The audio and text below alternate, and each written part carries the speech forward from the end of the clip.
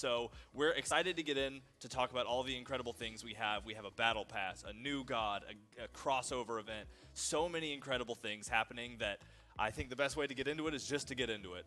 So let's kick off by talking about something that's a little different now. This is Smite year 10. No spoilers, boys. 10. This is year 10 now because we're changing the way that we address these kind of things.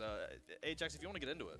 Yes, that's right. So we're calling this year 10, and that's because of a very special reason. That we They have 4 seasons in one season now, don't they?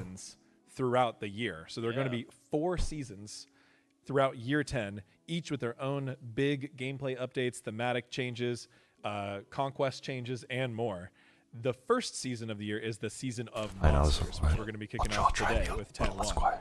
But we've been evaluating our release schedule. We've been talking to our community, looking at what we are excited about. And what that is more big game changes, more meta shifts, more often throughout the year. So we won't have to wait all the way till mid-season and all the way till the new season. Now we're going to have year 10, and we're going to have multiple seasons throughout, each with their own exciting changes. Yeah, there's just so much that we want to do to celebrate 10 years. Dude, Ajax wasn't at Worlds. I was sad. You know, like we're here. Double digits. Yeah, and so we think that this format is going to be great because we are going to aim to provide larger and more exciting meta-shifting updates on kind of a quarterly run. Left with the prawn. Obviously, like, this is a huge change, and so we'll let y'all know more about this as we move through the year and as we continue to, to make this into reality. But it's happening, and the Season of Monsters is the beginning of it, and I just couldn't be more excited about it. Oh, yeah. So to start out, though, we're going to get into some changes that are actually happening now. And the first thing that we're talking about is a brand new Conquest map.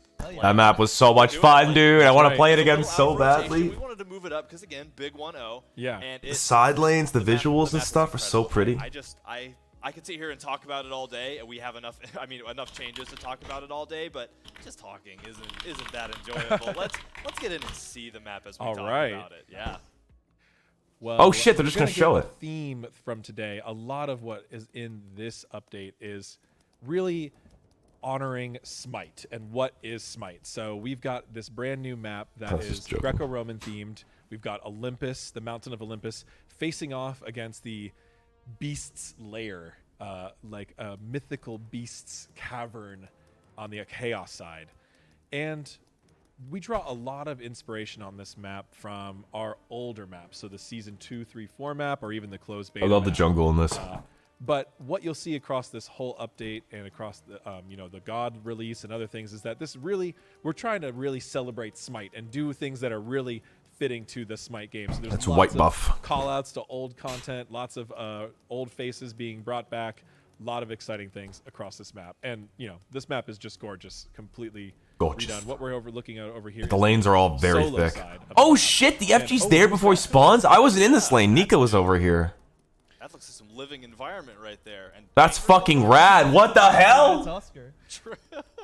So along with oh my god, he's just there? What the fuck? Fire Giant character model. That's true, because y'all have seen Surtr is coming to Smite, and we'll talk about that a little later. But with him leaving the Fire Giant pit, we needed somebody scary to come and replace him, and they found a good guy for the job. That's when he spawns. Yeah. I thought he was just gonna chill there. The first big beat of this map is the new Fire Giant.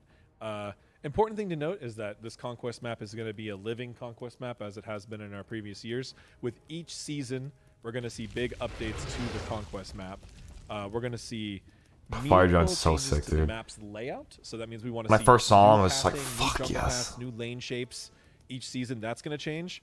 We're going to see map-wide environment art updates. So we're going to have. Is there a way I can have chat box though? I kind of want to see chat. Changes across the map to fit with those themes. Yeah. And we're also going to have new mechanics, new objectives, and balance changes for every season this year.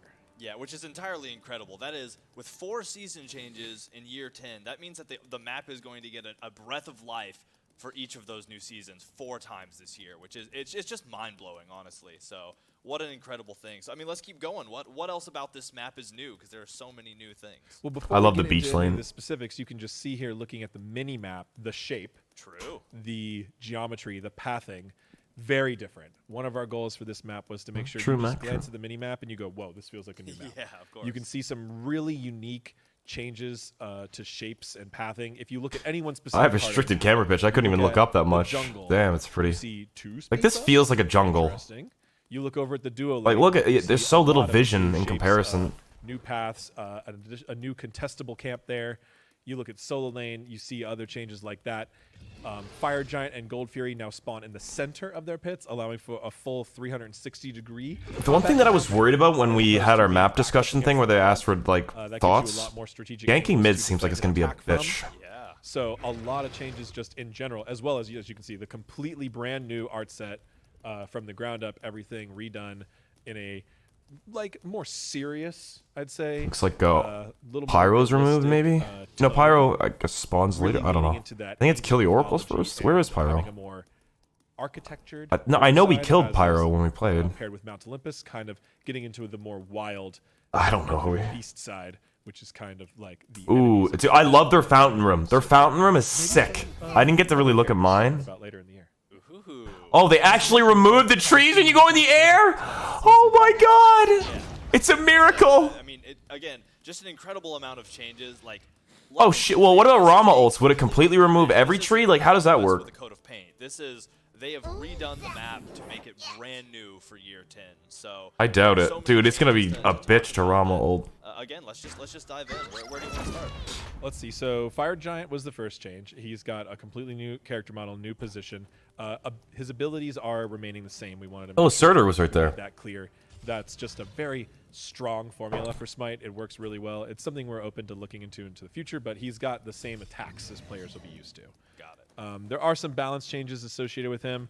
An important thing to note is that his health scaling is increasing over time, so he can be tankier in the late game. Yeah. We've had some discussion about the recent map where he's a little early game. He's impossible to kill. We were warned extensively. Less damage from critical strikes, which is a very important thing for hunter balance. Like you try and do like a huge FG rush early, like 15 minutes, he'll kill your entire team. You can't do it. We have a couple important mechanical changes to the Pyromancer. First of all, as you can see here, there is now no traditional mid harpies.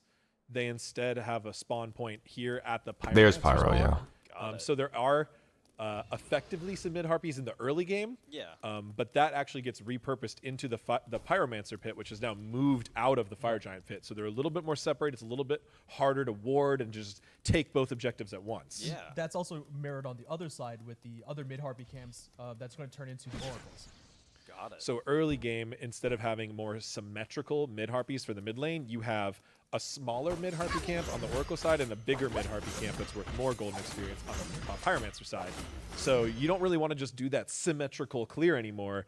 You want to prioritize that Pyromancer side if you can clear that over your opponent, or you want to so those turn into oracles. Both of them and win those contests. Yeah. One of the main goals of this map was to make there be more opportunities for gaining your advantage in the early game, and make those through unique objectives, not just. I wish I had more time to look around on this when I was playing. Okay.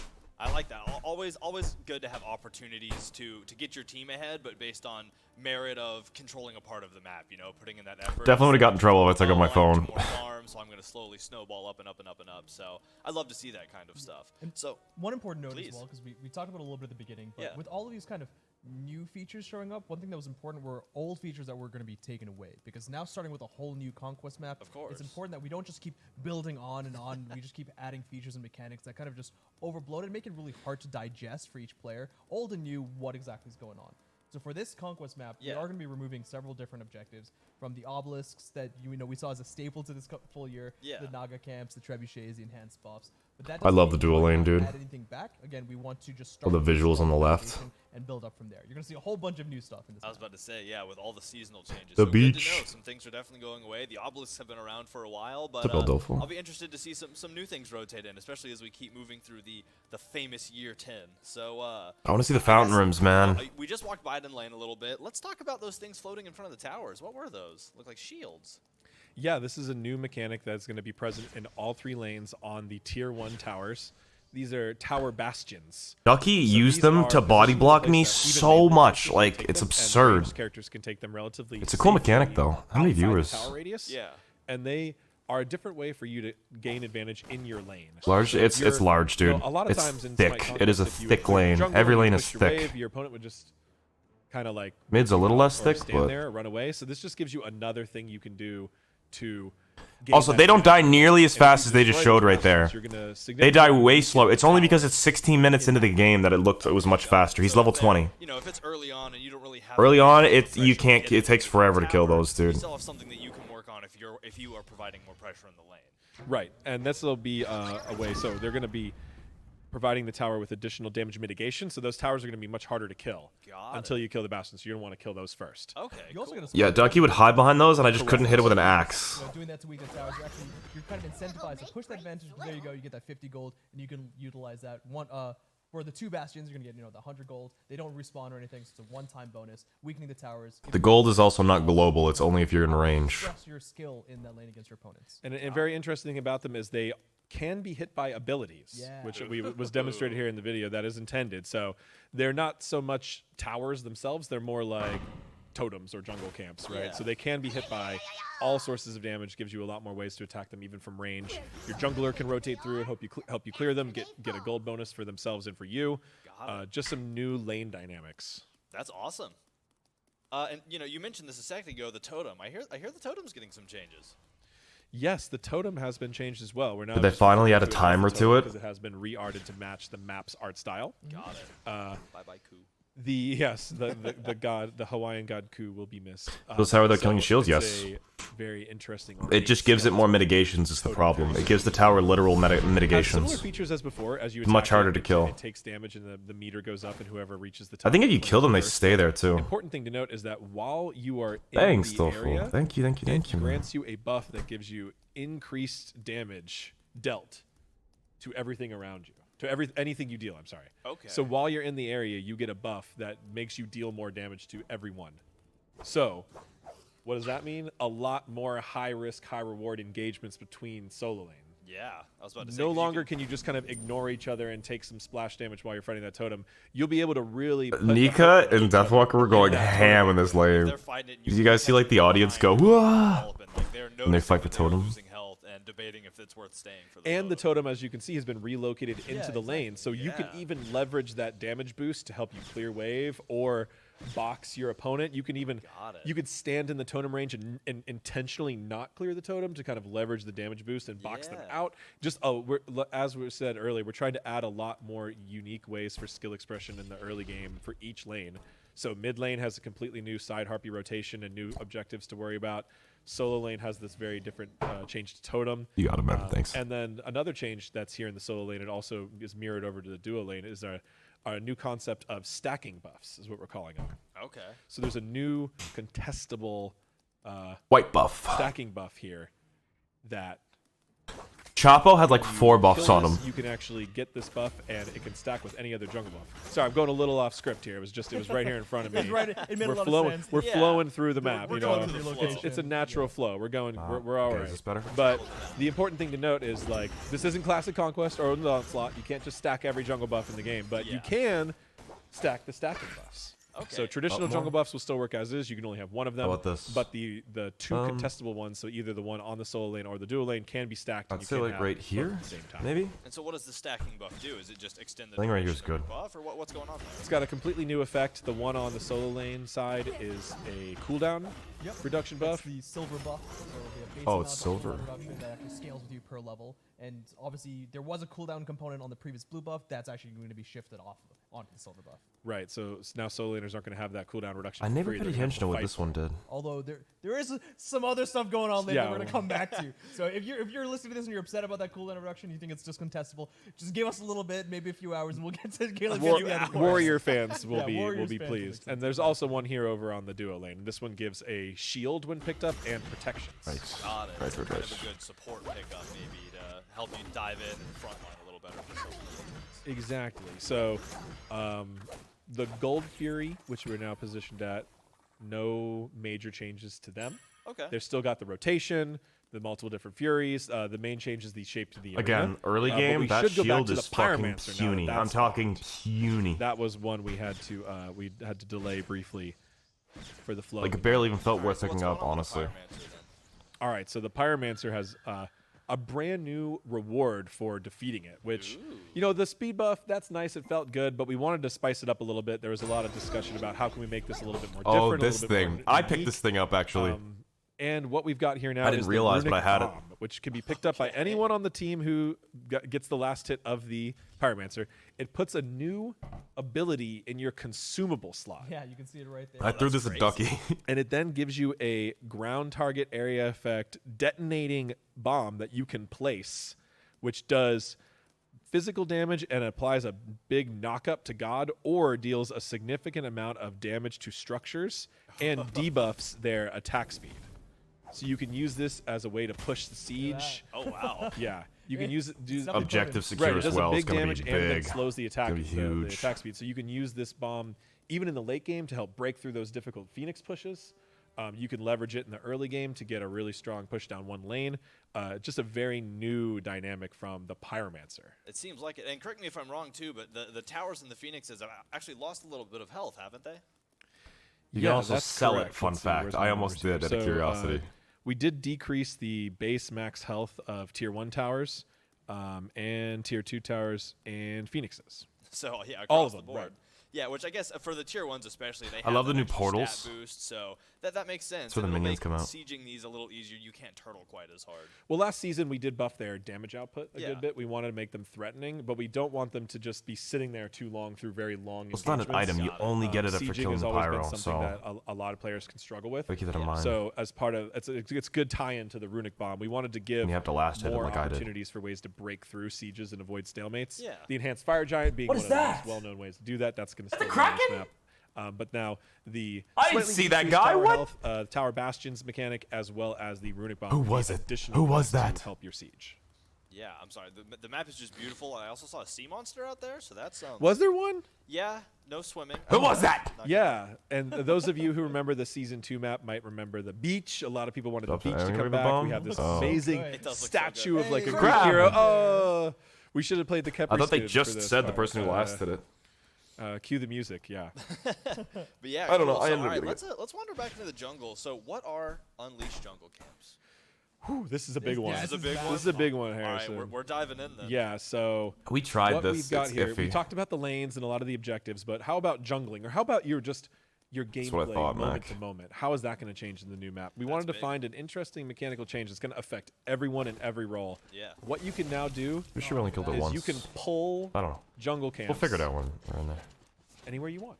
Anywhere you Asterisks. want. There are Asterisks, a few asterisks, disclaimers. yeah. Yes, Yeah. side effects may include. So they will de-aggro after a certain amount of time if you get too far away from them or don't attack them. Yeah. They can be re-aggroed. You can see the details on that in the patch notes. Bye. They also you cannot pull enemy jungle camps. You can't run into the enemy side and pull Drag all it their back camps home. back to your side. Okay. So Or if the you contestable ones as well. right, 'cause or the that could be too contestable strong. ones. So only allied camps can you pull.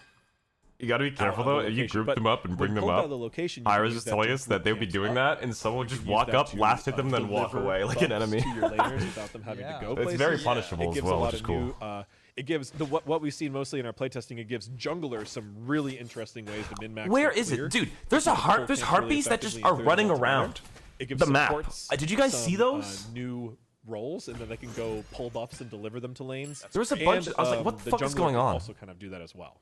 I don't Also see them very here. Where curious are to see they? How the start of the game is going to start fleshing out because there's so many. There's some that are different just roaming the ways to jungle. do this Possibilities. now. Yes, Yeah. and the initial spawn order of operations is going to be listed in the patch notes, and Jump the scare? order of things is going to Yeah, change, no, I was right? just We've got different things. in Not very jump scare. I was just places. confused. I was like, what is going on? We've I got thought that they were speed buff. like We'll get leashing to them all out. these, So I I was guess, like looking over for time, people, but the start of the map is definitely going to change, and one of the ways that's going to change the most is now we can have different players have collaborative there it is. That's the elements fucking of box. pulling I their couldn't camps find together, one. clearing together. That's and then the going to their ninja lane or, Cyclops. whatever order they find. I to be couldn't most find one of them, efficient. dude. So, No really one excited did. to see people get into PTS and start trying to figure that puzzle out. I think one of my favorites. That's what we there's tried, So much to it. Hui. There's so much nuance. I know to their the dueling did Of it. course, in the, yeah. Unleashed ones, but one of my favorite parts is like as a mid laner, I no longer have to like run to my red to the jungle trying to clear my red buff. They can't be like, hey, I cleared it. I'm sorry you didn't get here in time. They can now bring it towards me. Yeah, or they can at least meet you halfway, you know? Exactly.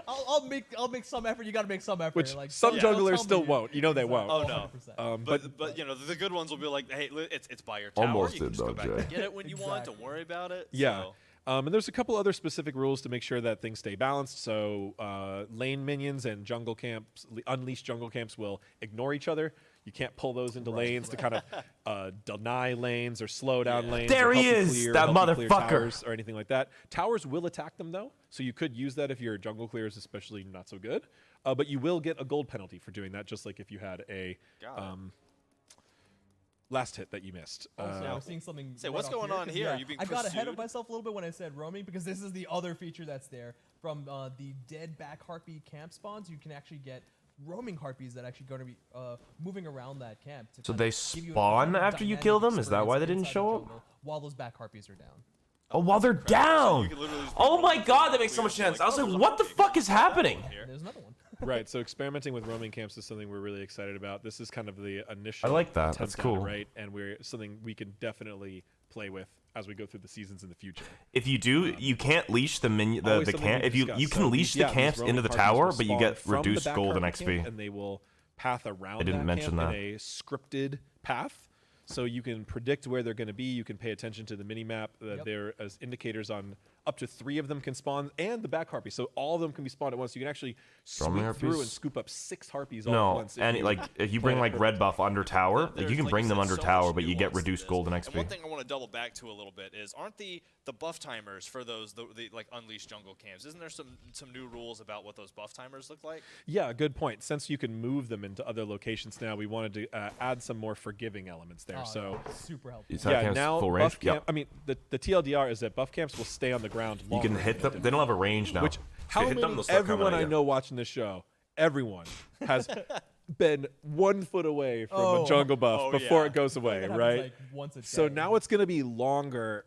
That's going to happen less. But the important thing to note is that they will eventually relocate back to their spawn point if left there for too long. Right. So So this is an unleashed red buff camp that's been killed far away from the camp. Yeah, you and just it's leave it there, for someone some grabs it, period that's of time, awesome. And then afterwards, it'll actually relocate back to the normal red camp. Oh it'll yeah, still that. stay there for an even longer period of time. So Yep, it's a very exactly. long time to pick that buff up. You're not gonna. Got it. You're generally not gonna miss it It's entirely. also it resets You the might have to timer, go back does to the it? Like, location or is that a something like but complete you're not gonna reset? miss it. Yeah, that, I mean, remember that's super handy, asking 'cause that. like you said, you know, your jungler's like, hey, So you can leave it there drag for out additional till you dropped time? it in the area. You're like, cool. And I'll go tower get hit it. them? Start an You can't bring them engage, to the you'll go enemy back there jungle. right away. This really gives you that leniency to. I to think be they like, go all right, halfway cool, through, engage if is I'm not over, I'm gonna go mistaken. step We'll back see in. here, maybe.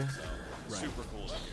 Right. I don't think you can. I don't Cool. know. All right. Well, I mean, we got to keep going. We've talked about roaming camps. Also, We've I'm not talked sure. about stacking buffs. How about Cyclops? And anything? Oh. I hear we got some Yeah, Cyclops. changes. Another throwback. Another throwback. One of I my we favorites. couldn't find any I'm of these. sure I don't know our jungler how. Here has passed one or saw two of them. one And around. someone probably Yeah. saw them. Might have People watching there the we show. go. So there are these treasure chests hidden in the jungle. Notice they don't have mini map icons, True. but they do have a few set spawn locations, and they can spawn throughout the jungle. When you destroy one, you'll get a buffing area that gives you movement speed. Huh. It's like bracer. So, and some gold. Yeah. Now, as you kill more of those, there might be a little surprise waiting for you. Nice. What good timing. I That- know, that's right? perfect. So on the third one that you destroy, They spawn a symmetrically. Cyclops rogue will ambush you. So on who's also chaos going and for order, gold. but they spawn randomly. so will cool. ambush If they you spawn and on one attack end, they'll be you out of the symmetrical. chest.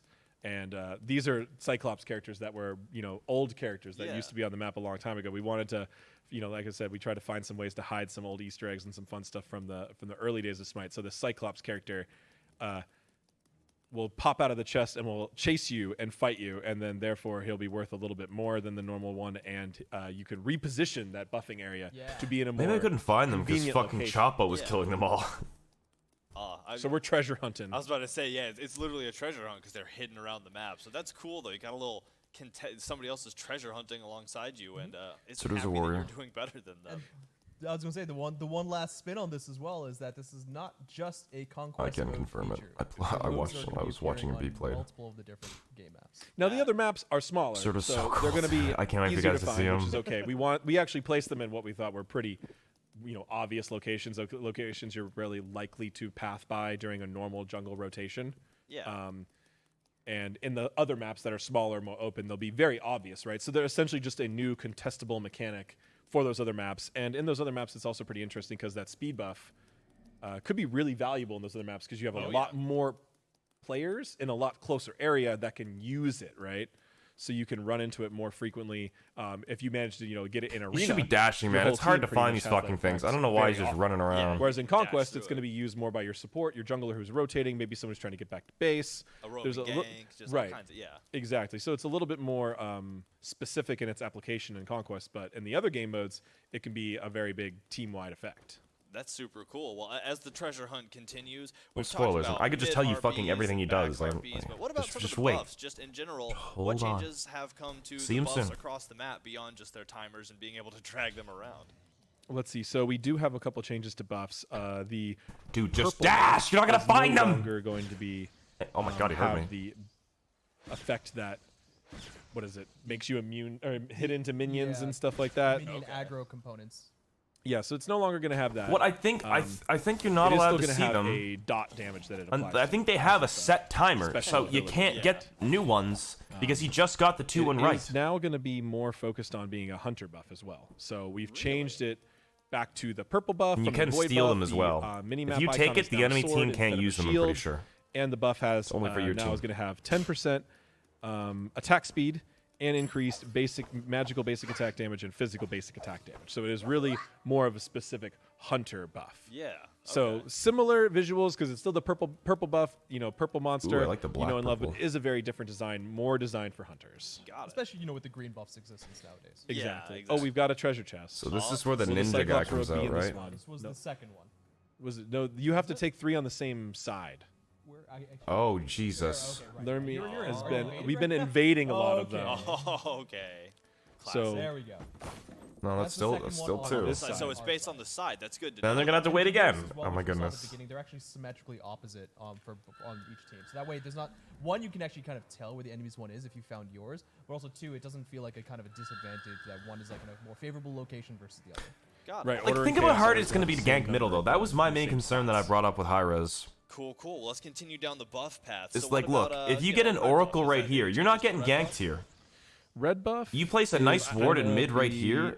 Decreased health. That's or even like one. So there's a lot of balance changes as people will read in the patch notes. A bitch to gank mid, One line by line. There's a lot of as long as left lane. Like, look at how far they have to walk. By the time you see them, you can easily make it down back. New map, different number of camps, and spaced out in different places. So in general, we wanted to keep kind of the total golden experience pacing on this map feeling pretty similar. But a really good part about it that I love about this change is that the new vision or the new shard mechanic, so in order to balance you don't that, automatically get free wards, so warding isn't going to be as apparent for people now. Different jungle camps, because you're probably going to get the different ones, so people aren't going to ward as much. In general, things are a little bit more spread out. So it's more for gank potential, So things are generally worth a little bit more. And we've also done some very key buffs and nerfs to specific, damage outputs and health. So like one of the ones that is important here is the buff holder of the red buff getting decreased health. Help make sure mages can clear 2 speeds is also interesting damage from that a special ability, which also wait, or did we already nerf that? We already nerfed that once, right? I don't think that's getting nerfed again. The berserk ability when that red buff is at low health. Yeah, that did hurt. That's already been nerfed, but we're nerfing the total health of it. I didn't spoil anything. What did I spoil? I'm talking about it as they go along. A lot of these buffs, like you said, if you want all the information, check the update notes. That'll have, because things have changed. Health, experience, Good morning. gold, the number of monsters in a camp. A lot of that's cool, but you can read that on the notes. I think another big notable change with the buff camps is actually the speed buff. The Titan room on Chaos, I was supposed to say. Change as to where it was split into 2 camps. There's 2 speed buffs now, right? That is correct. Okay, so why 2 speed buffs instead of just the 1? Well, more speed. More speed. Hadn't thought about that. I'm sorry I asked. I think one of the absolutely that's definitely going to be important is more speed. Yeah, but also more speed. just putting on both sides of the map kind of now changes the onus for the assassin, the jungler to, well, not always assassin, right? The jungler to kind of choose which route they want to take, right? They can prioritize the left one or the right one first, and then kind of stack up and go for their other speed buff, or kind of change the buff time that you're going to get it. And that way, it's not always going to be deterministic that the jungler is going to be focusing one side of the map always, because that's like, look at the fucking now it's going to be a little bit more windy ass like jungle. It feels like an actual jungle, man. Love the jungle. to fit your own design. Yeah. Exactly. Or even to match the skill role of the expression. character you're playing. That makes sense. Because, you know, it could be like, Pathing's gonna be well, so I'm playing, important. Somebody who's I'm level definitely one, like playing assassin, Conquest so this I season. prefer to start on this side for Especially with all the an early items. gank, for easier clear of these camps. As to where if you're playing somebody a little tankier, more of a warrior, you'd start on the other side because that gives you the chance to interfere with the. It just I like that, a different ebb and flow, and kind of makes you unreadable, especially as we kick off through PTS in the beginning of the season, as people are learning the routes. No spoilers. So Rosie. this buff is no longer going to have a crowd control There it function on is. it, but it is going to be. Oh, we have another chest. The ninja. There So it that's the is. third one on your side, and we spawn the Cyclops thief. That This you is can definitely the everywhere you coolest want. looking Cyclops, by the way. Oh, yeah. It's not the only reason why we designed the mechanic in this way, but yeah, want that some one's really cool. kills? So now you've Show got us the buff. speed buff location right by your lane there. Oh, okay. And so that'll you can persist for a kinda- while, and you can go back and use it anytime. That's really cool. You can drag them to the location. That's Yeah. awesome. So, man, we have talked about so much with this map. Obviously, there's a Herwin- lot or of not Herwin, numbers. There are a lot of Hindu things that have Man changed. literally says, There is a lot of numbers on those grab notes. some drinks, We wanted to get make a sure we snack. provided everything for documentation reasons and I for want to go get you know, some people snacks to and- analyze fully. But yeah, we're not going Ooh, to I talk wonder about if you all that. steal it on the third it would one. Take us, this would be a 7-hour. You can bring the event. Cyclops We'd on have the to have enemy a side, 'cause it break seems like and that's what he's doing. popcorn and it's just a whole thing. So if you Yeah, want to I see all that, bought- make sure to check out those update notes No because popcorn? painstaking. Top that. But painstaking detail, you will see everything. You can see how the lane menu Crispy is scaling minis. now every 3 minutes. Dill or whatever. pickle. Like all the information is there. Sweet But chili before heat. we leave this map, is there anything else that y'all would like to highlight or anything else that you Show us the say? fountains. See a couple the more small fountains! changes. Green buff has been changed in its location. It's very close to mid lane now. Yep, it's also no longer going to be freezing your ally buffs that they have on them. So you can see that's kind of a theme for a lot of these different jungle camps. We've lost the AI like aggro component. We've lost the freezing component. We've lost the cooldown on blue, but that was shifted between silver, and we got the green buffs. A lot of give and take. Nice, Jim. For various specific reasons. Also, we have the Tree Folk character holding the green buff now too, which is very appropriate and a very cool character. Very cool character. We also Verified. have Thank you, the Matt. blue buff, as we called out a little bit earlier when we were talking about the solo lane. Blue buff is no longer going to give cooldown reduction, just mana. Please go to the Yeah. fountain room. So that's Fountain going to make room, that dude, the contestable fountain buff room's so especially valuable. It's cool. gonna I make love the warrior fountain builds room. have to consider their changes, and you know when we get to later. That in is the a patch, we'll cool talk ass more little about that. room, though. It also has an aggro component so that when you do hit an enemy god, you also regen some of your mana. So it's kind of like a little spiced up a little bit. Now, as y'all continue talking, one more thing I want to see as y'all put in the final notes is, like, can we see the fountains? I'm sure the fountains changed in this. I want to see the 2 fountains. Yes! Oh, the Have we not bases. been to the bases? don't He heard me. Yeah. The Dandy, bases Dandy are heard a me. huge environmental change. I'm glad you called them out. They're at that. interior Yeah. spaces now. You're in a Yes. building. And they're high enough up that any flying god is not going to get in Look, the there's a way. guy which is holding them one of up. the reasons why we picked Ratatoskr as our guide to the map, because it's also very lore fitting, and because he has some of the like best that, air yeah. control. Thank God they showed them, and man. we can really take our time and appreciate up there. Show the chaos one. The Both chaos, bases the chaos have one's cool, interior dude. structures now. I It love the feels chaos one even more. So cool to Oh, enter into the man. enemy's Oh, base. Argus. So much Beautiful. intricate Crazy. artistic detail. Yeah, the statues of Argus called out. I actually didn't notice that until now. That's awesome. Statues of our new What frog is- friend. What? Oh, they have like glass that goes down on there. That's no way so for Holiday cool. Suddenly everything just like wow. Yeah, Yes, I know, right? shout out to the DKO crew. They have a frog friend. We have Oh. really cool like windows into the Yeah, floor, like glass see-through floors floors. that you can see through.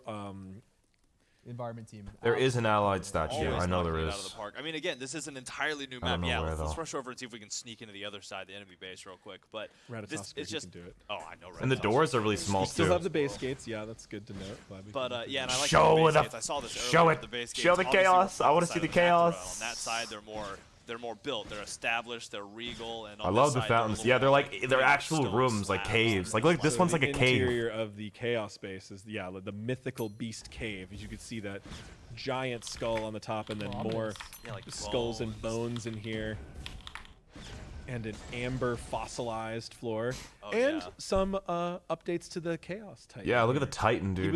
was very regal and proper in his Tiamat base, and he's gone a little bit more feral and Oh, love dark it. Oh yeah. to match his new base. And then yeah, the amber skull below the floor. That's incredible.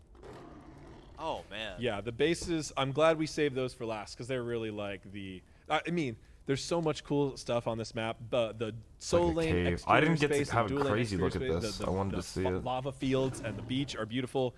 The order and chaos space, though, probably my favorite part of the whole map. Like, gives you such I a like unique how they're feel when you spawn enclosed. That's into your cool. And then base, you when walk out, and then leave it it's out its into own the thing. jungle and out into your lane to fight, and when you're sieging. And it's just gorgeous. Oh, and look at the gates. They have new gates with the stone. That's fucking sick. I didn't see it. Dude, those portals, you see the portals right there?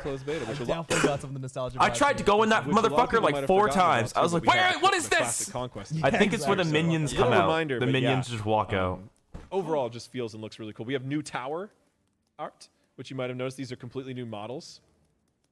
Man, just again, the amount of changes, it's a book. It's a phone book. You're really going to have to sit there and read through it. So obviously, though, make sure to queue in, especially in PTS. Queue in and just walk around the map. Take it all in. Soak in the sights. It's such a beautiful map. Play Apollo. I'm a sucker for that shit, dude. As much as you can. Just super exciting stuff. Well, yeah, is there anything else before we exit the new Conquest? One really important balance change. There's a couple other small things about respawn timers and base doors. We can you can read about those in the. They didn't really talk about some the buff initial changes. timer. We lengthened a little bit of the time at the beginning of the match, so people have time to prepare on the new map. Cool. But an really important thing to note is that Hand of the Gods consumable is going to be removed. This was causing some contention at the pro level about being mandatory and forcing very linear strategies that required you to go certain places, certain times.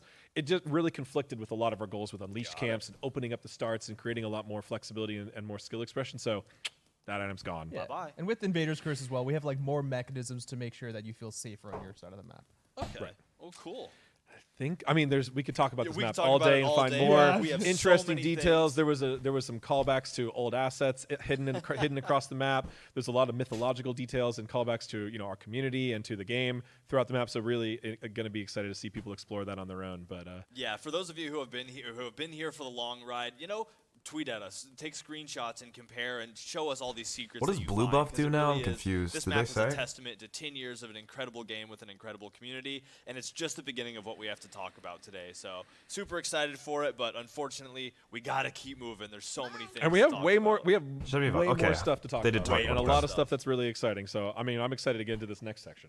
All right, cool. Well, I mean, how about we move on to the next section then? We got some ranked stuff coming up. So what do we got in the world of ranked stuff we got to talk about? Well, we have one really big rank change. One really big rank change. Right, we have more rank changes, but one that's really big, and that is that I'm going to kick all your console asses. Are going to be full crossplay in year 10. Whoa. They're also going to be hard reset, which is very important. I think a lot of the friction in crossplay came from merging people of different skills, different mini walls and tower. They give the tower mitigations. Hard reset, everyone starts at the same starting point, right? So from day one of 10-1 ranked, you can have console players and PC players playing together, playing against each other on every team. That's crazy. And I can't wait for some people taking a shit playing the Switch. Maybe some players who are used to being ranked teammates might have a harder time getting there in the new season. Maybe they will prove us wrong, and the console players shall reign supreme. Yeah. Really, anything is possible. I mean, that's just huge. So super excited to see that. So some important additional notes about that. I don't want to undermine how big of a change this is, right? Yeah, we know it's very important. Dude, rank queues are going to be so fast we've got now. A lot of advocates on the Olympians squad, as well as from influencers and other pro players who are interested in this. It really expands the overall matchmaking pool of ranked by a huge amount. Yeah, that's so important. The console ranked scene is large. So that gives more players the opportunity to play with the best of the best if they can get their MMR up high enough to play with them. Yeah. It also gives a larger casual pool of players to make sure those matches are as close as possible. Yeah. And as they play, the MMR system will shake things out and move people to their appropriate places. So a lot of big effects that can have. This is just, I think, something we've been wanting for a while. They're going to respect my We've name. been wanting it internally, but we wanted to make sure we did it the right way at the right time, and this seemed to be the way that it all lined up. I mean, year 10 is the big kickoff. It's so many things. We're just going for it. We want to show more than anything that we're appreciative of the 10 years that we've had so far, and that it's only the beginning. It only gets bigger and bigger. So then the other change is the God leaderboards. You're moving your arm. People have had a hard time acquiring those compared to a little top-level borders. And we've done some tinkering with the formula and the system and the numbers and things like that, and it was difficult to get top that to 10 balance or out what from about all the different gods, that some that get tons of play, some that get much less play, different modes. There was a lot of variability there. So we've kind of adjusted this system to be a lot more consistent, and that is just that based on your leaderboard I like that a lot. position, It's instead of just so if pure, you're the top 10 Thor player in the game, you're going to have a Master's border. Got it. No matter where your rank is at, no matter what your individual Thor MMR is, you're going to get I'm going to have a border. purple border over so if you're not playing that God for a while and people pass you, yeah. you can get bumped down. This season, right? So only you have to be at the top for the Masters, in that middle for the Diamond, the bottom. Are they combining them though? Like every player who just meets console and PC leaderboards are going to be if you mixed now. Can't make it on the leaderboard, you can still earn that gold border, which you could show off in other. You could show off your console or your Conquest ranked border in normal Conquest. Got it. So you can say, I'm a ranked player. Yeah, I flex. Like, I'm just here to practice and warm up. I'd assume that's what they're saying. Yeah, that makes a little more sense. Cheeky, impression I did, whatever. Yeah, so that's just something for everyone to go out and achieve. Yeah. Because we wanted to have a skill expression part of it, but we also wanted something that just everyone could go out and achieve. Awesome. Good to hear it. Well, the only other thing in the ranked area is that there are obviously ranked quest rewards, and you can read all about those on the patch notes. But, if you're playing and winning games, and they're there on the bottom of the screen, you'll be winning rewards. So, play to win, earn some cool rewards along the way, have a good time with it. Also, as we have been doing now, win 50 ranked games to earn 50 gems. One gem a ranked game, dude. That's some fucking slave labor. Skin, which is the Berserker Rama skin, then you got it right away. A little shout out to That's a lot of games for 50 gems. That's like ranked games go up to like fucking 45 minutes. Yeah. So another little nostalgia, Berserker Rama for year 10. Cool. Although for some people that fucking cheat in the last 5 minutes, game mode changes. they win tree. So it looks like there's a lot of stuff, starting with the way the queue systems are working. It looks like. Yeah, this is another big one. So we are changing normal queues back to be non-timed queues. Ranked queues will remain timed queues. So what that means is that Surtr for not accepting normal modes. For how long they're going to be. You're just going to it. queue them, and they're going to count up. And they'll pop whenever they're ready, and you will need to accept that queue pop. You won't be able to just decline rough, for free, dude. Yeah. like you used to be in the. I hope it's not a big Deserter. deserter. A lot of people will be familiar with the system from some the past, earlier years of Smite. The main advantages of That's this system, iffy, there's dude. two. One is that multi-queue will get to return, which I know a lot of people are excited about. So you can queue for many modes at once. My friends miss and queues let all the the time. Sort out where you want to go. That's cool. The other Then you just queue for something else that's less really of a queue. important about this is it gives us a lot more flexibility. I hope it's in like what we can at do most with a our couple matchmaking. minutes. Yeah. Time queues had a lot of advantages. 30 and fucking they were minutes. Nice because they're very consistent, but that also makes them very rigid. Time queues did not have a lot of flexibility for how we can match players together, how we want to do things. Time queues were when the queue pops, we make the best match we can. Yep. And if we make a bad match, we could say, well, we did our best. The time was up, and that's all we got. But with this type of matchmaking, we can really spend a lot more time, and we are going to spend a good bit of time this year making engineering level changes to that matchmaking system to continually update and experiment on this. So the important thing to note is that this is going to be ongoing. This is something we're going to be adjusting throughout the year. This is something that for the first week of 10.1 might be even different from week 2 or 10.2, etc. We want to test this, see how things go, and we're going to be very open with community, with their feedback. Good point. Maybe timed queues come back at some point, or in some maybe there's a better combination of way things to do that. But we really wanted in year 10 to actually be able to make more changes to how the matchmaking system works. Yeah. And in the very rigid timed queue system, we really can't do that. It's just a linear list of top to bottom at the time. No way to extend a little bit of time. Oh, we have 9 of 10 masters. Maybe we can wait a little longer. Nope, time queues can't do that, right? Yeah. You either wait the whole thing or you go. Yeah. So we have a lot more flexibility with the system. I'm really excited to see what we can do. Awesome. Just an incredible amount of change. Dude, I'm like so excited for it. The map is huge. The ranked mode is huge.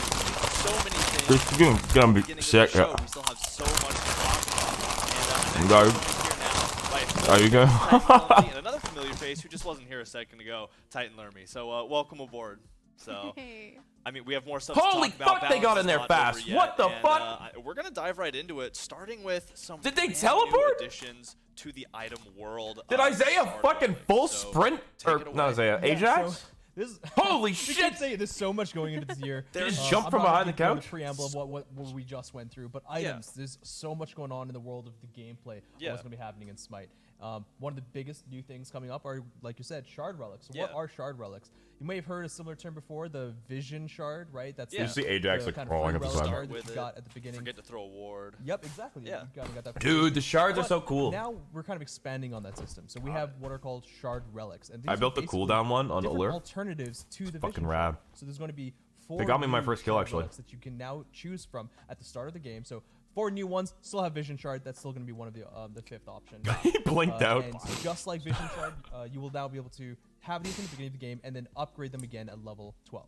Okay, that's cool. And all of these shards are based off of the Season of Monsters, of course, which is what we're starting with. So you'll notice a little bit of a theming here, that we've got some monster parts, you know, things that you might go and collect if you've slain a giant beast. A monster, God. So they're really fun. I love using them a lot. All of these shard relics, kind of almost other than Vision Shard, you know, like we said, the monster theme, they're also designed to have kind of mini relic power plays, right? They have very can you delete that goal golden in the bull sense that summon? they're kind of 3-second buff debuff duration. And they have the same 120-second cooldowns. So we wanted to see what players can kind of do with one main relic that they can choose out, still just like normal. And then these little mini skill expression plays that you can do up to level 12. And then we're obviously definitely intentionally designed them to be replaceable later on. In fact, you'll see that there's a lot of similarities between these shard relics and maybe some of the stronger shards relics later on. Okay, cool. I mean, do you want to go through them? Well, you replace them like you would a Vision Shard with a relic, is what they said. So it's the same thing. But how about a Horn Shard? There's a new one. Yep. So Horn Shard, this is going to be your non-ultimate ability cooldowns are going to be reduced every few ticks. It's like upgraded med. 3 seconds. It's like a minor version of the upgraded relics, essentially. That's the one I built. Upgrades from the relic play. Now you're kind of getting those mini power plays for your cooldowns being reduced with the shard relic. Yeah, right off the bat. Super cool. All right, so next up, let's try Claw Shard. How about that? Ooh, Claw's a really fun one. Claw is bonus power. I almost built this one. Thank God I didn't. Ducky built it and he regretted it immediately. Very small scaling component, mostly to kind of differentiate this one from a later shard that we're going to be talking about. But this one is really, really fun for if you have those big burst moments and you want to make them even burstier.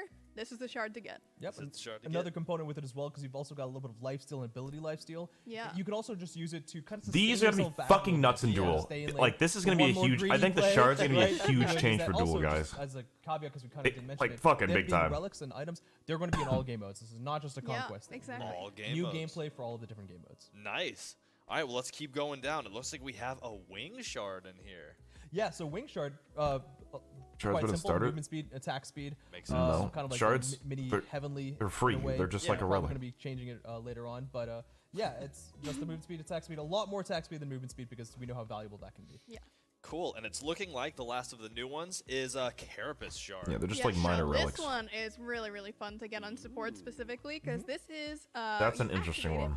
And then you have the next 3 seconds to attack an enemy with a basic attack, and whoever you hit, their protections. Imagine that, a Ymir freeze auto attack. Not only are you making someone weaker, Jesus. but you're also getting and then like an Oler 3-1, boop. All right. So it's the most like first wave, Jesus. Out of the other ones, other than better than the Surtrs? Shard, but it's also kind of got that Sunder gameplay a little bit, right? So nothing compared to doing mannequins. a little bit of an active component to get a buff for yourself. Cool. Well, those are the brand new shards, which I'm really excited. Again, just another way for. We're seeing it so many times. I'm getting overloaded with information, right? Because we're seeing so many ways for players to get in and express themselves. That's what it's about. Their play style. So I think that's really cool because, yeah, as somebody who plays a lot of Guardians, I'm going to be hopping in there like, all right, 120 seconds has passed or whatever. I can dive now. Absolutely. And talking about the game modes thing, I think what's important there is that you can still get Vision Shard if you want to just be careful. You know, like using them, they're gonna be so fun with mechanics, dude. Like in the other game modes. Right, yeah, if you're in an arena and you have Vision Shard, sure, you can go ahead and use it. They're very situational. Get that one warded stat at the end of the game, right? But now with these other shard relics, you can make a little bit more interesting power plays. Exactly. Yeah. And like you said, Vision Shard is still useful. If I know I'm playing against aggro in the jungle. No one's building Vision Shard in Duel, though. The important thing is if you don't get Vision Shards in Conquest, buy wards. Just buy wards. Yeah, just buy wards. Just buy wards. So, all right, next up, it looks like there are some items that are going away in this season. Yeah, it's like, let me get my water out because there's a whole bunch There's a whole bunch of them. Get your S ready in chat. Yeah, because they're removing a lot of items you guys like. A lot of new items and a lot of items, and with the beginning of the season, some items are seeing the curb. So, So pray for your items, chat, because there's about 42 the item of them. Is changing quite heavily. Oh yeah, quite heavily. You know, we've seen a lot of feedback. We're 10 years in. We've done a lot of things to the item store. This is going to be a pretty heavy shakeup. When we were evaluating how we wanted to do that shakeup, one of the important things is we didn't want to just constantly add new items. So sure, we've done some reworks and stuff in the past. Maybe we've even deleted a few items. But if we're going to just keep adding, if we want to keep going with Smite, these years keep going on, we're not going to just triple the item store. We understand how tough that can be for casual players as well, or even for invested players as we keep growing the passive text, as we tend to do. But, you know, we'll get to that in a little bit as well. So one important thing is we wanted to reduce the kind of the item store bloat. What we kind of can call, and we're going to choose opportune places with, you know, for many different reasons we chose these items, but if you like some of the effects that are being removed, you might see them on other items. You might see them come back again. Yeah. It's not to say they're going to be permanently removed forever, but we wanted to start with a new baseline, just like we talked about for the Conquest map. Yeah. We're starting with a new foundation. We're doing that here. Gotta refresh. Call it spring cleaning if you have to. But we just with so many new things, we figured we'll pull some stuff out. But I know we say it like every single show, and we mean it every single show. We're listening to y'all, so we're gonna make these changes. We're proud of them. We think they're gonna be awesome. You might not agree with all of them. Tell us the ones you love, because we love hearing it. Tell us the ones you don't love or that you miss, because y'all's feedback is what drives us towards making these game-changing, great changes. So. The word change is getting garbled. So let's get into the items being removed. Let's start it off. What are we losing? So there are 2 entire item trees that are being removed: the Imperial Helmet tree and the Enchanted Buckler tree. Got it. We can get into that a little bit. No one built those on the patch anyways, notes though. as well. If you read alongside, we wanted to really reinforce tree identity, so we've relisted kind of the goals for each of the trees. But specifically talking about the removed items, I mean, we can go through each of these. We're talking about the Imperial Helmet tree, so Celestial Legion Helm. Unfortunately, that's going to be removed. Bye-bye. Jade Emperor's Crown, again, going along the entire tree, and Tyrannical Plate Helm, although you're going to see a little bit of a callback to that one again. I'm not sure Celestial Legion Helm or Jade Emperor's Crown if we have any favorites here, but some people I really have to like be a little bit biased, you know. The Jade Emperor can't build his crown anymore. Oh, That's yeah, true, you're wrong. that's true. We might need to address that, yeah. Man, we're just missing hats now. All right. Shifter Shields, that's one that we always kind of toe the line on, what's strong and what's not. That one's going to be removed. Yeah. Void Shield, Runic Shield, There's also, a lot that's of gonna be items, gone. dude. We're going to see different ways of kind of enhancing on magic. Runic, magic Ansai, protections and Voidstone, kind of Stonefowl, combating those characters. Hecate. Some of these themes again, you might see Jesus. come back. Oh no. Yeah, they Chile? sent us this list, dude. Ansel? Everyone was like, Chile? no, Ansel? like for a bunch of But items. it's one of those 3 or 4. Transcendence is That still in one's there, gonna be boys. removed. Void Stones, similar kind of vein as Void Shield. Got Some it. of these, we chose some of these items that will have a little bit passive effects that have kind of not really worked out for us. Some hybrid items, and we're going to get to that in a second, so I don't want to jump the gun too much. Keep working on it, yeah. Stone of Fall, again, in kind of that same tree with the Void Stone. Now we're going to shift gears a little bit. Ring of Hecate. That's going to be, I know it's kind of one of the more newer ones you could say, but with whether it's Bancroft or the Glyph, we've kind of seen that one not as valued as it used Book to of be. the and we're gonna Dead, see some Stone new Cutting, options. Blackthorn, Sledge, Book Bulwark. of the Dead. That one's actually going to be removed. Stone Cutting Sword. I Book think of the Dead's a this big was one. That was a little bit, I know some people really liked it. Its effects was honestly either going to be kind of penetration based, so you can get that kind of option elsewhere. Yeah. And again, allows us to reintroduce or add new items to flesh out the stores in more interesting ways. So I want to readdress that point again. Yeah. There are no longer Blackthorn Hammer, hybrid so we're items in talking the about game. hybrid items again. Yeah. The Sledge. Now that one was a tough one because we That's a still shame. love the idea of the Sledge. Why Right? by the Sledge? I know we're gonna, F's in chat for the Sledge, but True. Bulwark of Hope is gonna be removed. They're Hide of redoing the some Urchin. trees, yeah. Oh, this one's interesting as well because Hide Yeah. of the Urchin was one of the best items in the game. Urchin, but it's also Witchblade, one that, Nemean, people just didn't Ichabod, want to buy Shadow because Steel, it's so Shuriken. varied based on obviously kills and assists. Very difficult So- to get that item fully stacked in Yeah. your normal Conquest game. And if you're Hold you're up with playing Ichabod, any arena and dude. you're some sort of tank your character and you Hold- didn't grow this, just you were trust me objectively with making the Ichabod, wrong okay? decision. Just But it's wait. not really the most Yeah. fun Just one. wait, So, dude. Again, making sure we incentivize Just fun wait, gameplay. trust me. Witchblade, that one's gonna be removed. Hold Hide of the on Neon with Lion Ichabod. and Everyone just 10th calm iteration down. Of it also being removed. I know, Ichabod's a big one. Just wait. Ichabod, another fun item, but you're It's gonna gonna be see one of the- some nod to this coming later on, so don't be Yeah. too sad about that. Shadow Steel Shuriken is also gonna be removed. We're gonna see some notions. I'll to look that through that tree. Q1.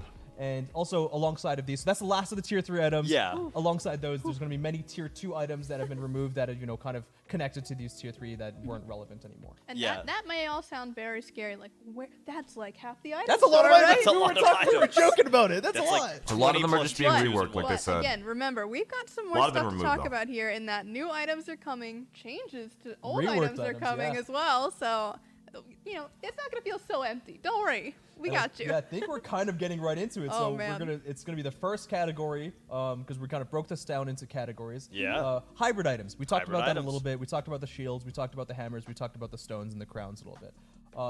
One big goal that's going to be going into this, year 10 season. Yeah, the season big 1 1-0.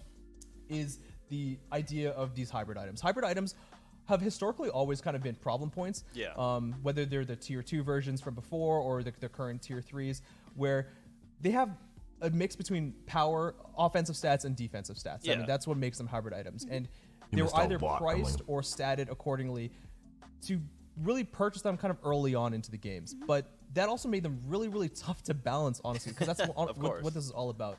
You tend to see this in the solo lane if you're going to be talking about Conquest or for Warriors and Guardians.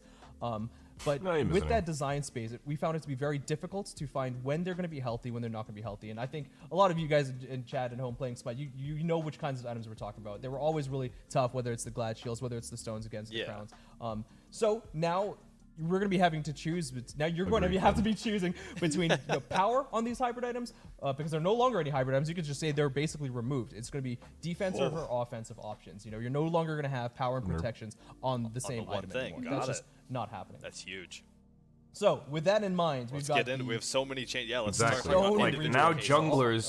You want to go into this one, Larry? We'll talk about stones. Going to be fucking tanky as shit while doing much of damage, like with a Blackthorn or something. Here for a second. So because power is not sharing protections Oh anymore. yeah, there's an interesting note here too. A lot of switch-ups that can happen. So if you're thinking the shields, the stones, they can be bought by any class. Right. Any class, physical or magical. So you could have Glad Shield Guardians. You could have really good stone items on your warriors. It could be any of them. So that's the first very important thing that we should talk about here is that your build potential is opened much wider. Yeah, a lot of diversity. For those of you in the solo lane and the support role. Yep, absolutely. I wonder how Warriors going to be like in Duel with no like stone cutting and items like that. We talked about the different hybrid items. We talked about this assassins with like Freya, Chronos, Oleron. Again, another design space that is a little bit. I know people almost ask for tier 2s to come back. It's not an easy place to go, especially like we talked about for hybrid items. You have to price them accordingly if they're either hyper efficient or just not bought at all. So Stone of Binding is going to be brought into a tier 3. It's going to be building off of Sage's Stone. And Druid Stone and Sage's Stone are going to be getting a little bit of a rework to their stats. And yeah, so for Stone of Binding, it's not any god can build any item, guys. Different passive. It's effectively still the same thing. It's hybrid items, you turds. With your skill level. Got it. And just a little bump. Yeah, as we continue, I'm going to be the broken record here and say there are a lot of numbers with this new season. Yeah. I know that the update notes are terrifying because you could like unlock your mouse's scroll wheel, flick it down, and then go make a pizza before it would finish getting to the bottom. But like, if you want the numbers, they are all there. You can follow along with us and get the numbers because they'll be on the bottom of the screen as best they can. But we're not going to talk about every single number because we don't want. We wouldn't want to be here till we're 50, so just going to be the broken record there for a second. But yeah, let's keep moving on. We got some shields to talk about next in the hybrid or not hybrid realm. So Robkin's coming out. Yeah, let's start talking about them. I guess best place to start would be which one do you want to start with? So Gladiator Shield. I think we're skipping a little bit, but Gladiator Shield's the one that's really okay. Been a problem point again. That's fair. Yeah, that's fair. So there's tier 1s and 2s as well, but we're gonna get the T3s. Yeah, the important thing to talk about here is Gladiator Shield. So this is basically the same. It's getting a little bit of a caveat here because again, we're opening this up to a whole new realm of Smite characters being able to purchase Glad Shield. Yeah. So one thing that we have added to this is the ability to any consecutive hits that you do with this are going to have decreased damage. So your characters like your King Arthurs, your spammy characters, like the first thing that pops into my mind when I think about Glad Shield and a Guardian is Artio. True. You will be able to do a lot of spamming here, but again, remember, every consecutive hit that you're doing with this is going down quite a bit. Yeah, all right. Yep. And so that clause there, the subsequent damage reduction, you may have seen that before with Soul Reaver. You also will be seeing this added to several other items as well, like the Crusher and the Bluestone Tree. It's the same kind of idea while we're doing with Glad Shield. It's just been hyper efficient for some of the characters with multiple abilities, and it was kind of leading to be a little bit unfair. But going back a step now, I kind of threw you guys for a loop. We did that one first. I apologize, that's on me. But we have obviously the round shield and tower shield are going to be reworked their stats. Yeah. Berserker Shield being the other shield here. Yeah. That's going to be getting a small shift as well. But the important thing here is it's no longer on the gonna be magical ADCs. Yeah. I've been talking about that hunters as well. consistently. We're restricted away from I said that in the room when they told us that, and everyone was like, oh, again, the big thing here is less about the passes. We did get a little bit of a change. Glad Shield, that one's probably more important than the Berserker Shield, but the fact that they no longer have power. That's what's really going to be important here, because if you're buying Glad Shield or Berserker Shield for its power and that's going to completely replace in current Season 9. Breastplate. Now you have to make a really big choice. It's going to completely replace breastplate on like the passive and the magical protections ADCs. and the utility stats it can give you, Guaranteed. or an actual power item. Yeah. So I feel like we revisit this 3 times. But the most important part is if you want to build hybrid, if you want to be both like damaging offensive and defensive in your stats, you now need to get a defensive item, which this is classified as now, and an offensive item. Exactly. Which I like seeing in some of the games where there is in the SPL, we started seeing some chops with Transcendence, right? That's the kind of gameplay that that we're talking about. Okay. Is you get an offensive item, and it doesn't have to be Transcendence, but it could be whatever you may want. whatever and you you feels get best. the defensive items to kind of round out your stats. Yeah. Got it. You think so? That's the important stuff there with the shields. Going into the next category of items, same category, another tree. Yeah, another tree. Which is the hammers. Ooh, boy. I love the hammers so Yeah, much. you do. Specifically this one. Yeah, so Frostbound love Hammer the is getting a little bit of a hammers. change because it does have to do with that hybrid playstyle. So this one will actually have power, but again, to kind of go back to our point, items can have power and health, just not power and prots. Those two things gotta be staying separate here. So this has power and health, and then MP5 and HP5, of course, and you'll see that kind of theme throughout the hammer tree.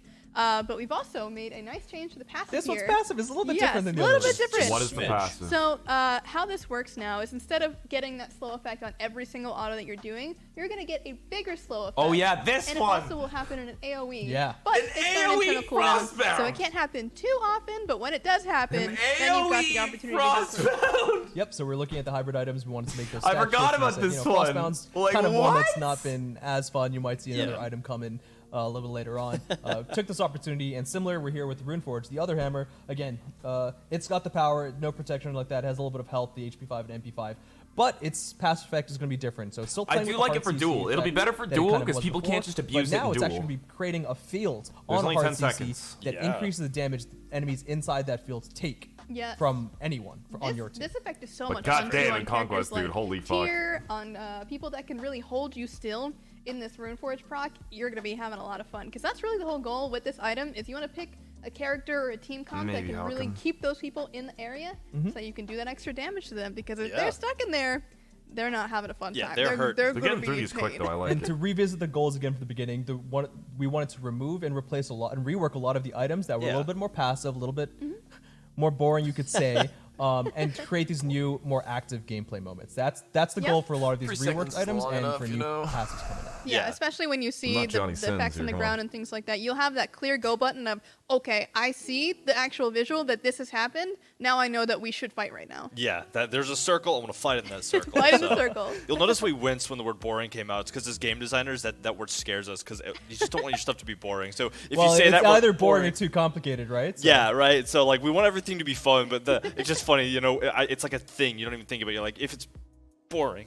So anyway, all right. So there's one Right, more the- item the here for final the one, hybrids. This is more of a shift. So Yeah. with the tree changes from before, Rosie, Catechase I shields was didn't have a squatting really home. hard, I It's think, now in gonna that be brought picture. into the hammer tree. So it is now going to be Catechase Club. I'm pretty a sure. club. You Look use it at to it. bonk. Yeah.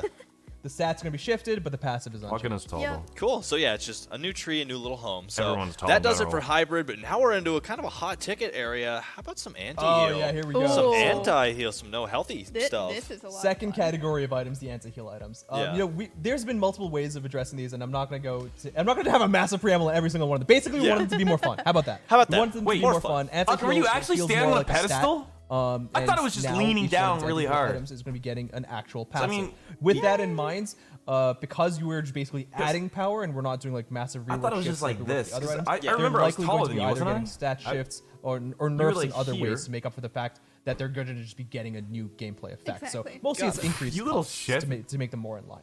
So the first one, Divine Ruin. So again, a little bit of a cost increase and a whole new passive. The passive is your next successful damage ability actually triggers a chain lightning effect. Oh with yeah! with an Oh, internal Bo, cooldown. So Divine Ruin, kind of dude! like a magical Odysseus bow What the effect. fuck? Yeah, with an internal cooldown. so you kinda Bo, have to play Divine around. gotta wait Ruin! for The it. best part about this is that lightning applies Divine Ruin. Yeah. So for those Yay. characters who had a bit of a tougher time applying Fuck, it, thinking like man. your Noxes or your Scyllas, if you hit one person and they're close to other people, they are also getting Divine Ruined. Yep. So Nice. it's pretty interesting passive because it helps the AoE mages who are already doing well with the AoE kind of spread that around, or it helps the mages that don't have good AoE kind of AoE, actually yeah. splash into that cleave damage a little Yeah. bit. Nice, awesome. So it looks like next up we have Brawler's Beat Stick as This well. is so Oh, this one's expensive fun now though. too. Holy shit. So Brawler's Speed Stick is now getting an additional passive, this like one's we said. weird. And so how this works is if you are near an enemy, so you participate in the killer assist when Yeah. they die, they leave behind this glowing red field where if you're inside it, you get increased power. That's This one's just a little cool. interesting. Yeah. So again, stand in the circle.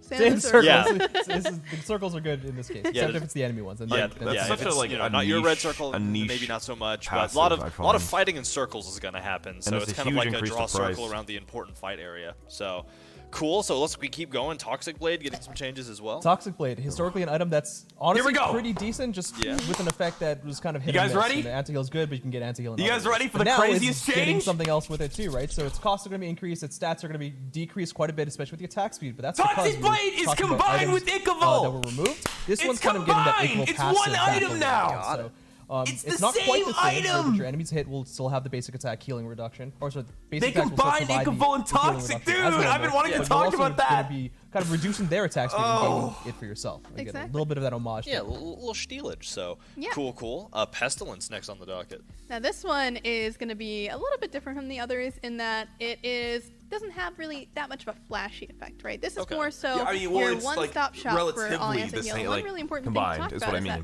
Pestilence and Contagion have kind of been interchangeable for a long time, right? Yep. Got it. So we're trying to give these two items a bit of unique identity for themselves, and that's particularly what Pestilence is going to be good at, is if you need a lot of anti-heal, you're playing as 2, 3, 4, their whole team has healers and meds.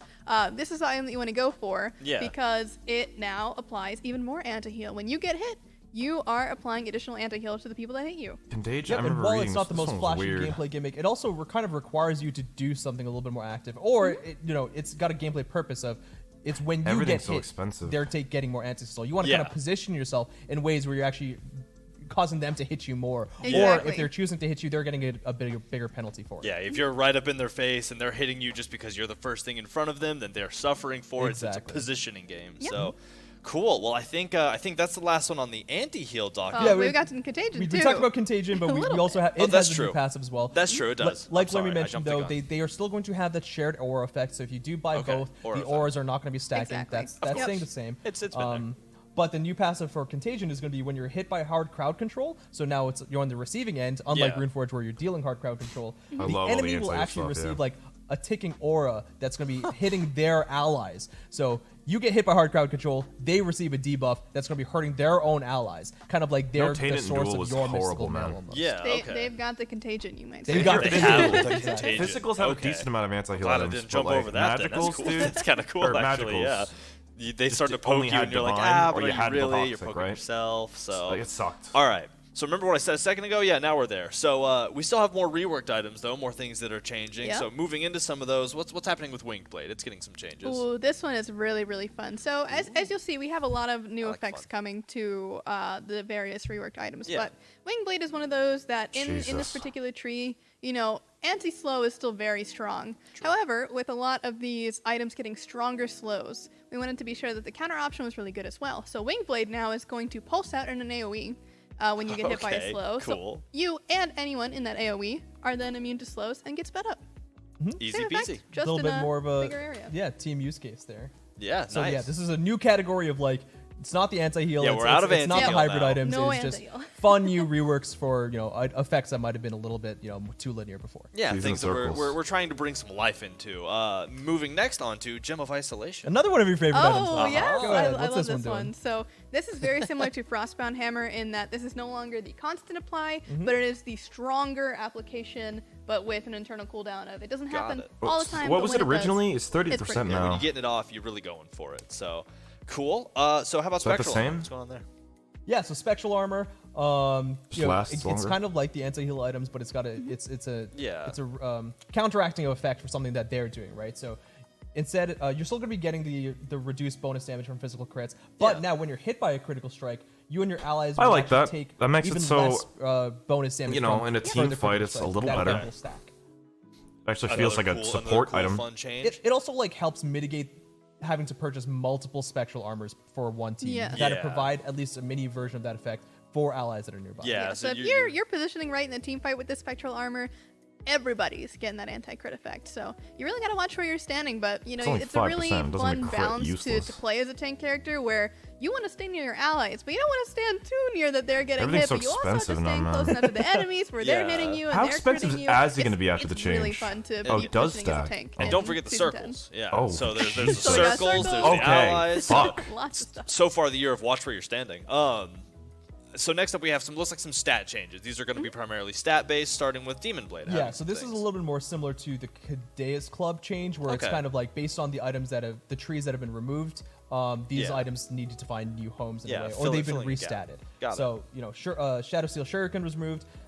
we didn't want to just we found a new design space for Wind Demon. It is now going to be called Demon Blade, and it's going to be Demon Blade. I was looking at it in the shop. Does not look like really build the color really doesn't fit with Right, Raid. exactly. It didn't make sense for it to be the previous name. In Everything else is red in that tree, and Demon Blade is just like blue. Sword. It just has a really bad handle. I mean, it's got really sick new art can build too. one. So It does. I'm excited to be using that. It's got an edgy name too. So some of these, the that's stats might change, but the passives for all of these should be unchanged. So it's it. mostly kind of It's just just Wind. This is just reorganization Wind of these Demon. items. Yeah, Got it. specifically for Demon Blade, though, it did receive a bit of a nerf in that It it did, no that's longer true. provides movement speed on the passive, but everything else is exactly the same. Got it. And worth noting, we do have cool new art. If some of it happens to be a little different in PTS or in game, that's because some of it's still getting a brush up here and there because we have really talented artists that like their stuff to look as amazing as possible. So And it does look good. yeah, a lot of these are finished, but if you happen to be like, that looks a little different than I remember, then good on you for remembering. And yeah, it's because our artists are just really cool and always working. They're absolute hardest. Our goats. So truly goat. So next up, Breastplate of Regrowth, which was formerly a shield, wasn't it? Yeah, So I gotta throwback pee. to that. This is now over in the breastplate tree, so you're Okay. building it from silver breastplate. Does the exact same thing. It's just in the breastplate tree now, and it's got new art. Look Cool. at that. It's shiny. I love it. I love it. I agree.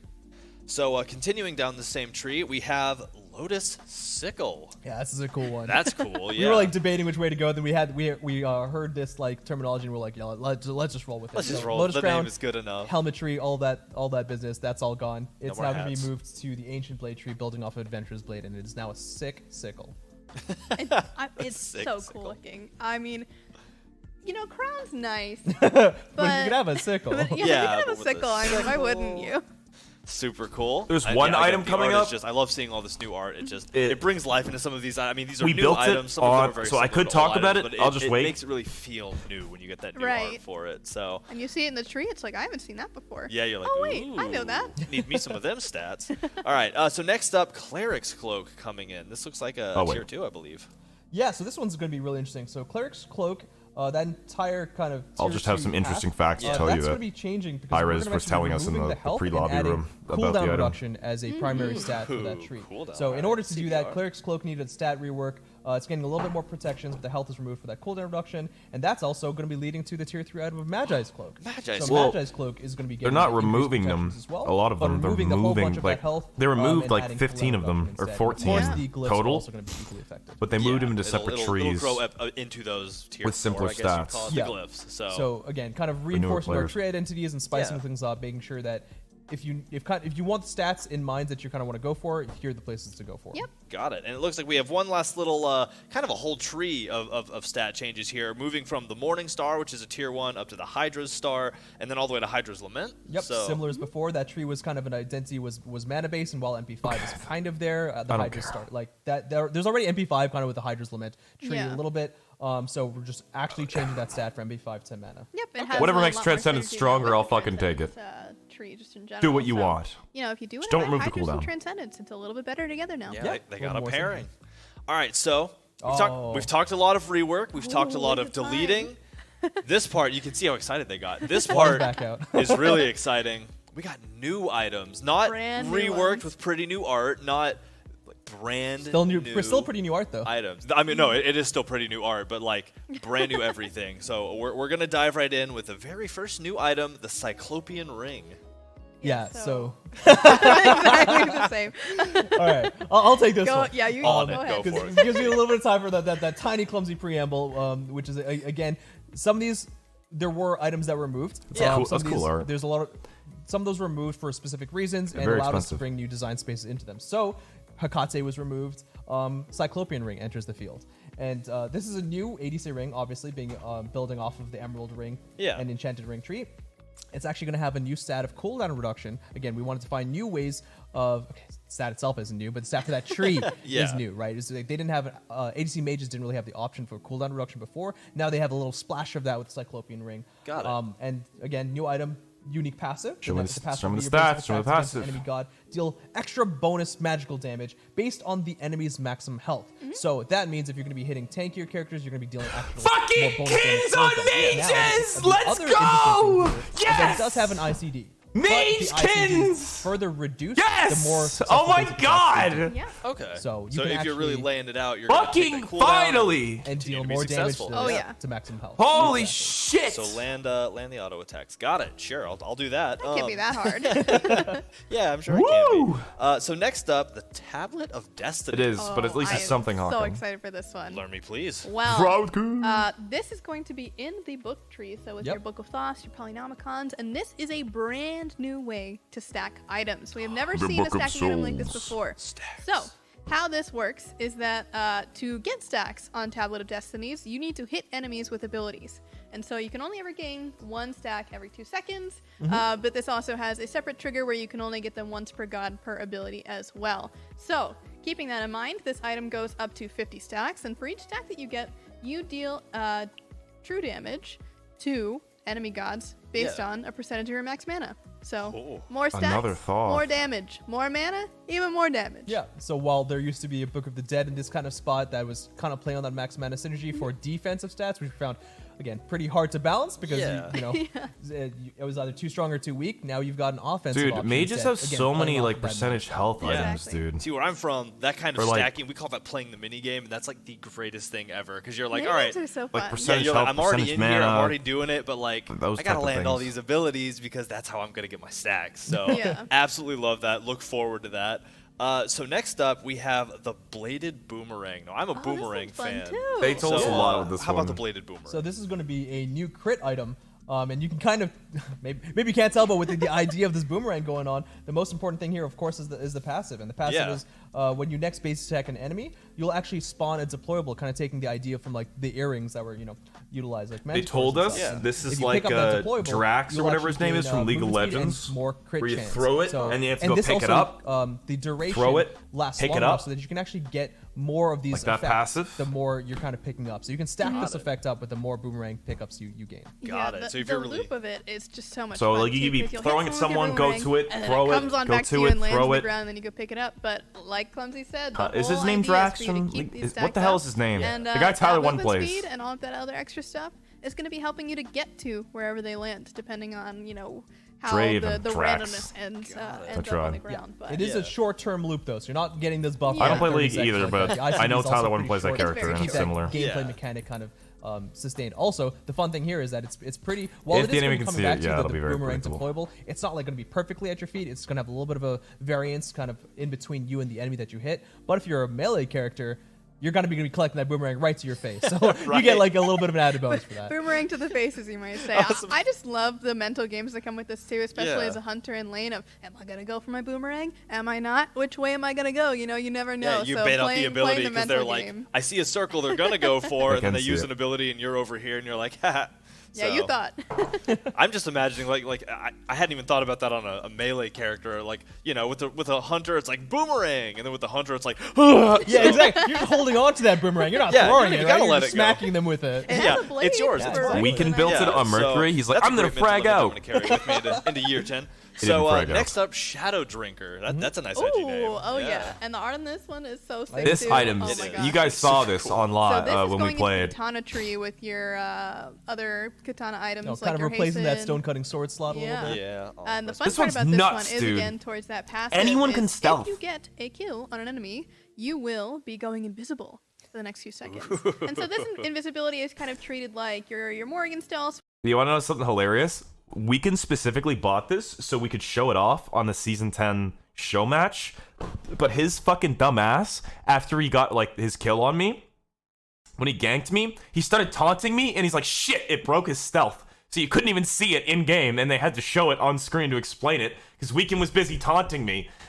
And he fucking ruined it because like you can't move or do anything whenever you're invisible. So we drank the shadows. Now we got the Dawnbreaker. Hey, yeah, these are great to Oh, put yeah. back Yeah. together.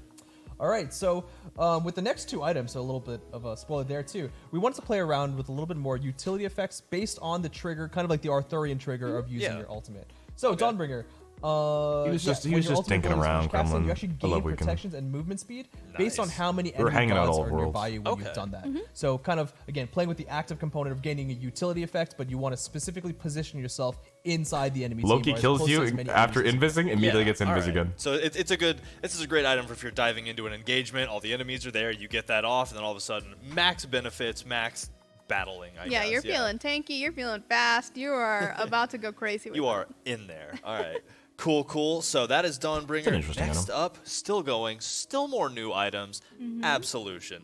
This one has been so fun. We're not at the item I was talking about yet, though. I can't even tell you the amount of times where I have been playing support, and I wanted to pick this one up as soon as I can. Well, obviously, you know, there's a lot of more fun items coming up for the early game. This one's a great one. Absolution. For the team fight stage. So they should let what me this read them. item does is, like you said earlier with your Arthurian trigger, after you finish your ultimate, you pulse out a CC cleanse aura that cleanses people for a very short duration. So it's basically shorter beads for everybody around you. So for instance, I've been playing Atlas, and I throw my Atlas ult out to get people going and then cleanse everybody of Ares ult or something. It's just so fun to have that level of control as a support to do these very fun supporty things. So I mean, I can't wait to see people go crazy with this one, to be honest. This has such a fun like skill cap level, and especially what would be like a guardian that could build that'd be like really useful on? That's like that has like an instant ult. I was about to say, a Terra ult. Like imagine Ares is about to ult your whole team. Terra just ults. Play or the high level play. Oh my goodness! What an incredible ult! CC the whole team. Then the support comes in. Whoa! What an incredible ult! Or would Terra's ult be right at the end of turn. everything? So it's gonna provide for a lot of sway, and I think that's really cool. Yeah, I can't wait to see clips of that on the pro. Oh yeah, that's gonna be. Y'all are gonna take that and run with it. Yeah, that's a big So item. after the Absolution, we're moving on to an Abyssal Stone, not a Void Stone. Yeah, Abyssal Stone. And you hit the nail on the head. We're playing around with that stone tree again. Again, no power, right? These are just going to be the defensive stats. So I wanted to readdress that for the hammers and the other things that we're talking about. We're looking at the stats as well. Got it. Pretty important. But Abyssal Stone, passive here, successful ability damage to an enemy god. Actually will debuff them with negative cooldown reduction. Never been seen before.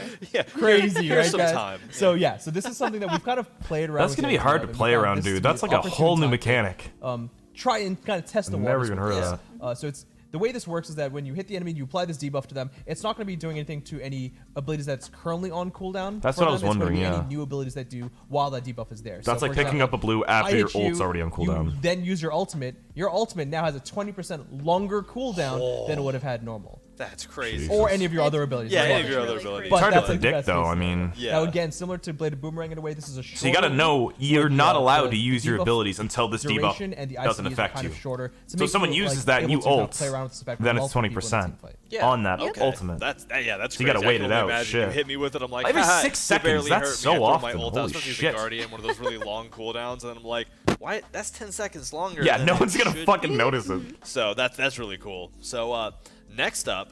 We have. Oh, is this man, it? I just lost all my words. We have Archdruid's Fury. Yeah, Archdruid's Spirit. I touched the button and I messed everything up. This one's so much fun. I've done that so many times. Don't worry. Right? Wait, no, I think that this is the item. This is the item. Aggressive item for your supports or your solo laners that or your ADC ADC. Take a lot of damage, but they also want to deal some back in return. So this is the item. How the passive on this one works is for every 5% of damage that you take, you'll gain a stack. And then when you're ready to be rid of your stacks, which you can have a max of 6, you just got to walk up to someone, drop a basic attack, and they'll be taking a lot of damage back. Yeah, so this is the item that Aggro told us that he was playing in solo lane. Even if you're an ADC, if you don't Aegis this, you're going to fuck... An ADC builds this and you don't Aegis it, or... Against ADC, if you don't Aegis it, you're gonna fucking die. Oh shit, sorry. The design space and the kind of Achilles apparently walked up to him, hit him with a auto once, and insta killed him. Insta killed him. A little bit with failing. So passive, when you're now when you're basic attacked by an enemy god, your friendly minions will be gaining a similar buff as before of attack speed and some protection. So now the more you're basic attack, the more you're positioning yourself well, the more your minions are gonna be like gunning at that guy with increased vigor. Your homie's got you back in the lane. Exactly. Damn, in Duel, that's gonna be the fucking. They got your back. Basic attack, warrior counter. Like if your Bellona's trying to swing through the whole lane, King Arthur is trying to use his cleave autos. Well, you stand in one. Not only are you making your minions stronger, but you can do the classic, I'm going to get the aggro for all your minions, group them all up, smack them together, and my minions are taking even less damage because you've hit me. Yeah. What the heck? That's So crazy. yeah, a lot of good trade potential. All right. And I love the name. Phalanx is just such a cool name. I don't know how else to say and that. it's in the shield tree. And it's in the shield tree. So next up, the prophetic cloak, which this one I think evolves too. So yeah, let's get into that. Yeah, so prophetic cloak. This one's really interesting. Obviously, it's going to be in the cloak tree. Yeah. This was kind of designed because while we understand as that Gauntlet of Thieves is kind of a strong design space, it's kind of hard to dethrone the king in a way. We've seen that a little bit with Mail of Renewal in the past. I think Bobby it's not built this when we were playing. necessarily that we want to remove it as an option. We kind of just wanted to give it an actual competitor. So prophetic cloak, it's actually going to be very interesting where you can damage different types of classes of gods, and based on the one that you damage, you're going to be gaining protections as an aura for that class. So if I hit you and you were playing a hunter, I'm going to be gaining an aura of physical protections for myself and my team. Now, if I then go over to the mid lane, or if you're playing arena and you're hitting multiple people, and you go and hit a mage, you're going to be gaining a stacking. A lot of these items do seem very useful in arena. The aura one. Of enemy that you've been hit for protections, and when you get to full max stacks, I think it's what 15 each. All these circles and shit. Prophetic cloak, which is going to be having those physical protections as a stat and as an aura. And it'll be gaining a completely different effect. Where if you have I'm stacking, just dive the back line. Protections as a whole, you actually gain bonus damage mitigation. Dang. So the more protections you have, the more mitigation you gain. That's cool. Yeah, Like two different tiers. That's a lot of stats, and I like the way that works too because it's situational. You know, if you're in that solo lane, you're like, all right, damage is coming from a physical attacker. I'm gonna hit that person, get this aura, and then we have a better chance of winning this trade, winning this fight. So again, a lot of what I'm seeing and what I'm loving is skill expression and how you get to pick and choose when you're fighting and what stats you have for these environments and showing off what you're best at. I thought it was 20% CCR. This one's also really interesting because there's also designed downsides CDR? as well. Where if you're versing like a very heavy magical based team, or 4 or 5 or 4 or 5 physical based team, this may not be the best option because then you're stacking up on like a dual stat, or if they have 5 of one stat completely, then you literally can't. This is an evolved because you will not be able to gain stacks of both. I'm just imagining like a hyper physical damage team, and the tank gets in front. That's magical damage. You hit them, you get reduced magic damage, and the rest of their team is physical. And you're like, good for the stacks. The buff means nothing. Exactly. So gotta be planning when you get this one, and planning who you're attacking too. This is great at really dictating your rotations as well. Because like Clumsy was saying, if you need to go and get some magical a lot of items, I just realized. Time to go to mid. Time to wander, yeah. Like minor changes, but still changes. All right, looks like we have one new item. There's a lot of items, There's right? a lot. So the Cannoneers, Curious? Yeah. That's a word I don't use very often in my day-to-day life. So pronounce it right at home? No, not often. So this item is kind of another alternative to Thieves, but this is more along the lines of... It's very early game focused, for sure. Very early game focused, but it's really great at funneling your carry. So this is basically designed for supports. It's very hard to use this in the solo because of its passive, and let's get into that. Talk about it. Every few seconds, you're able to instantly kill a lane minion. Not jungle minions, not jungle bosses, lane Just minions. the lane minions, got it. Very, very clear about that. This is for the lane only. So you do kill this, and then if there is an ally within your range, they're going to get bonus gold. So you might be thinking, well, I don't want the last hits. This case, you do, because you're giving them a ton of gold. Got it. And in addition to that, when you blow up that minion, well, like I said, it blows up. It deals damage to enemy minions in a small aura. So it's setting up for last hits, too. So not only are you funneling gold, but you're getting your carry extra last hits, too, if they're able to get those extra hits on those minions that have been brought lower. Wow, yeah, that's just a lot of benefits. That's a lot of good. I mean, it's good for your allies, but it like throws you you behind so heavily. The extra gold, I just love that. That's like, when are you building this where it's effective? While you're still hanging out in lane. Yeah, and the explosion is not intended to kill those minions because again, it's kind of especially if you're rotating and it's only in lane. Don't get me wrong, because generally you want the sustain from not getting the last hits. But setting up the last hits for your ally and granting them extra gold, being able to do that and min-max this kind of passive and how often it's up is going to be really, really crucial to getting your hyper carry ADC, whether that's your Artemis, your Freya, whoever it might be. that's a really, really keen strategy for those characters that need gold to get going. Yeah, and I mean, I can already see the use cases of this because, like, you've won a good trade, Bobby you popped gotta off get on back, horse, you want to dude. crash the wave. This will help you get them ready for last hits. Your person last hits. Exactly, the wave is Panda, but cleared when are you buying You're this? going back quicker. You're able to Over, like, it lets Thebes you have your foot on that or lead, Cloak. and it lets you take another step up. So. And Exactly. if you don't want to They think just about the showed. min-max too much, you just pick this up and I you're don't know, clearing we'll the wave see. a little bit faster. Could be wrong. So that way, if you have like There a you hunter go. with low clear, whatever, Elio maybe you have a carried. guardian with low clear. I you're now did just being a little almost bit more aggressive. just exactly as much damage Gives as I the did. world rejoice. You know that, right? Hooray! So You cool, did and do that well. is going to do it for the we new all are- items. We still Oh, got geez, yeah. we still got some I items, almost a got little top bit player. of general balance left so, because. yeah, the previous categories we've gone through the hybrid items, we've gone through all the like the reworked items. just the wanted stat sheets, godlike. We've gone through the new items. That's Yeah. like the whole bunch of like one big pass. Now it's kind of just like general balance. Yeah, right? the This is stuff not- you'd see- Now we're just talking about normal patch stuff, but Yeah. in regards to year 10. Yeah, so and we're gonna kick that off with some starter items. So it looks like the first of them is the Archmage gem. Yeah, so I think we can breeze through I these like a little bit Bluestone faster, now. not Go just the for it. starter items, just in general, because these are just general buffs and nerfs that Yeah, dive they're into it not then, going to be too Clumsy. crazy. So starter items, we saw a lot of mage changes before, or whether it's the hunters that are a little bit more prevalent in the mages, Damn. Sands of Time getting buffed, Archmage's gem That's a lot, as a whole Jesus. just wasn't really as strong. So small buffs there, it's going to be gaining some more damage. Yep. God, the new walls we're gonna see, cool. dude. And then yeah, so a lot of the starter item changes, like you said. I mean, a lot of. I know, starter King. item We're changes. watching it Let's just live, keep so going don't down the spoil list. anything. Yeah, Sure. so I guess on top of that one, Gem of Focus. Yeah.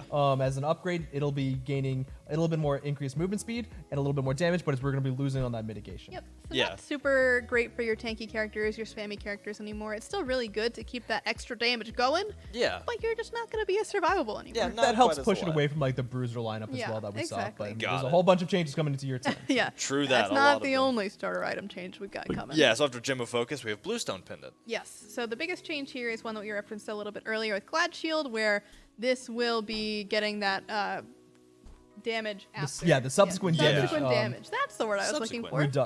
Reduction. And the important thing here to note as well, because I did the math on these, is some of these numbers look like they're massive buffs because the damage component themselves needs to be increased at least a little bit if the subsequent damage. It's not is gonna really be a reduced nerf, by a lot. Yeah. Hui. Because if you are not someone It who has a lot of seems like a abilities, nerf. you're going to be.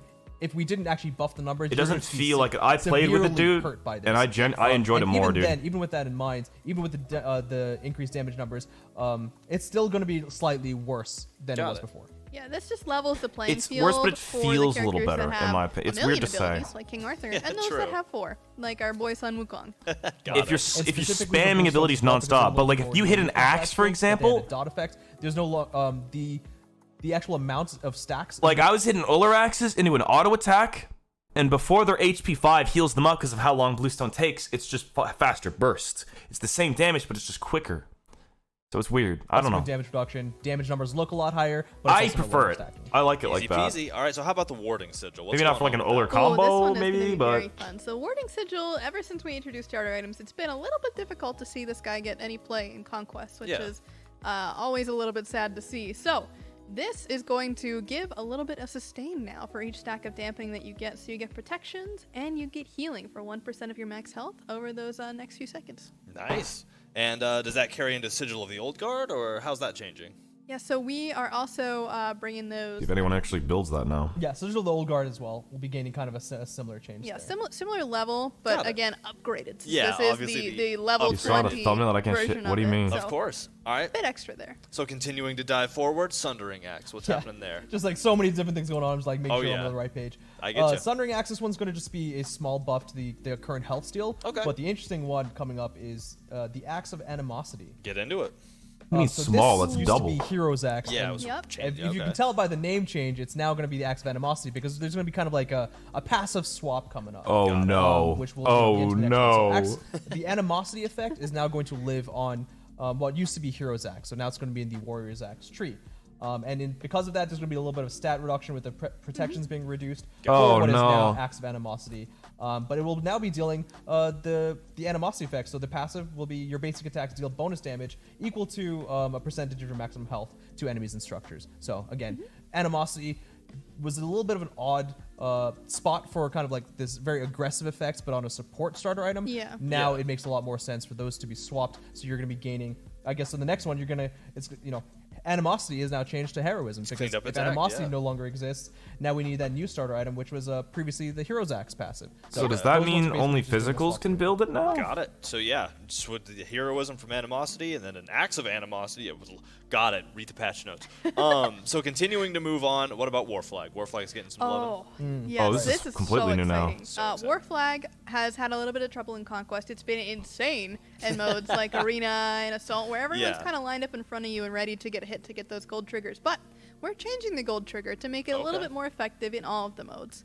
Equally, you might say. So we're kind of taking a little bit from the other starter items in the support role specifically and making it so that whenever you are getting that killer assist that would normally just give you that attack speed and movement speed, it's also now going to give you that gold trigger. But again, this item is different from Sentinels and different from Benevolence in that the sustain is a lot less because you are getting these extra aggressive stats in the attack speed and movement speed. So it still has that very applicable gold that you do want as a support.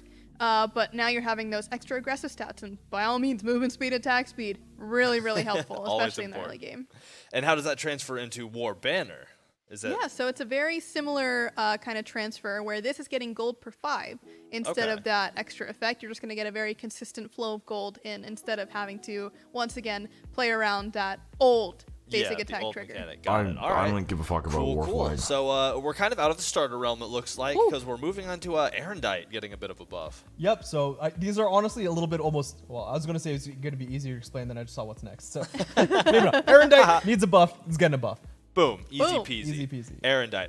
Next up, little more complicated. Aussie getting a shift a little bit. Aussie's getting 50 power. So we're shifting this double the power. Like what the fuck? This is what got me soloed, dude. This is what fucking soloed me, dude. Like this is why I died. Like this is some bullshit, and it's cheaper. Game option, increasing the power by double, so it's going to go 25 to 50. 50%. He got fucking. Well, I died because I missed my axe point blank. I will say that, but I was destroying, and 50% left. The second item that you see in those kind of transcendent power like with 50 builds. power. And so we kind of wanted to give it a little bit more of a lend to that build by giving it some extra power. Oh now it's a my little god! Bit It was a skill issue. Okay, I fucked. I got fucked. To deal a lot of damage with your abilities. I missed having a better time at a point blank melee axe that lost me the engagement. So the next one on the list, Atalanta's Bow. Because I was so happy. I was like, oh my god, he's dead as fuck because he fucked up. A lot of changes here for Atalanta's. And this item has been a little over the place, you know, in the past couple of years with percentage crit pen chance, items. no crit chance. So we've got what is the no percentage more crit pen? chance. And now we are just going to a little bit more power, a little bit more attack speed, and we're decreasing the COD a little bit. It's also cost. It's also, yeah, it's what the fuck? Wait, what? Who the fuck's gonna build that? Yeah, it's a lot. It has 10% physical penetration. Wait, what? Now. Exactly. So a pen option, yeah. Yep, this 10% is pen with now nothing more else? focused into that little bit of lifesteal Is there a new passive? where it's a little bit easier to get into this percentage pen with the extra bit of attack speed and power they're getting. Nice little splash there. Just a little splash. Little splash of fucking dog shit. Bloodforge also That's getting it? a pretty straightforward buff. No one even builds Atalanta's. Now no one's gonna build it. That cost decrease is a little too high cost for what it was providing, but also a little bit of that movement speed increase as well. Just honestly an item that just might be undervalued. It's you want to just like give it a little bit of a flavor. Splash in an ocean. So people pick it up a little bit more often. Yeah, just a little more love. I thought this was fun. It just didn't really work item. much. Now it's no one's gonna fucking build it. Got it.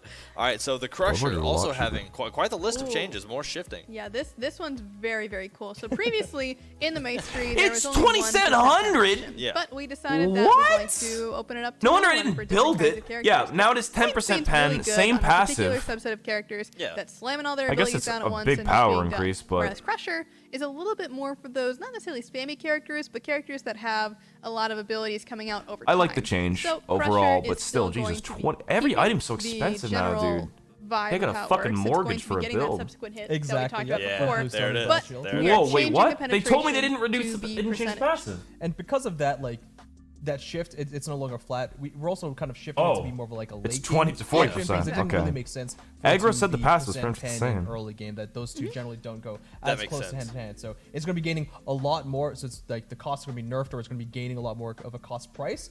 But it's also going to be gaining a lot more power. It's going to be gaining some more attack speed as well. 40% from the passive, by the way. That's a lot. That is a It's a lot. lot. And because of the percent pen, we're going to see this kind of a mirror shift. It's going to be off of the Warrior's Bane item instead of where it was previously. Yep. Okay.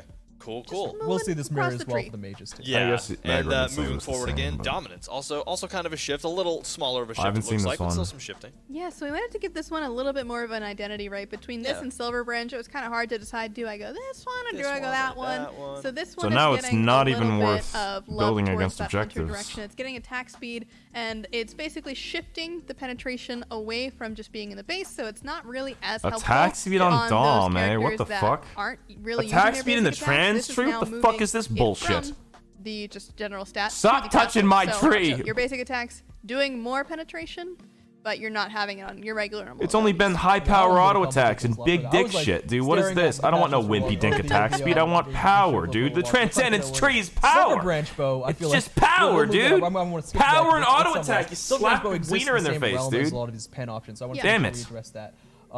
It's going to be actually losing from 20% to 10% of its physical penetration. And that's also a lot of the reason why we're seeing these shifts, not just on dominance, but also, like we said, on advance as well. We want to Yeah. just kind of spread out that percent pen. I guess this And is Silver more of a Branch has power-based historically item just kind now. of been a little bit too strong Yeah. and move that along to some of those Okay. different items. I don't Yeah. mind I wanted to that. address that one It's too. not that kind of catch-all that You you just find need to every build, like, build, an even if Exy you're or not something. making use of the It makes it passive. work Now better you with really Exy, have so you to don't say, overcap okay, it. am I going to actually use this Yeah, do I passive to make need it it? worth it? Do Yeah, I need it, or will I just exactly. go buy Yeah. new dominance Because the instead? passive Either as well way. is quite strong. Like we Oh, want to yeah. make sure It is. that kind of shines for what its purpose is. Yeah, got it. Instead of just, I need the stats, the passives, whatever. So, Exactly. got it. So the next shift, Devourer's Gauntlet, has a ton of changes to it. If you want to get Ton into of it. changes. Yeah. It's getting an increased cost. We want to just kind of make sure that Transcendence and Dev Gloves kind of live in a more competitive design space. Dev Gloves, a little bit too cheap. I gotta pee. I don't want to get up. Yeah, Gotta go up a 100 little bit. changes, one for each coin. All right, next up, Emperor's Armor also getting a shift. Yeah, so this has been one of the most MVP valuable items across the board for supports, just because it's had 40%? I humongous can't go value in the pee! passive No! And the stats by itself. So it's going to be going up in cost, but in addition to that, the passive is actually going to be getting a little bit stronger on the offensive end. Exactly. Got So it. a little bit easier for you to dive, but you're going to have to pay a little bit more for those stats now because they're pretty good. They're, Is that they're it? Nice. So you got to pay a premium for the good things. Oh, yeah. Mail of Renewal also getting a A shift. little bit of shift there. We saw, like we talked about with Gauntlet of Thebes, I had a little bit of some time there in the sun where it was kind of. I don't give a fuck about there. these Now items. we're going to be decreasing the cost a little bit, increasing the health, and the HP 5, but also in turn we're going to be decreasing the protection. So Yep. kind of leaning in on the health and the HP 5 as the stats that are kind of premier for that item, and then decreasing the protections to make space for some of the other items. This shift also kind of lives in line with the kind of the tree identity that we were talking about before. Just making Yeah. sure that this is a little bit more emphasized on the stats that would make sense for it. Yep. Yeah, that falls in line with the identity of its tree. Okay, Exactly. cool. So then we have Midgardian Mail. Look like it's getting a little bit of change too. Yeah, so as you'll have noticed previously, Witchblade, out the door. Nemean Line, Bye-bye. out the door. So, in turn, we gotta make sure that our Hunter counter item is a little bit more applicable here. So we're just giving it a Is little that bit it? more props. Really? So when you Okay. do buy it, I now you know fucking- exactly which one you should be buying at any given peed point. so fast because for 10 there's only one protections. option now, so it's really Yeah. a lot less complicated, a lot less like min-maxing what the stats are. But in addition to that, Midgard is just a little bit stronger now. A little stronger. And then Oni Hunter's Garb, also a little bit of a shift. Little bit of I don't shift pee there, very but much, I decreasing just the pee health just often. by 50, but in turn we're going to be increasing the passive again, leaning away from the stats, making sure the passive is a little more Yep. in the limelight. Got it. So Rage, getting a little bit more Oh, of a yeah, buff. that's Yeah. interesting. Rage time. This one's super fun Rage because Rage is kind of time. like an all or nothing item, right? Where Shifted you to be more don't really balanced, want this power, if it's crit, not not all stacked, in but grit, if it is critical fully strike stacked, that'd chance be great increased to time. But 35%. to give it a little bit more of a 2.5 nice smooth curve physical to where you power get to that per top se- point, oh. We're giving it power every time that you stack it. Four So you're going to gain 5 physical power per stack, but we're also going to be Okay. decreasing how many stacks it is to the top end, so it doesn't feel as like rough, like the variance between having some stacks and having all the stacks. So it's just going to be going from 5 I mean, to it's the 4. same thing, but now it just has more power. Evolved Rage is also going to be hit with that too. So it's going to be the just same exact more power. critical strike chance at the end, but you're going to be increasing in your physical power. Okay. Yeah, little wait, extra what? swing in that in the Rage. What do you mean? That's not even change. So You're buff just to Hootie, buffing it also for a more little bit of a power. buff, also nice and simple. Yeah, we're just kind of gear shifting here straight away back to mages from another Rage. hard but, shift. What the fuck? Everything else is here we are, increased in now price. Mage You Lane. reduced the Hootie, price just of like the expensive best item in the for, game. what it was offering in our What mind. the So hell? we're bringing it down a little bit. This also does reflect upon What? the glyphs as well, so they are additionally that overall price that you would be going to get either the two up there, also going down just a bit. Awesome, and we talked about this one a little earlier, but Silver Branch Bow having that shift. That'll So Yep. live in yeah, we'll Hunter move Land. forward with that. Spear of the Mages shift back in the Mage world. Yeah, exactly. So this is kind of mirroring the shift we saw on the Hunter Oh, I side. saw this one. Yeah. So now we have Spear of the Magus. I mean, which I is saw gonna be building everything. off a Everything spell focus keeps- tree because its flat pen is going to be turning into percent pen. Yep. Got it. Easy peasy. All right, and it looks like we have one more, and that's the This is the Sphinx's fun one. Bauble getting a buff. Oh yeah, so Sphinx's Bauble has been in and out of the meta. It's very close to being No one viable. builds Yeah. that In some item. Very specific builds. Of So all each the build could items be a you little bit more removed, worth you its didn't price, fucking make it think a of little bit all easier the to get items into. that It no still one is fucking almost 100% builds. a luxury item. Don't go buying this first item because it is going to make it a little bit worse for Yeah. you. But we want to still lean into its full power mage potential. So we're giving Hey it more guys, power for the and, mid-season patch, we're gonna drop the price make a like little 5 Also, items Try that it no out. one I is promise ever gonna you, build again. It's really not that bad. It's not that far off. Pick But it let's up, remove throw it stone in. cutting and It's Book of the pretty Dead. good. Yeah, I would say it's pretty On good. the right characters. Yeah, Yeah. absolutely. Okay, don't be buying. Yeah, I the was gonna say like, characters. yeah, so this is not a unanimous bias in every game. Yeah, so On the characters that can really. What do you mean use it's glitched it. on I'm thinking Ben, like, or what do you mean? Oh my god, can you imagine the ults going off that fast? Yeah, it's much better now. all right. It ain't shit. So that was items. We did it. We made it to the end I of swapped items. between water and something else because I'm just like, you know what? We've got another Yeah, big What is he? category. What is we he got drinking? one. So what are you? we What's still got in more that balance. bottle? For those of you Clumsy? following along Or the patch fucking- notes, awesome. There's been a lot of stuff we've gone over. That We is have a clumsy. little more balance to go through. We have gods now. bad But with like nerds. with the items, there's some standard balance in there because, of course, we're always tweaking things. But we got to start with something new. This is year 10. It's a big 1-0. So we got some new stuff to talk about for the gods on the battleground. And let's get into it with some class bonuses. Yeah, so this is This is a confusing. completely new, mechanic, a 100%. new feature, a new Yeah. system almost, right? Similar to how shards were an item-based This went game over my feature head when that I was affects watching all it. game modes. Class bonuses is going to be affecting all gods, all the time, all game modes. All of Yep. Smite. So what these really are is that you've got your 5 classes, Yeah. warriors, mages, guardians, hunters, assassins.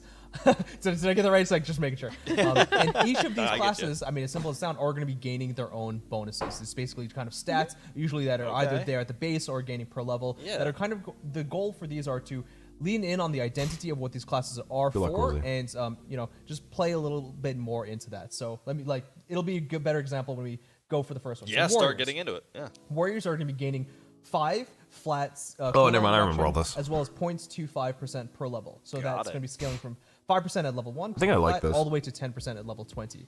Yeah. A lot of these, I don't want to go too far into when things are linked to That each was other. all But modes obviously, dealer. if you remember from the Conquest discussion, if you were there for that, blue buff lost its cooldown reduction. Yeah. It was some of that was on the silver buff, but this is just one way of playing around with. What do warriors want? What kind of specializes you as a warrior bruiser instead of like a guardian bruiser? Is we want to play around with your abilities. Warrior cooldowns. Yeah.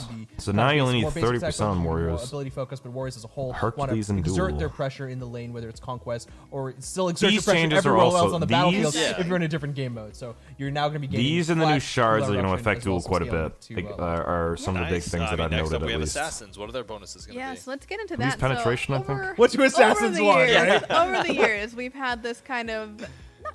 I won't say it's a problem, right? Because we love to see class flexibility. We love to see people trying Yeah. different characters in different places. But one thing that we wanted to try and establish with this is to say these characters are meant to be the best at this specific role, at this specific task. Yeah. And so assassins, their task is to go and gank people. It's mainly right? early game, I So- guess. Killer. Because you They're- start with they're 5. killer. It's mainly for early game, I'd say. So what do assassins want? They want flat pens. They want to get it going early. what they want. So Give it to That's them. what they asked for. I we're gave going to your be girl giving the them flat 5 penetration. plus 0.25 per level physical penetration. So this will be 5 at level AKA 1, the and then at level 5-minute 20, it'll end up missionary. at 10. Beautiful. Next up, we have mages. And what are the mages? What do they write a letter They want for? a What lot are of they Mages things. want damage. They want mages Whether it's want for to killing deal people or damage. killing NPCs or No whatever. wonder- Wave, whatever. They This want This makes so much We're more gonna see a little sense. bit of when we played our Year 10 show match, the first thing that all of us said, the game felt a lot quicker. Or, not like quicker, but like, it felt a little more fast-paced in the early game. And I thought that maybe they reverted the 9.5 patch, like, or they nerfed it.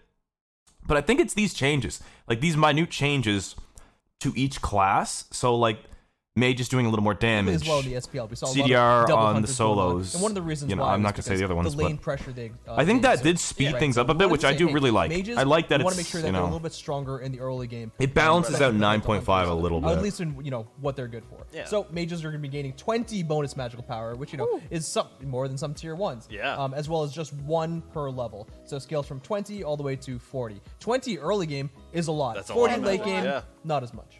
Got it. All right. Another good change, though. So, what are my Guardians getting? What did they want? Well, Guardians are the best at tanking. They're really That's good true. at getting in the front line and disrupting a lot, but they're also really good This at was the most absorbing debated CC. one, I So, think, in the to kind of go the alongside that, they're meetings that we getting had. base crowd control reduction. So they're going to start CCR. with 10, and they're going to get plus 0.5% per level. So they're going to Nice. start at 10% CCR at level Tiki 1 out, and end at Tiki 20% out. Can you just CCR at whisper level me, please? 20. Well, as a Guardian player, I've learned there are no problems I could not stop with my face. So I like that. Exactly. And, I mean, yeah. some of the items have a very similar vibe, right? Yeah. It's like, you know what? The goal is for them to hit my face. So let's just make that Yeah, a let's just thing. get in there. Right. You're So getting rewarded for getting hit this time. it's my favorite. And so. it's a lot of stats. Crowd control reduction is one of those stats that may not seem very exciting at first, Yeah. but it provides you a lot of passive benefits. And 10% base going to 20%, that's almost, you could say, a lot more of a stat. I personally was for the CCR changes, but a lot of, like, Yeah. there was a Yes, couple just the people that were overall just power not a of fan of it. being They didn't able think this was to as strong as all the other avoid ones. CC chains just in general, especially I as disagree the though. Guardian, I whose think whole CCR is point underrated. to really I think take these for I their think more it also switchier was characters. some like Yeah. It's so helpful Olympians to that have were the like stat just ready gold to or go. like And it silver also, like, level leans players that away only from, played like, arena. feeling that That were if there's ever a complaints. They were time like, when you oh, it's wanna not as beat good as the other CCR, ones. When in maybe reality, they're towards just kind of the bad at the game. 10% CCR option or 10%, build up that Just CCR saying. to its cap, and then go for a completely different relic. Yeah, and then diversify. Dude, the there were build, some continue to people show that expression were by fucking using other talking items. nonstop. Stuff I love. I'm excited. They're like, about it. actually, So, in my arena last games, and they class, kept like Hunters, taking up the what about meeting, and Hunters? people are just So like, Hunters, we were shut talking about up, that like. yin-yang Yeah, effect with the between mages, yeah. yeah. Oh So my mages got a little God, bit more dude. early. Hunters are actually getting nothing flat. Well, they're getting a little bit. Okay. They're getting a Fine. little bit of a flat, but it's Oh, honestly it's increased basic attack damage over time. So they're going to be getting 0.5% per level increased damage on specifically their basic attacks. That means they're going to be scaling from 100% basic attack damage Yeah. to 110%. That might not sound like a lot. That is a whole It's a bunch, lot. Yeah, that's a especially when you lot. It's a factor like lot. crits and all the power they can be getting. But it's also just for their basic attacks, not for their abilities. And that Oof, leaves those kind of Hydra the proc last Uller. round out, the ending speech for this. Combined this with class that bonus as a protection whole. item that We explodes talked if you a little bit auto about the attack. nuances between them. But one thing that's important is we definitely understand. Combine that on the, passive on with the side Hydras, that pure pen. there's people that are gonna go, hey, what about? That's why I did so the much classes damage that when I was kind of playing, dude. transcend roles, right? Yeah. What about the ADC mages that are going to be getting bonus magical power, which they might like, but maybe they wanted to increase basic attack scaling. As I mentioned in the beginning, we want to kind of focus these classes with these stats in mind, but that doesn't mean we want to ignore the fact that there are kind of these subclasses. Yeah, that that they can can Well, no, shift they around. Exactly. So they whether it's default at 100%, mage, do they not? assassins, or whether bruiser, guardians, whatever. Hunters it may are be. automatically is You're gonna see a little bit 100%. more They're just going up nuanced from shifts maybe 100% in their to god 110. balance specifically if you want to play around with that. But these class bonuses are a little bit more focused. Yes. Got it. So we're going to be No, it keeping is a close that eye because on those characters. every other stat is the same. Where you're starting at 0% CCR up to 10. You're starting from 0 flat pen up to 10. I think it's literally Need just to adjust them further. We're looking forward to it. Yeah, always looking normal. for y'all's feedback. If y'all like, man, mages do slap though, then let us know and we'll keep an eye on it. So, Of course. looks like besides just the classes, there are Yo, also a Uller couple doesn't do very much overall damage, stat you know? changes happening, Like, starting with can we some tell them magic that, protections, it guys? looks like. That'd be kind of cool. Yes, that's right. So we were looking at, as a whole, what's going on with all the different Yeah. classes, different stats, and one of those things that we noticed is there's always been this kind of flat amounts of magical protections that all these characters have had, and it's always course, yeah. been the same as well for all the Oh my classes. god, This mages was are done about to get evaluate fucking whether that ass was railed. necessary. So, as you can see Jesus! here, it's actually quite simple. We're going to be decreasing what Imagine was playing 38.4, ESET and Duel, get fucked. That was my main magical complaint. protections That's for why I all the hated classes. Discordia. It's very unlike physical protections, by Yeah. the way. Oh my to be a little God. bit more, I like incentivized that, for- though. That'll be not nice for incentivized, Duel. Categorized between each of the classes. So Yeah. the squishy classes, mages, hunters, assassins, are going to be going all the way to 30 magical protections. protections. Warriors a little bit more than that at 32. Guardians the most because they're, you know, the tank is leaning in on that at 35. Still all lower than 38.4 from before, and to make up for that, they're going to be gaining magical protections per level from 1.2, which is what they were all at, to 1.6, so that they're scaling at least to go a little bit higher. Got it. And that makes sense, though, especially for some of the squishier classes, because, you know, a normal person with a bow and arrow. Wait, why do they just have a beer back there? They get hurt a little more than a person with rocks for skin. So, yeah, that just makes sense. So, but what about base attack power, which is also getting a little shifted, but it looks like they're just getting for to one that class. corrupted. Right. So Hunters, oh wait, no, I guess it's just again, magical. playing on the fact that they were a little bit too strong in the early game. Yeah. We talked about how they didn't really get a shift for the early game, except Damn, for Hunter. like, this is strength. Hunter We shit. still want to make sure that there's going to be a difference between the Hunters and the mages specifically.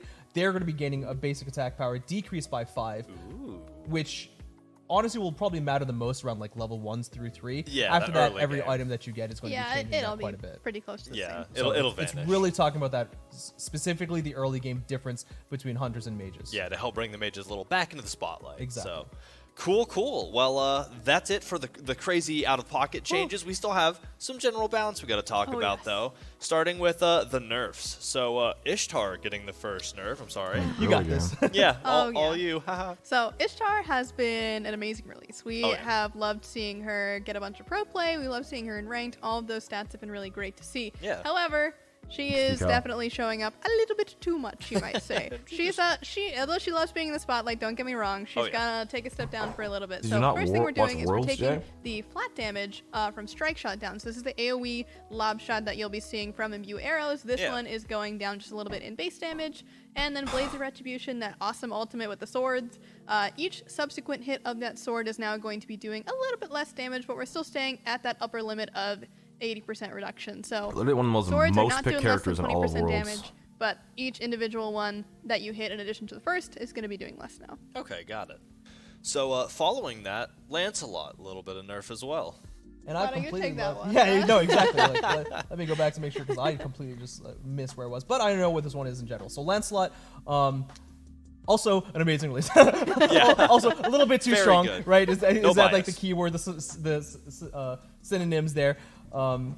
He actually, we saw him in the SPL quite a bit. Yeah. But when we were looking in regards to his stats, it's kind of like the upper ranks level. It's his band stats, right? The frustration against him that's a little bit too strong. He's overperforming, but not by a wide margin. So we wanted to hit him with a couple of like damage nerfs to just make sure that he falls in line. Yeah, to bring he's him not back in a too little oppressive bit. in his assassin, especially with this new map coming up. I think Lancelot is top tier in you know, Conquest. he's got his horse. He's going to be moving around that lot of battlefield. good rolls. Whenever I like played Master's Q's, man, he was in like every game. Piercing thrust is going to be decreasing the physical power scaling by 5%, but that can of course happen twice. So it's overall a 10% if you do get the 2 hits. Yeah. And then the ultimate is base damage. It was just hitting a little bit too hard before you had any items online. So we're going to be decreasing the base damage across the board.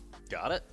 Next on the nerf list, Thor getting a little bit of nerf, and Villadon. Yeah, so Thor has been really amazing ever since he got that change to his wall. So since then, you know, he has had an increase of damage, obviously. So we got to take it back a little bit from somewhere, I don't understand how that just somewhere his is going 2 to doing be damage made him that so much arc better. damage on Anvil of Dawn. So There must we have just been wanna other make sure changes that as well, right? if you are getting comboed So by he did him, fuckload. that one-shot potential that Thor has, if he does hit you with the full combo, is not going to be as strong. You know, you're going to have a little bit more wiggle room there to get time to beads and Aegis before, you know, you're just smashed to oblivion under the hammer. So, all right, one more nerf to talk about in God World, and that is Vulcan getting a little bit of a God nerf. World. Right, so Vulcan got the little bit changed to backfire before. Let's go! It's something we stick by. It's something that we have seen him perform to like great success. Yeah. And one thing that the extra movement, the extra kind of ability to maneuver on the battlefield has shown is that his damage is now a little bit too high for what he can now do. Up there. So backfire, we're going to be decreasing the magical power scaling by 10%, and we're also increasing that cooldown just by 1 second flat. Just with that little extra maneuverability, we want to just tone him down, specifically with backfire. Yeah, makes sense. All right, so that does it for nerfs. We are now into the god buffs area, seeing which gods are getting a little stronger with this update. Starting with Achilles getting a little bit of a buff. Yes, so Achilles has been in and out of the meta every so often. He's really good against very tanky characters that he can execute, of course. But when it comes to most other matchups, he does struggle quite a bit. And a lot of that has to do with his clear, because his clear is very dependent on enemy positioning. So I wanted to give a little bit of love to Shield of Achilles, specifically in that clear department. So lane minions only.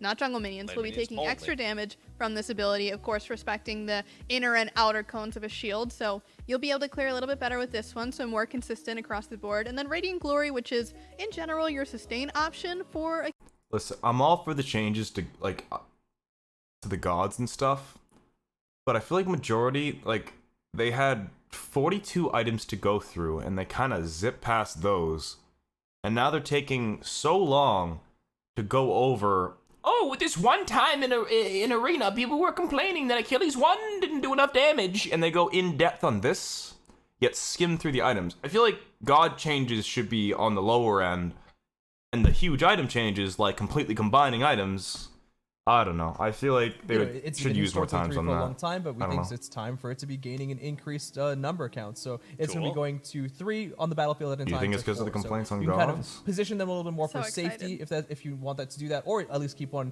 in the bank for if you want to be aggressive. Especially with those pathing changes in the jungle, you can now cover up a lot more space with it. Yeah. Yep. I was going to say, big new map, a lot of area you got to cover. And then suppress the insolent. That's going to be the third ability.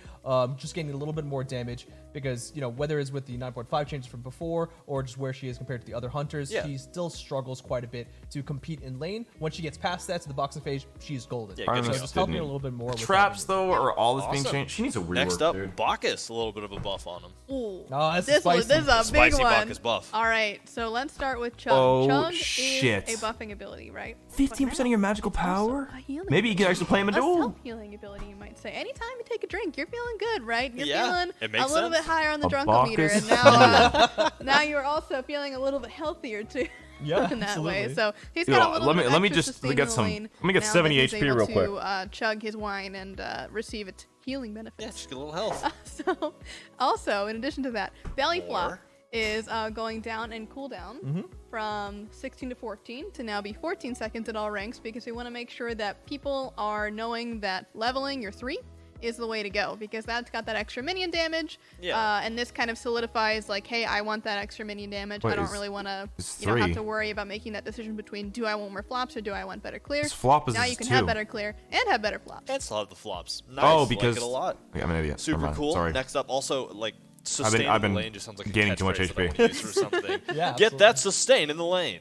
All right, so next up we have Bakasura getting a bit of a buff. Bakasura, What? I mean, kind of like skill variants almost to like Yeah. an epitome. Bakasura is kind of one of those characters that you either love or you hate because it's just Increase really hard active to play. cooldown So just reduction? playing around like that, one wants to make sure that he got some Wait, fun you're buff. active? So that each Wait. minion, it has that active cooldown reduction component to it. We're just gonna make that 2 seconds flat at all ranks, Okay. letting him kind of gain that effect a little bit more in the early Ma- game. what the before it was kind of 1 to more 2? pushed towards the late game when he already has cooldown reduction. Yeah. Now you're gonna play with that a little bit more early. Regurgitate also that ultimate. It's gonna be increase the slow from that deployable area. It's got a pretty good size, but when people are still in it, like they just leave still a little bit too quickly. So Yeah. now it's gonna be they're gonna be a little bit slower for a little bit longer, specifically in the early stages. Yep. Awesome. Fenrir, another assassin out here getting some buffs. Oh yeah. Now this one's gonna be really fun because Fenrir is one of those fun characters Fenrir. where you can build him in all sorts of ways, and it just kind of works, right? Yeah. So we're giving him a little Damn. bit more flexibility, even beyond what he already could do, by giving Seething Hell attack speed, 25% to be exact, at all ranks when it's Yeah. good. Wait, you get using protections Seething during Hell. So Brutalize? that's one Wait, of the bonus that you what? get when using that one. But also for Brutalize, we want to make sure that he's not just walking into I didn't fucking destruction know by that. jumping onto someone with Brutalize. So making him just a little bit tankier, going from 1.5 prots to 2 per Am I an level, idiot? Did is going to just help him I didn't know not that. die when jumping on people. Yeah, survive the jump. So, Exactly. awesome. Hachiman next on the list, and more buffage. Or is that his Yeah, ult? Hachiman is kind of a mirrored buff that we saw with Artemis on her third ability. Yeah. Hachiman's I'm trying to having, read! Similarly, just a little bit too low damage that, a little bit not as impactful in the lane as we would like it to be, so we're going to be buffing it there. Also scaling a little bit, 55% scaling, not that high. It does sure gives you the attack speed Yeah. benefits, but we want to just bump that up a little bit across the board. Awesome. The next on the list, and this is just me being dumb for like 2 seconds, is Hell buff. But when I looked at it, I said Hebo, but spelled weird. We have a Hell buff. So I guess you could say that. Thank yeah. you. Why did So you even what's say happening that? with Hell? For Hell, she has always had this protection reduction on her second ability's Dark Stance. Oh, Hinder, let's go! but it was a very low amount, so Yeah. it would kind of to the point. Damn. where you were leveling Okay. this ability That up is fast. nice, dude. Even sometimes after your ultimate. And Yeah. so what was happening is you were getting to this top end of the protection reduction, but at that Damn, point, flat props actually don't some really matter as much defense? anymore. True. So what we wanted to do Some is give her a little bit defensive more capability application in going your into light the stuff? later I like stages of the that. game, and have that also opposed to be just the a slow. percent reduction as well. So it's both now. It's you get the flat, you get the percent. They're both better at different times. So once you get to the late game, you'll still be feeling like you're shredding people. Yeah, nice consistent shreddage throughout the game. So now Love that. So you're next just up, chilling Hercules. heals thing. Okay. Hercules is an interesting one because it feels like he's always really good or really bad, and he's been not so strong for quite a while. Oh my God, 85 to One of those 100 things, early you know, that game. he kinda Jesus needed, Christ. especially since like the 9.5 times, it's just like a little bit more damage, especially you know against. His Oh, yeah, so Giga's gonna love Driving this. Strike is gonna be getting a whole bunch more damage. 25% attack speed. Wait, what? But also the spicy one here is mitigate wounds. His healing ability is also going to be gaining a buff effect, similar to like how we speaking saw of, with hey, Fenrir. Giga. He's going to be gaining 25% attack speed at all ranks, in addition to the other effects it provides. All so right, now when yeah. you pop that, you're not kind of just being like a defensive heal bot. You now want to be aggressive with it too. you're being a 'Cause bonk. what else do Jesus you want Hercules to do other than just like use his combo and then just start smacking you? And then run at And you, not yeah. to mention that cooldown's going down And as that well. cooldown's going to be going down 2 seconds flat, quite a bit. That's a but, lot. You know, Yeah, that is a lot. Awesome. he has needed it. Yeah, that is fair. I haven't missed him a lot because the bonk, but you know what? It's fine. It's fine. I'll just adjust. Hunbot's also getting a buff. Yeah, so Hunbat is in a very interesting place where he feels really, really great when you get to that team fight stage and are able to use Fear No Evil. But up until that point, he kind of just feels a little bit like an alt bot, and we want to give him a little bit more flexibility in how he uses his ability. His name is tools and his Somersault. defensive tools for that matter. So Somersault's getting a little bit more damage, so if you are able Damn. to land that jump on an enemy, pretty not big, really. only are they taking more damage, you're also slowing them for a little bit more as well. So you have even more chance to follow up on them with the monkey bounce or That's the fun. overhead smash, which both do deal a lot of damage. They So dish it out. the whole combo altogether is feeling a lot better if you're able to land this jump. As long as you can land the jump. So That's the question. It's hard. That is a skill. It's a skill. All right, so King It is Arthur a on the skill. buff list for next up. Yeah, so King King Arthur's Arthur. got a whole bunch of stuff going up. A whole bunch of There's stuff. a couple of reasons why. So King Arthur's, again, when he's good, he's good. When he's bad, he's quite bad. Yeah, he's out. quite bad right now. And also, we've got to keep in mind whether it's the minion tankiness changes, whether it's Glad Shield and the subsequent damage reduction. A premier item for him. Yeah. He kind of needs a little bit of an extra love. So damage in several different places. King He's Arthur's getting increased fine. damage on his hamstring specifically. I feel like he on is a his hard battle god to stomp, balance. and Twin Cleave, which is a little bit more of an interesting one, isn't just damage straight up, but it's going to be an increased protection reduction debuff, which can stack up to twice with that Twin Cleave. Yep. Nice. So yeah. Damage across Overall- the board helps him in lane. Yeah, just a lot of good changes to help account for some of the item changes and other stuff that we have going on throughout the rest of the year 10. It's been a while since I've said that. I had to work one in. Kuzimbo up next. Love seeing Guardian Kuzimbo. get a buff. Yeah, so Kuzenbo is a lot of fun to play in lane. So fun. But the biggest problem is when you're not able to Damn, get Seb- those oh, I had time to read. sumo slams off very consistently, you kind of have to play a little bit farther from range when you get into that later stage of the 30%, game. 14 So being able to seconds more combined with his consistently 2? Wait, keep people what? from range Oh is my going to be the God. biggest goal of this change to Nene Kappa. This is gonna be Basically insane! giving it What the more slope fuck when you in rank it up Duel? faster, The and Nene then decreasing buff? their cooldown. Dude. So again, playing around those shell spikes, getting your cooldowns back by getting hit, you've got more Kappas again. Yeah. More Kappas. Hooray. So, Holy continuing the fuck, Guardian imagine that trend, with Kumakara Bumbas. also getting a buff. Ooh, Yeah, so this some one's interesting things there. So crazy. we were looking at his Please don't passive. yawn. His passive is it's kind of binary in a way. Like you either know what it does or you don't, and Yeah. maybe he lives. But the chances that Kumbhakarna lives through that 180 passive to 120? Wait, And what? and A while whole we do minute necessarily want buff? to make that effect stronger, where it's like, hey, he lives 100% of the time. Yeah. We just wanted that effect to be more of a choice. More What? often. Wait, 3 what? minutes for a passive cooldown like that is it's pretty high. It So we're- cripples. we're Wait, raising it all the way to 2 minutes. What the Still fuck is a pretty going considerable on? amount of time, Wait, but now I what feel is every this time buff? You engage, you have to worry about it. Every It's other so god, many it's like, decisions, you know what, we but gave allows him to, 5 power really because consider when can he was use a them little for himself. Yeah, also, underperforming. Groggy Strike. Kuma, they just fucking slapped a strap-on onto his Yep, belly so button. now it's a little bit more What the worthwhile fuck? to charge up that big swing. Yeah, to get it all Holy the way shit, back. that is way too strong. Nice. Come on. Moving on, we have some mage stuff going on with Morgan Le Fay also getting a buff. Yeah, Morgan Oh. Le Fay has been a little bit absent over the past few patches, Oh my and goodness. we have kind of realized that this has to do a bit with her ability to kind of finish people off. She's great Yeah. at poking, great at Fucking dealing hate damage from Morgan. afar and peeling herself off, but when it comes to actually killing people, she's a bit of a struggle. Now with he that. can So build one 8 way rings that we're instead of going to 6 be doing because that he is puts by them on his increasing nipples. The the power rings. of, or not the power, sorry, the scaling on Shroud of Wildfire, that initial hit. So Yeah. once you get that bang off, it's doing a little bit more damage, and then of course in consuming power, this is going to also I be hate Morgan, dude. increasing What a shit that god. damage coming from the, I believe it's both the pull in and the swing out. No, I think we just went with the mark damage. So Oh, the okay, mark yes. damage is going from 5% to 8%. Yep. So Got it. that's if you're able to get a lot of those marks off by using all of Morgan Le Fay's various abilities and various forms of sigil mastery. If you're a master of the sigils, you might say. You've mastered the sigils. we didn't also want to go like too crazy with that because we understand that sometimes it feels a little bit more incidental. It just felt kind of inconsequential. Yeah, moment, so. you wanted to carry the weight, but not be like, oh, if you do everything right, you win. Hooray! So cool. Moving forward, Nike getting a buff. Yeah, Nike's definitely not having a a good Yeah, time. not been Nike's day. So honestly, Nike. just a couple of easy buffs there. Valiant Leap increasing the base damage. It's pretty low for what that ability does. Yeah. The base damage is going to increase that across all ranks. And the ultimate, we went back and forth in its strengths before. Now we're going to just be decreasing its cooldown from 100 to 90. It deserves just the normal ultimate ability cooldown. Nike's great. Nice and easy. Olaron up next. Yeah, so if you remember a year ago, which I know Please very no. long time Please ago no. for a lot of us, we year did ago? That an was 5 adjustment days. to critical strikes and how much bonus damage that they deal. And so Olaron was also affected by that because despite him being a magical character, he too has critical strikes. Yeah. So we've decided it's finally time to give that a bit of a push back into the more powerful direction for Olaron. And so now his crits, instead of dealing 1.3x damage, they deal 1.5x damage. Nice. Oh. A little more, just a little sprinkle of damage in there. So Surtr also on the up and up. What's up with that? Yeah, Surtr, we've been addressing a lot, and I think, we've talked about this in other patch notes based on how we've shifted her previously. Yeah. This time we want to just go a little bit more in line with some soft, simple buffs, and then we're going to continue to readdress her. She's always going to be one that's, we're going to keep in mind. I really she did kind of need it, but This damn. might not be the last time you see her. They keep just just wanna do jumping small things, especially from the base all the other changes that's coming all up, the way to the we final just with didn't no wanna leave her out build-up, as well. which So is just- Madness Duration on Cobra Jesus, Skins it feels big for a lot of 1.4 seconds characters. flat at all ranks, allows her to use that and be a little bit more flexible there. Yeah. And ambush cooldowns being decreased from 18 to 16. Again, a little bit more flexibility there. 18 seconds for that ability is honestly quite high. It's a long time, yeah. So cool. So getting to doing this one's for you, Scotty, getting some buffs. And it's cool. Yeah, Yeah, and some cool spicy. buffs. Yeah. These are some awesome buffs for Scotty. So first off, let's talk about Calder because Calder's the real god here, right? No, Oh, I'm yeah, just, truly. I'm just kidding. But for Calder specifically, You're not kidding! Scotty Shut Castle, up! He's going to be regenerating more. No! health more frequently. So Healthy. how it's going to work is No! instead of every 5 seconds you get 1 pip of HP, now it's every 4 seconds you're getting 1 pip.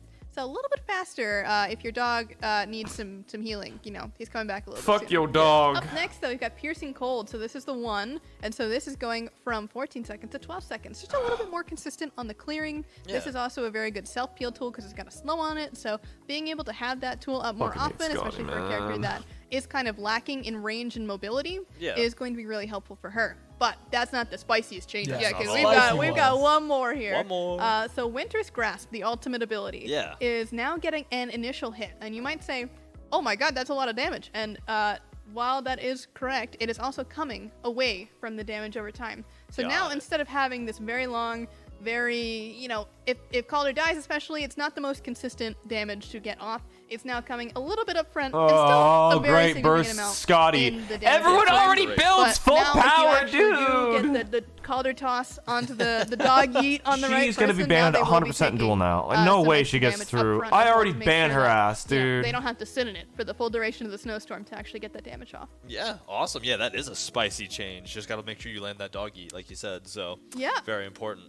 So back up next as well 800. on the buff train. Yeah, just as, 800. as needed a little bit of love, so we're going to go Yeah. simple here. Sickening Strike, increasing the base Shit, damage I on really that gotta by 10 at all ranks. fill my water A chat. little bit more utility effect If for there's the anything big, ultimate, let me know. I'll with be the on. water, so we're going to actually be increasing the slow from 25% flat, which, is all right, to a little bit Pretty more of a good. sizable 30% scaling to 40%. So Mm-hmm. it's going to be a lot more dangerous, actually, for the persistent effect of that and not just all about the explosion. Yeah, awesome. I mean, great for zoning or great for utilizing in those late games, especially if you're chasing somebody down or zoning somebody off. Yeah. That'll be really good. Yeah, and we're also increasing the protections there while he's in that ultimate, so that if you are just smacking him instead while he's in that, he's a little bit more survivable. Yeah, Yep. he'll handle it a little better. So next up, Vamana. Right. Another at the bottom. spicy. Another spicy I'm one. the Spicy. spicy Yeah, ones yes. today. All right, let's talk about keep Vamana. going. So Vamana is a character that has a lot of problems when it comes to dealing with certain relics. Curse dog. And so one way that we have decided to kind of get around this counter, of course, we're not completely removing a counter, is to remove the healing over time from this ability. You no longer heal from this ability, but you can get some healing in a different way now. While this ability is active, you're getting 30% physical lifesteal while you're big, so this counts for the entire duration. That's a lot. And then additionally, we're increasing the shield kinda for like 1% that, of though. your max health per 2 seconds.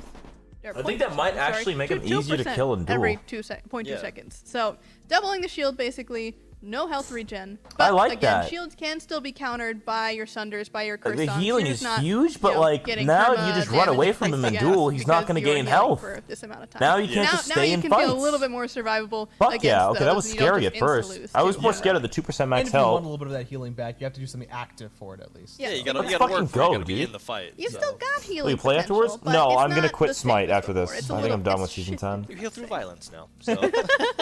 All right, we have made it to the final It's the buff. final one here. The And that's final Zablanc, buff. getting a buff as well. Yeah, this one honestly is pretty spicy. While the ultimate effect is active, no, it's not just that blind effect. It's not just the increased range. Jablanca as well, and that will be now gaining attack speed while the effect is active. This is So a lot of attack. 20% scaling all the way to 60%. That's a You're lot. That is now a going to be going lot of attack swinging a lot Yeah, faster. putting points in this ability has never seemed so good. Oh yeah. Yeah, and people were worried that the blind effect just wasn't strong enough, which honestly is pretty strong. Now you have to be terrified of when he's in it too. Yeah, because he is flinging those bolas. So, shoot, I'm still the person that's like ult, stop, ult. So I just can't That forget the muscle old memory days. kind of yeah, it's effect, yeah. trained. So. Whew, all right, deep breath. That was a lot We of stuff did we it. just talked Oh, about. geez. We did it. We Yeah. made it. I'm super excited about it. There's still more to come, obviously, but that was There's a lot of balance. Yeah, there's a lot of great things to come, but that was a lot of balance. A lot of things are changing. If you want all those numbers, you want to recap, you missed anything or showed up late, check out the patch notes. Everything's going to be there, changing same with as Expo? what we've just gone through, but with a lot more numbers if you feel like reading those and doing some math. But next up, we do have community news, but before we get into that, how about a fun little video again? for y'all? Check it out. Surtr again? Fellow traveler, stay for a spell, for there are tales to be told. You can't do that, Stories Hi-Rez. Come of on! time, stories of seasons. These are the stories that bind us all. Okay, so this is the new gods. Forged in the fire of an eternal conflict, Surtr will erupt to raise the lands of gods and men. Dude, in the cinematic, why didn't they have Ymir fighting him, Through the dude? flames, rebirth gives way to change and the rise of monsters. The sunlight pierces the ashen horizon, nurturing the barren lands. I really hope this is Gaia, but I don't think it is. It seems as though it's Egyptian. That were lost, This is they will Karen. be carried and find their way to what awaits us all. And what awaits us all? This is A the god of celebration cock. our deeds in this journey we all share. Our stories connected by the ebb and flow of time, like the seasons. We are renewed. When we meet again, Here's Mayan. what Oh, tales shit, yeah, you're right. will await us all.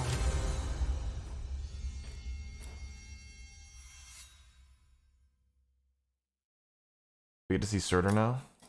A super cool trailer full of teaser mystery. So hope y'all guys enjoyed that. That'll be a little bit of a teaser that y'all can pick apart and figure out what might be coming in year 10, which we are starting off, kicking off next week, which is crazy. coming. It blows my mind. Smite has been around for 10 years, and I'm going to repeat that like 1,000 times because it blows me away. It's been such a long journey. Four new But we gods. have more to go here today. We've been through so much How many were this already, year? 6? but we're going to kick off community news and share with y'all. Joined with me now, I don't even know how to talk anymore. We have Lermy, who was hanging out earlier, and another friend who was hanging out earlier, Titan Ajax, I'm back. ready to rumble. So let's get into some community news, though. So I'm going to start off with the year 10 pass. You know, each year we've had season passes in the past, but now we have the year 10 pass. Name change to honor the new mode that we're doing things, but also full of content. Just like all the other years, all kinds of incredible things you can get with it that I'm going to go through right now, starting with obviously, you get all the cool skins that come with the new gods that come out. And if you don't own that god, you get the god too. And the voice pack. So you're going to get all of that for every single new god that releases in year 10 for Smite. Already cool. You're also going to get an additional tier 1 skin with that, the emotes, wave and clap, and a bunch of other stuff, including 3 exclusive cosmetics to this year 10 pass that you can only get through the year 10 pass. And those are the Calamity Cat Soul skin, which I think we have the art for here. Let's do it. Oh, look at that. Look at her. It says year 10. Got the Stupid. kitty. I fucking hate the cat I love it so much. But yes, this is exclusive to the year 10 Show me a pass, dog so skin. super duper worth it. You'll Show me also any get other the animal Calamity except for some Cat loading stupid fucking screen cat. and Every the single patch. miraculous title. Oh, which Google is Gaga. a miraculous title. Let's have the It's also cat miraculous battle title. pass. You get it. So Every fucking so 3 all months. of that plus, that's like 3 pluses if you're keeping track. You'll also get a special bonus of 1,000 gems, and as I mentioned earlier. What? That's a big one. That's a lot of them. Yeah, that's a big number of gems. 1,000 Plus, as I gems mentioned for- earlier, if you don't own the Ultimate God Pack, you'll get every god that comes out with the new year. So that all the year 10 gods you will also have access to as they release. So definitely make Does sure the to God pick Pack that not up. It is exist super anymore? awesome. I How mean, does the that skin work? and the 1,000 gems alone, but the content for every single new god that comes out this year. And as you might have just seen with that teaser video we showed, a lot of cool stuff on the way. yeah. So get excited for that. To continue in the community news, we have something else really cool and exciting that I'm so pumped to show you, and we're calling it Smite's Temple of You. Smite has been around for a long time, and we have some members in the community who have been playing for just as long. And to celebrate that, we have a cool little video project that we've thrown together to help celebrate those stats. So what you're about to see is a demo version. These numbers aren't real, so you know, you'll see Lermy's name here. Not real numbers, but it's what it will look like when y'all do it. And let's just let y'all see the video first. Gods and goddesses. What the fuck is Welcome that? to the Temple of Welcome You, to the 360p. monument to This is like glorify how everyone your reacts at divine my fucking videos. exploits. Allow us to celebrate your greatest accomplishments in the first decade of Smite. Oh, I A guess it's like a... testament to your triumphs, trials, and tenacity. You This is have gonna expose a many lot of loyal fucking people. Supporters. Shall we bless your most devoted acolyte with your recognition now? Followers from Most all played skin, that's walks kinda of cool. life, It's gonna be and cool. some showered with riches beyond compare. Only 3% of players own the skin. You're not the only god of your caliber. Here are Favorite the other deities teammates, in your interesting. pantheon. The halls of history will echo with tales of your conquests. Your win rate. Ah, the Gilgamesh to your Ishtar. A battle for the My ages. rival. I am curious to see my rival, bro. Who the fuck's my The rival? songs of your conquest will ring throughout history. Biggest win? Or until the season Okay. ends.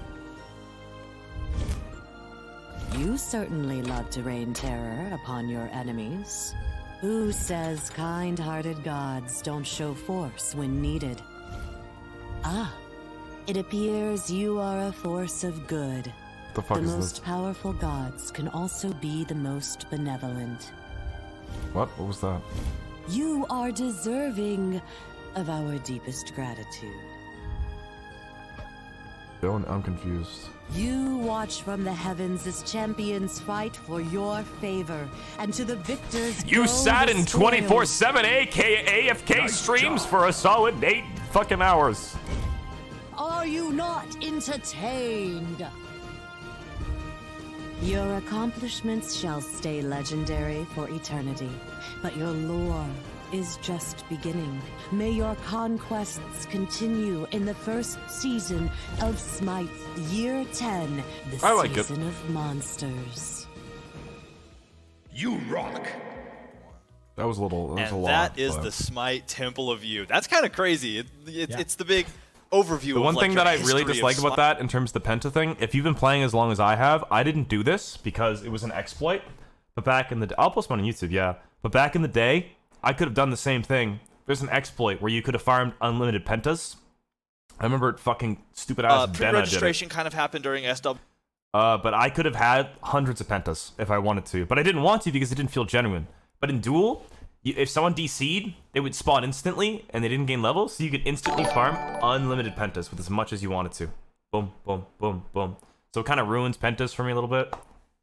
So, I mean, my Pentas are genuine. Just keep an eye out. We'll be sharing ways. You that could have can do abused that. this. Why is You can Ajax go looking at my participate, soul? Get your video Thank and you, by the you know, way, share it with Pringles. people. Hope you had a See good stream. like your history in Smite, the chunk of Smite too, that bro. you've really taken a hold of. So I think that's really cool, and I'm excited to share mine and then look at my coworkers and be like, man, I got to play more in 2023. So Is yeah. Temple of You already anyway, out? So that's cool. And then one more shout out that I want to give is for the Year 10 celebration event going on right now. It's been going on for a while, so we're actually getting near the end of it. So if you haven't hopped on this, make sure you do that. It's so easy. Play 10 games. Play 10 games. Just hop in.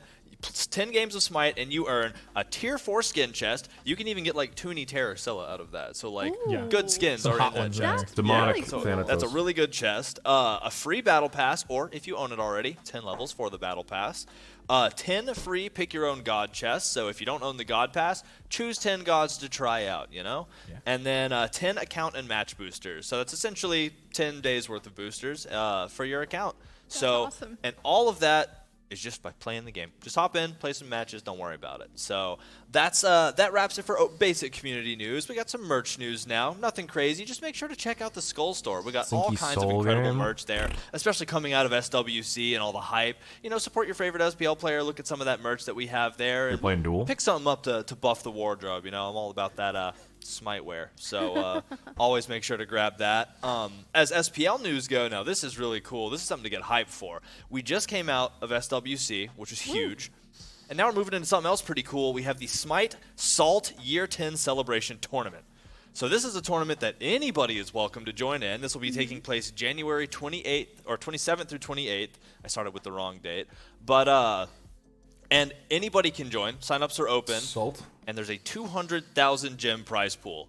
So hop in, play your heart out, and earn yourself a couple gems along the way. If I know what it is, I'll play it. So again, happening. You can look out for more information for this soon, but this is happening at the end of January. So super excited because that's just going to be a fun event. Again, open to anybody. So it's going to be on the new map too. That's awesome. The brand new map that we went over at the beginning. And if you missed, you can go check it back, rewind later, check out the mod. It'll be fun. So next up, we're moving into the quality of life. And I'm gonna let these wonderful people here take care of that because I've talked enough already right here. But I hear we're kind of having a fun little update in quality of life. What's going on? Oh yeah, this is a big one. You can get to level 2,000 now. Dude, I was looking at this when we were on stage. 30 to 160.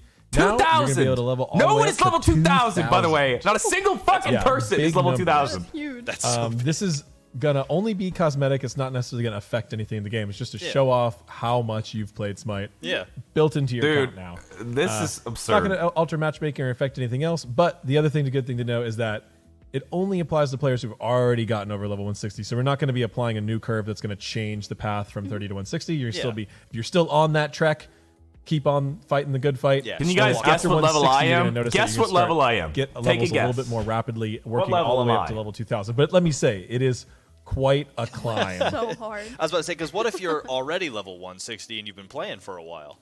It will automatically adjust you. So any experience you've been earning over 160 has been saved and stored in our databases and will automatically adjust. We already tested it with Lermy.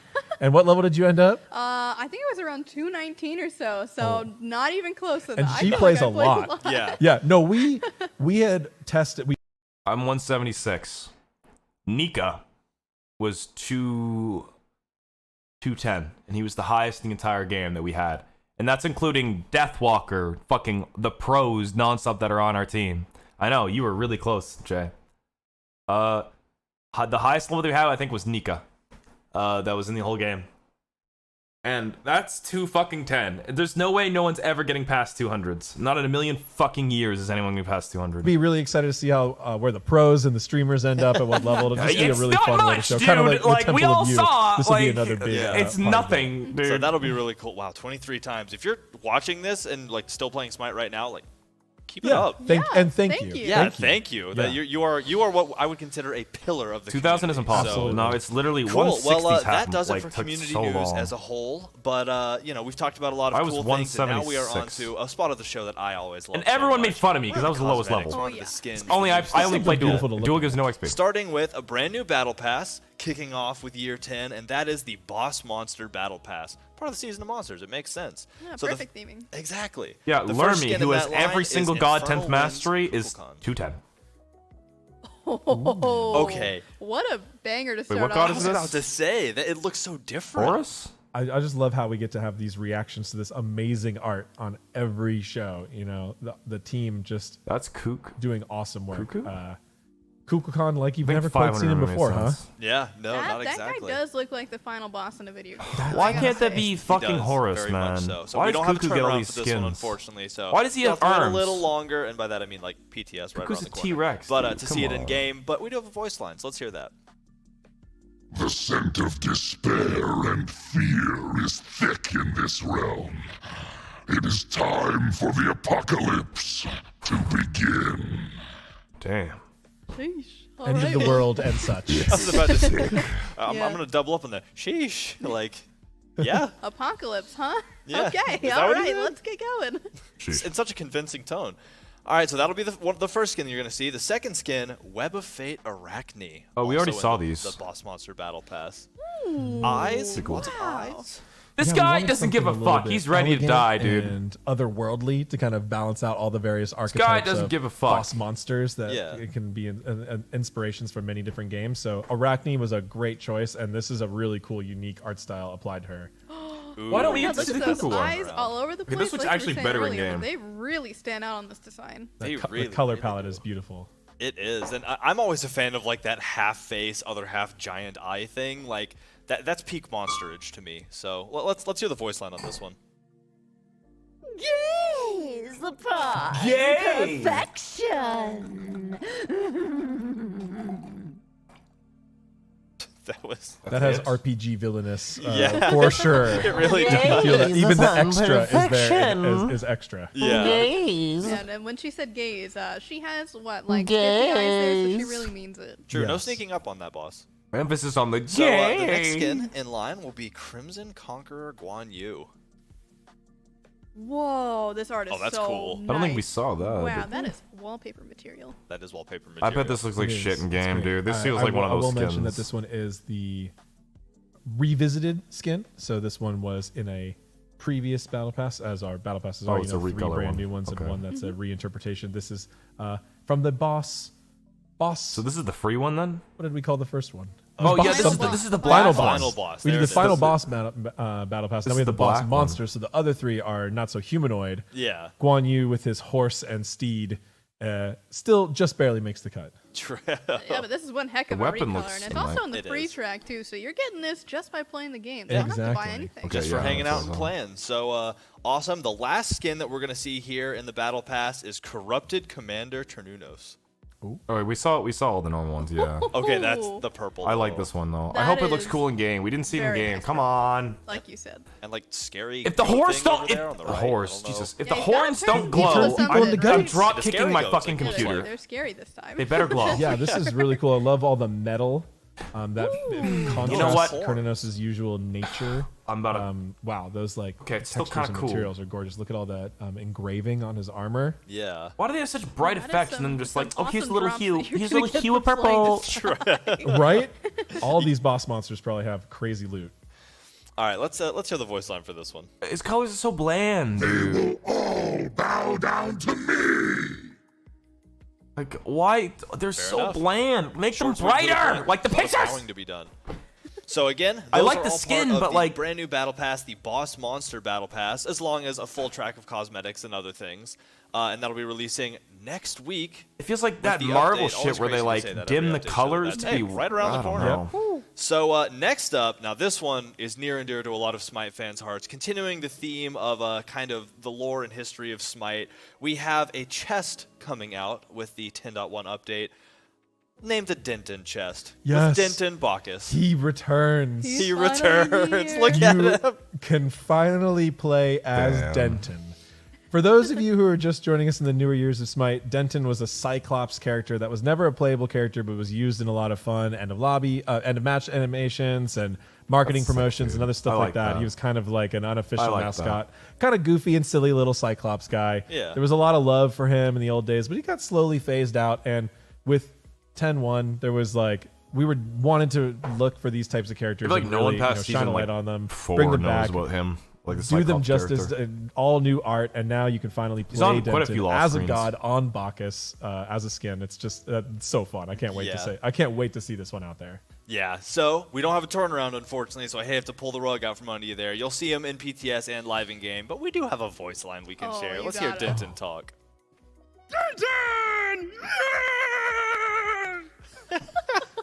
He's very well spoken. If that Very well isn't spoken. Pete Why is it Denton, I don't clipping? know Like, what you guys it hear is. that static? So again, if any of y'all who have played more than 10 gods, you had to have come across a end of match screen that had Denton in it. So a piece of Smite history coming into the game. Absolutely love to see it.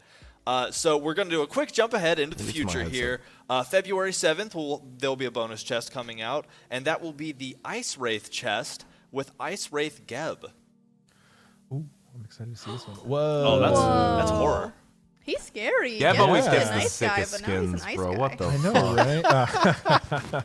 Ice with Wraith? Geb, I did expect something, sometimes a little bit calmer, but this is maybe it's my headset. Yeah, this is definitely I keep steering getting away from that. It has Ymir has a lot of these vibe skins where he's usually already aggressive. Here's a more aggressive take on that. But you're right, this is kind of a 360, a 180 for Geb. 360. You said. 360. Oh yeah, and his elemental form I think works really well for ice. Like this. Oh, yeah. I like ice that a lot. I see do lot wish of he had a cool bit of ice creatures around like the black. this, The black across kind of the sticks game out a little too in much. fantasy space, and this is just I really like this really skin. unique way I wish he to had some icicles make that this kind of went I on like love the side of his head though and crystals, blended right? more. They've got all this nice gradation But that going looks on. so It really cool. makes it feel complete. Like this is just an ice creature that you come Like the across. black stands Yeah. out too much in my And opinion. the floating skull, I don't know. That really does it for me. It's creepy, but it's cool. It is. Let's hear the voice line for this one. In the contrast, you think? Humans must kill. I feel like the past three So, voice packs have been the same definitely not fucking calm. voice pack. Nope. He's Another, going on a rampage, I suppose. more bestial take we went on this one. Yeah, I just I'd wouldn't say- mind, a lot like, of I'm not sense, talking like If he a was all full-blown regal chain. I'm and talking calm, like I think that'd be maybe a on the little side of the skull, uncomfortable. some icicles Yeah. that go back a little bit or something. So, I think that would we've work. seen a lot of really cool things. Again, that'll come out February 7th. But what's coming up next? You might have seen it if you were watching during SWC, and I hope you were. Lots to see. But up next, we have an incredible crossover that so many people at the company have been hyped about. I almost made that joke, ideation, man. since just the original form. But before we get into it, how about we share a trailer with y'all to see it real quick? Check it out. I was so confused when I watched this trailer. Across the multiverse, we are known.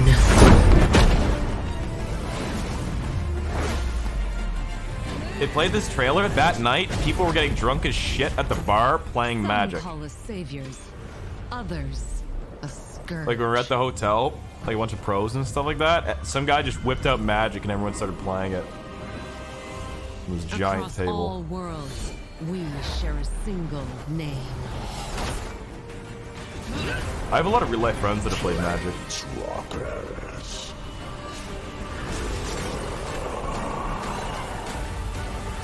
That looks sick.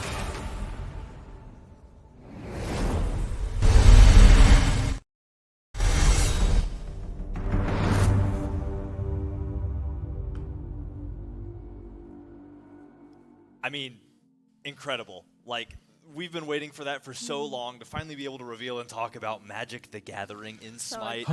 It's huge. It's incredibly huge. So, like, listen, I've played Magic a lot. If you hand me a deck, I can work my way through it. I can have fun with it. But hand you I a think we deck. have two experts over here, a lot more than I am anyway. So how excited are y'all about it, especially through this process? Oh, very exciting. I've been playing Magic since the 90s, Yeah, off and nice. on. It's a very popular game, I think, in the game dev crowd. Yeah. Game developers really appreciate Magic's deep lore, their way they manage their rule sets and their pacing and their releases. Really, they're like one of the first live sad release Ajax games, in the right? world. Constantly releasing new content, Yeah. new sets, new theming. They've been doing a lot of amazing stuff for a long time, and it's just so awesome to get Remember, I to work sat with down this, and drank with him with the this first team Worlds. and explore this other game world. And then he's in like, the "Are world you of Smite." 21?" Yeah, especially for a game so rich in lore, you know. I was not It's incredible. 21. And yeah, Lermy, what were you going to say? Yeah, I was just gonna say, was as a 20, more recent convert but to Magic the Gathering, legal back home. it's just so incredible to learn about, like AJ was talking about, all this deep lore that comes behind it. And as just employees of Hi-Rez, you know, we have a little group going every so Oh, yeah. often. We get together and play Magic on the weekends sometimes. It's just such a fun game to play, and I'm so excited for all of you guys to get to experience what that's like too. Just get a taste of it, of course. For sure, yeah. And I mean, much as to what was said, like, as I was getting started at this company a couple years ago, I don't even have like nice modern decks anymore. But I had coworkers who was like, "Hey, that doesn't matter. Come out, like we'll hang out. I got a deck you can borrow." That was one of the first times I actually hung out with my coworkers outside of work. Was playing Magic, and I mean, I've played with you, AJ. I've played with other people. So it really is such an amazing IP and such an honor for us to be able to do this. So It's going to be an event like crossover events of the past, but this one has something we have never done before as well. This event spans 2 updates. We will be releasing a total of 10 skins. This hand isn't free. And it was still hard to narrow them down. They got so many cool characters. There's so much to choose from. Like we have, as always, we have a bunch of people from the company like, that just I don't sat understand. there, Does Hi-Rez have to pay for the IP or the IP or whatever? Yeah, of like it really was. we want this, and like there was no How do these negativity collabs about work? it. It just really Because was. I feel like with Hi-Rez and who money, best it's like represent, who's gonna come in? who the fuck's making money here? characters. Yeah. So, but 10 characters, which is a lot across 2 updates. So that'll be this update now. You'll get the first 5, the second 5 coming in the next update, which I'll talk about when we get there. Enough for today already. But and this will be an event. So as you get through it, there will be, there will be planeswalker and creature skins, kind of, a little bit of both. And there will also be cosmetics that you can get. And you can, you can roll chests for these, you can direct purchase these, but like a lot of other events, you work your way through it and you earn more prizes the more things that you own of the event. There will also be a set of free quests, free planeswalker quests throughout the event as well. So you can chain through these and work through them, as the event progresses, some now, some in the next patch, but those will be free to anybody, so make sure that you're hopping in, checking out those quests, and earning things for yourself, because we like being able to share, and that's kind of at the heart of Magic, is bringing people together and doing stuff. So Absolutely. But I could talk about this all day, but where would I be without pushing us towards actually looking at these incredible skins? Starting off with this one, and I have chills if you know who I am in the Smite community, Karn Atlas. Atlas. Look at him. Look at I saw people freaking out with this one. This just translates so well to Atlas. It I wish I really knew Magic, does, dude. and it looks so good. Karn, one of the earliest Magic characters that we're working with. He's been around in the Magic universe since the early sets. Yeah. In the late 90s, and still a focal point. He was just recently a big piece of the Dominaria United set. He had a big role in the story and a very spicy new card. Yeah. That had some very unique mechanics. He's known for his manipulation of artifacts, which are a very important part of Magic for anyone who's watching. Is like, of course we know this, but want to make sure we give a little bit out there for those who aren't familiar with that. But yeah, the Magic universe known for the 5 colors of mana that correspond to different types of magic, and also artifact, which this is where Karn comes in. So we definitely wanted someone that represented the artifact nature of Magic, and we just felt like he fit Atlas really well with that body type, the big, strong iron golem. And then astrolabes are actually, there's multiple Magic cards that depict astrolabes. They can be very powerful artifacts. So the idea of Karn picking up Atlas's astrolabe and using it as a weapon, Karn has been known to use some very interesting artifacts to help defend his planes that he's been on and defeat evil. And we just worked all that in together to create our Karn Atlas. Which, again, just absolutely breathtaking, especially as an Atlas player. Like, I don't have all of the Magic. His color schemes seem kind of I know a bit. smooth Like, to I me. used to have, it was really bad, but I had an all artifact, no color artifact deck I used to run. Doesn't feel shiny. It feels Mirror-based, kind they're of all like old cards, but the mirrors. yeah, right. Those are cool. Wow. Those But are cool I like his, yeah, his like just ball seeing this, thing, though. it fits so well and is just an incredible skin to look at. Even if I knew nothing about Magic, coming in and looking at this, Right. it is a breathtaking skin. It is So a good skin let's hear the regardless. voice line for it real quick. I love could both. not save my own world, but I will save this one. Big protector vibes. He very much is. And it was just such an interesting process working through these Magic characters. They've had a lot of different depictions on a lot of different cards. Yeah. Especially Karn, who's been around for a long time. for as long. We working off the modern visuals of him as much as possible, and translating that to 3D is also a very unique take, because most of Magic's properties all take place within a 2D artistic space, either printed on the cards or in the games like Magic Arena. So we're just had so much fun exploring that and interpreting that and working that into a 3D action. Real life buddy of mine plays Magic. He's gonna join my stream. I think Solo with linker. all of the work that we did, on the art team especially, and all of our teams to make these come to life, They will. it would be a shame not to see it in game. So They're let's going over them let's right now. take Karn in game and see what the model looks like in action. They're showing his abilities, really? Oh, and of the new Conquest map, on the too. new Of course. Yeah, he's looking nice. That is such an Right. awesome. I mean, everything down to just the way that I guess you wouldn't call it armor if he's It's like his body. yeah, like his body. I Just love the his way that ball, his body has dude. all of those artistic details on it is incredible. I want to see his ult. Astrolabe. And that astrolabe. There's every single one of the Magic skins is loaded with references to the game. There are visual effects that are referencing specific cards. There are voice lines referencing specific cards. Yeah. A lot of different stuff for Magic fans to see.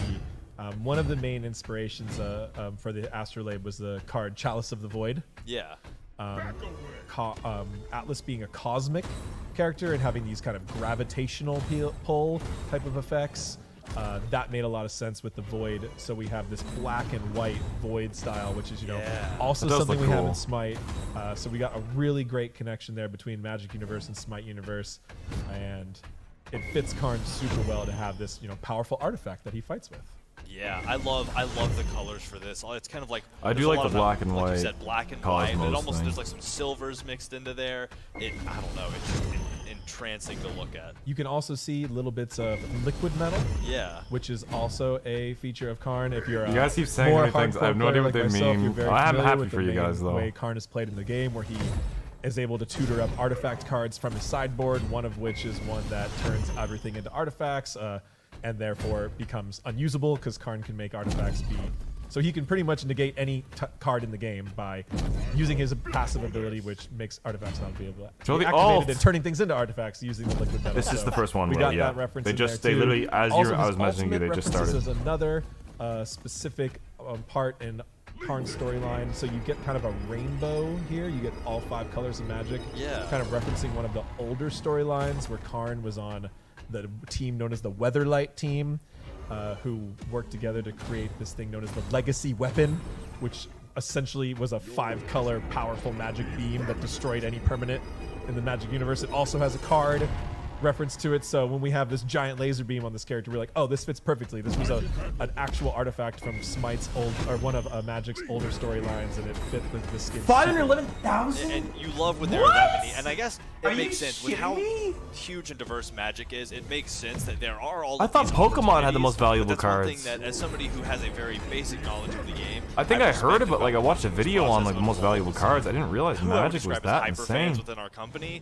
because I wouldn't be able to make that connection. I don't have the history or the knowledge.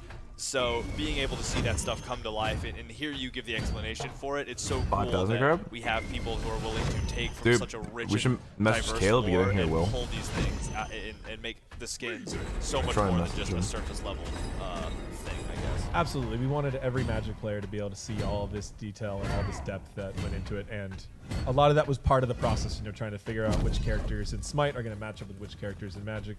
It was so hard. It really was so hard to pick because there were so many cool ones, but I'm really happy with the set we came up with. We tried to get a really good diversity of newer Magic characters, older Magic characters, all the different colors of mana, as well as artifact, all the different Smite classes. Yeah. Really trying to mix up so there's something for everyone. Yeah, I'm so excited to show all. Mana bar glowing. I think that has to do with the Vision Shard. Next in line, we have Liliana Vess Nuwa. Oof. This one's near and dear to my heart because when I first started playing, I was a mono black player. And Nice. the first mythic that I was ever told to make was Liliana of the Veil. And that card goes absolutely crazy. So I cannot wait to be playing as Lily in Smite here. Nice. And there's one thing that I have to point out. Go back and look at the Atlas art and continue to look as we move forward. But you'll see that if you watch the cinematic for Surtr at the Smite World Championship, and if you haven't, then you might see it again soon. But all of these characters are showing up during the Surtr's Ragnarok. So the end is coming. And you can see here, she's bringing Anubis. It looks like Thor and Bellona. Right. She's raising them up. And if you saw in Karn's, you'd see a statue of Atlas, funny enough, in the background. And so all of these card arts take place on the battleground that is undergoing the apocalypse, essentially. Well, most of the characters we've chosen are planeswalkers, right? Which in Magic means they can walk between different planes of existence. Yeah. So we kind of invented some of our own, not officially MTG canon story. It just works well. That we're having this apocalyptic event, Surtr and the Season of Monsters, waging war against the gods, and imagined as if, what if the Magic characters actually planeswalked into the Smite universe, and how would they act? How would they behave? So some of them are more heroic, some of them a little bit not so much. Liliana, she likes to play both sides. Walk the line. She's kind of an anti-hero. So you see her there resurrecting a bunch of gods, and you're going to see a lot of death magic in her abilities. Most skins don't look as good in game. We That's typically how it goes. Paired her with Nuwa because of the clay soldiers. Yeah. Nuwa really uses these minion pets that she like can to see the command clay and spend soldiers. time on the battleground in a way that no other god in Smite does. And we wanted Liliana to be able to have that ability for very iconic, raise dead, zombify, or command the Dread Horde if you want to get even more specific in some of her lore, that we really felt was extremely important to her portrayal in Smite. Yeah, and I mean, she came packing with 5 black mana already, so 5 black lands locked and loaded, ready to play. So let's hear the voice line for this one. Oh, a battleground. Perfect. Plenty of options for a necromancer. Oh yeah. The card art displayed that well. Ajax. So again, like with the last one, so much work and effort and love went into this. We're gonna see it in game. Let's hop in and keep viewing these. Oh, she's so pretty. She is. I can't get over it. She's so pretty. Again with the purples, I'm a sucker for anybody with purple in their character design. So well, Liliana, an absolutely iconic design from the Magic the Gathering team, really wanted to make sure that's why I messaged you, Caleb. I know a lot of you guys are into this Magic. Event. She's the representative of the black mana characters, planeswalkers. Black mana uses a lot of death magic and discard spells. There's also a lot of purple used in the card arts of various magic. So really, I don't have them all on hand. I should have double checked my notes even deeper. But we had at least one specific card reference for every single Magic character's every single ability. That's so crazy. So like there's a very common concept of Magic, like Death Clouds, Death Fog, that kind of fits to her one. There's her clay soldiers, which are reskinned as the Eternals from the War of the Spark, and Liliana's absolutely epic moment in battling Nicol Bolas. Minions. So we have her summoning Eternals as her zombies of choice for her sort of raise dead themed clay soldiers in Smite. Yeah. Again, it's just watching the inspiration for these skins come to life. Oh, wow, that's awesome. The big ring of purple. Yes, that's a reference to the card Damnation, which is a board wipe. Card. Love that card. Yes. It makes sense to use a board wipe for a global ult. Other cards that inspired Liliana was Liliana's Caress, where you can see her using this purple magic to kind of, put the hurtin' on someone, to use a technical term. Yeah. Also a card, Killing Wave, and other sort of mono black board wipes. Like, that's a very common term in Magic, which means something that destroys all creatures or damages all creatures. Everything. Nuwa's alt is so much like a sweeper or a board wipe from Magic. So we thought that was so cool. Oh, we got the Neath bot jumping into the action. But yeah, this was just a really cool way to show off that type of effect, which is common to the black Magic. That is so awesome. Super excited to see that, but there's more to come with Magic the Gathering. And next on the list, we have Chandra Nalaar Pele. All right. Oh, this that's card art so is cool. sick. It's got the little Surtr minions. The fire imps. Yeah. Which, depending on which way you know them from. Soon to be what Lermy said. But spoilers. Yeah. Chandra also extremely iconic. Oh, yeah.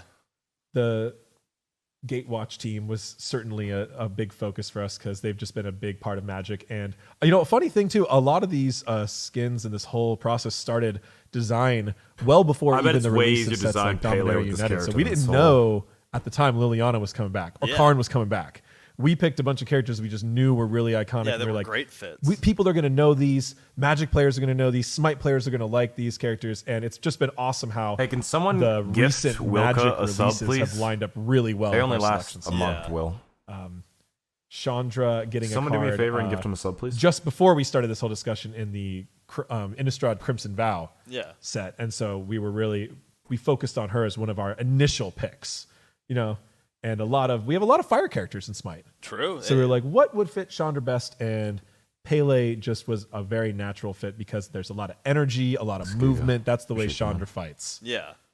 So, I mean, very recognizable, like you said, because even as somebody, again, who has played Magic but isn't as versed in it, Chandra and Liliana, both planeswalkers that I owned at one point, out of like the 5 I ever owned. So like I see them, and even I am immediately like, I recognize this. That's so when she cool when she uses her 3, if her hair goes up, that'd be sick. Here's Chandra right here, looking good. Wow, that's sick. Important thing to note about this is she is in her idle stance. Yeah. So that means her hair is not on fire. But when she uses her abilities and while she's firing her abilities and while she's in her buffed ultimate state from Pele, she will have her hair ignited. Okay, good. So you'll be able to see both that. Both. Oh, there it is. Yes. We got the turnaround for it too. Yes, and the flame on mode. Yeah. Fire that looks so good too, and it's such a cool transition because it really nice and calm. The hair looks good, and then that snap into fire. So let's go ahead and hear the voice line for this one. Hope they're ready for it to get a bit hot in here. I love that. Short, sweet, and to the point. Yeah, she's a little more of the casual of the turd that hangs out of your ass with fire effects around it. But it's really great for a variety of the characters, which Magic is pro at. Oh yeah, variety. So there's a lot of unique over. differences, even though these characters are teamed up. In many ways, her and Liliana and their tones are very different. Mm-hmm. Awesome. Well, I think that we should hop in game and see this one too. They're gonna show every single one in game. Oh my god, it's gonna take a year. Oh, that's so cool. And we're going straight into it. Yes. That's so awesome. Dang, that looks nice. Yeah, that like aura effect. Oh man, so that's gonna take so long. Pele's speed boost. Yeah. And then when his boost. I mean, that doesn't look terrible. This was inspired by and this and her ability too were kind of inspired by Magic cards like Pyroclasm, Whip Flare. These idea that's red spells that deal a lot of damage to all the small creatures around her. Ability 1, I believe, is a Phoenix. You can see that kind of bird shape. So there's a card called Chandra's Phoenix. Hold this for me. There's all that was worked into it. There's your Pyroclasm type effect, which worked super well for Pele's Magma ability. Yeah, I agree, Will. And I at one point had like 5 or 7 Pyroclasms. I don't know how I ended up with so many. I did drafts and it just kept showing up. It's a good card. It is a good card. And so the ultimate also has some red lightning worked into the initial hit, which you can see in cards like Lightning Bolt, one of Lermy and I's absolute favorite cards in the game. Oh yeah, a powerful Chain Lightning. And then also you see a unique anim set specifically for Chandra Pele because Pele has weapons, so we had to change that, right? So we got rid of the weapons. We instead have like close range fire attacks that are. This reminds me of like magically casted. Super, like when you go Super Saiyan, and like and melee type the original Dragon Ball Z, really and then when you go cool Super Saiyan, Dragon Ball Super, types of red spells or instead of having wavy hair, it's just and just a great homage to the nature of fire in this character. It plays with all the elements of it, and I just can't. Every time you're using abilities, I'm watching the hair change and the stance change. You have that combat mode, and the passive not on fire mode. And it is just so cool to see that transition back and forth. And that ultimate, so pretty. It does look good. The ultimate makes a lot of sense with cards like Chandra Ablaze or Chandra Awakened Inferno. She's known for this ascension to being on fire. As interesting as this really collab is, though, which bro, makes a lot of sense with Pele's spending way too much time on this very bland skin. Super excited. But there are still 2 more. The excitement will never stop. Oh, keep them coming. And next up, at least for this one, obviously we'll have 5 only more 5 in the future. I'm getting ahead of myself. Next up, we have Atraxa Thanatos. Okay, we're fine. So this is the important one to mention. It's the only one that's not what a planeswalker. What is that? Asterisk. Whoa! Although the Phyrexians are able to go from plane to plane. Rexian, wait, whoa! Hold on. They tend to use in other sets, but yeah, we wanted to highlight the Phyrexians. I could not imagine this battle pass without a single Phyrexian, especially now that we see Magic's release plan having a huge Phyrexia-focused multitude of sets. Can't wait. I keep hearing my fucking name. Which is really awesome. Atraxa being also one of the most played cards of the Magic Commander format, which is also why we were excited to pick her. There was a couple Phyrexian creatures we were torn between. There's the Praetors, which are very iconic and popular too. Yeah. But then there was also Atraxa. Atraxa being the most played in Commander, one of the most played commanders of all time. According to multiple websites worth of data. So we wanted to have a shout out to the Commander community as well as getting a Phyrexian. And she fit Thanatos so well because Thanatos is essentially an angel of death. Yeah. And Atraxa is one of Magic's archetypal angels, which if you're familiar with Magic, you might know that I fuck angels with is that. a big That actually kind of works. of Magic. They kind of history changed the and gameplay, colors, but fuck. But corrupted by a Phyrexian, or completed, as they say. Yeah. So not corrupted, but made better, depending on what perspective you have. Essentially turned into this eternal, powerful being that is part metal, part organic, and just overall extremely cool, and shows up across various Magic storylines in many places. Super cool. The two tails, the design, there is such a strong presence with this skin. It's and specific like this. You have to remember on that's a Thanatos skin, so that's like an incredible change of pace chill for like the this, character. though. It embodies that character's natural design, but brings a whole new look to it that if you're just admiring the character at the surface level, you might not notice. So let's go ahead and hear the voice line for this one. I am the voice of the Praetors. I am Atraxa. Nailed the introduction as well. All right, Working on her voice was really fun too, because we just knew that it was going to have this villainous. Yeah, you thought she had arm titties? Like what? That's clearly her like this. Yeah. So again, Magic the Gathering is it's been such an honor to work with this. We can't not see it in game. So we've got it. We're going in game for all of them. Let's go in. I want to see the site. Oh, with the bow. Nice timing. That's so epic. good. Wow. That is cool skin. This is absolute peak. Like, I will be using this Thanatos skin probably forever because it's just that cool. Yeah. Atraxa's like, I guess head, crown, I don't know what you'd call that, but it has such a presence. Like the bow as the head came back up. Two tails are pretty cool. Just watching that I don't play Magic, but Oh, there it is again. Yeah, it turns the head up and you see all of that and all the ornament. It's just incredible to look at. Well, it turns the head up, to the you Magic say. Team for the initial design and all the artists who have done Atraxa cards in the past that are just gorgeous, and props to our team for reinterpreting It works, these characters man. into 3D I will say. and working through the models, as well as our illustration team who got to illustrate Magic characters at a very similar type of illustration Why is it quality green? that Is Magic it supposed cards to be themselves green? are printed in. So it was really fun. Is that a lore 'cause thing? We even call our Smite Why is it green? illustrations our Smite, our cards, right? Yeah. Card art. Is that like accurate so it was colors? just really fun to work through that with the illustration team. Amazingly talented group on the Smite team, some of which we've also done some contract opportunities for Magic cards as well. Shout out to John, who recently had a Magic card release. As you can see, she uses her iconic staff, which has a strong reference to the Phyrexia symbol, which is kind of a circle with a vertical line through it. And you can see a lot of visual effects that are I mean, there's only so much they could references do to with the the 3D, though. Phyrexian glistening oil, which is kind of this crazy. magical sludge Ooh, very sludgy. Very that sludgy. is used to fuel their. It's a little bit. I mean, I like it more than the average And then you Thanatos. also see some good hints of green in there, and that kind of calls out a lot of the Phyrexian effects, like the infect. Literally shits on effect, them. which is very powerful in Magic. Yeah. An alternative way to kill your opponent, which is pretty rare. Sounds like it's every time you ult, it sounds like a deuce. Oh yeah, you lose the infect When we play, when you play Cube. when we play Cube. Hi-Res Skilly has a amazing vintage Cube. Tell the cats that I love That's them. incredible. That Yeah, is it's cool. extremely expensive collection too, by the way. He is, and we are very grateful he lets us play with it. That's where a lot of this experience, a lot of our more recent gameplay experience. Yeah, it's crazy that Magic is not only a game in a universe and a history and lore, but it's also it's a collection piece. There are collector pieces riddled throughout the Magic universe. Like you could not play the game at all and have an art like a shadow box filled with all of these incredible cards you've collected exclusively because you could stare at them for hours and get lost. I've met many people who just collected the cards and never really played the game that much. You know, but me myself, I've always been a real power gamer in Magic, so I had to do a lot of I had to go do a little bit more research on some of the lore, and I mean, hopefully, none of my summarizations today are too off because Magic does have extremely deep lore, and I had to do some catching up on that.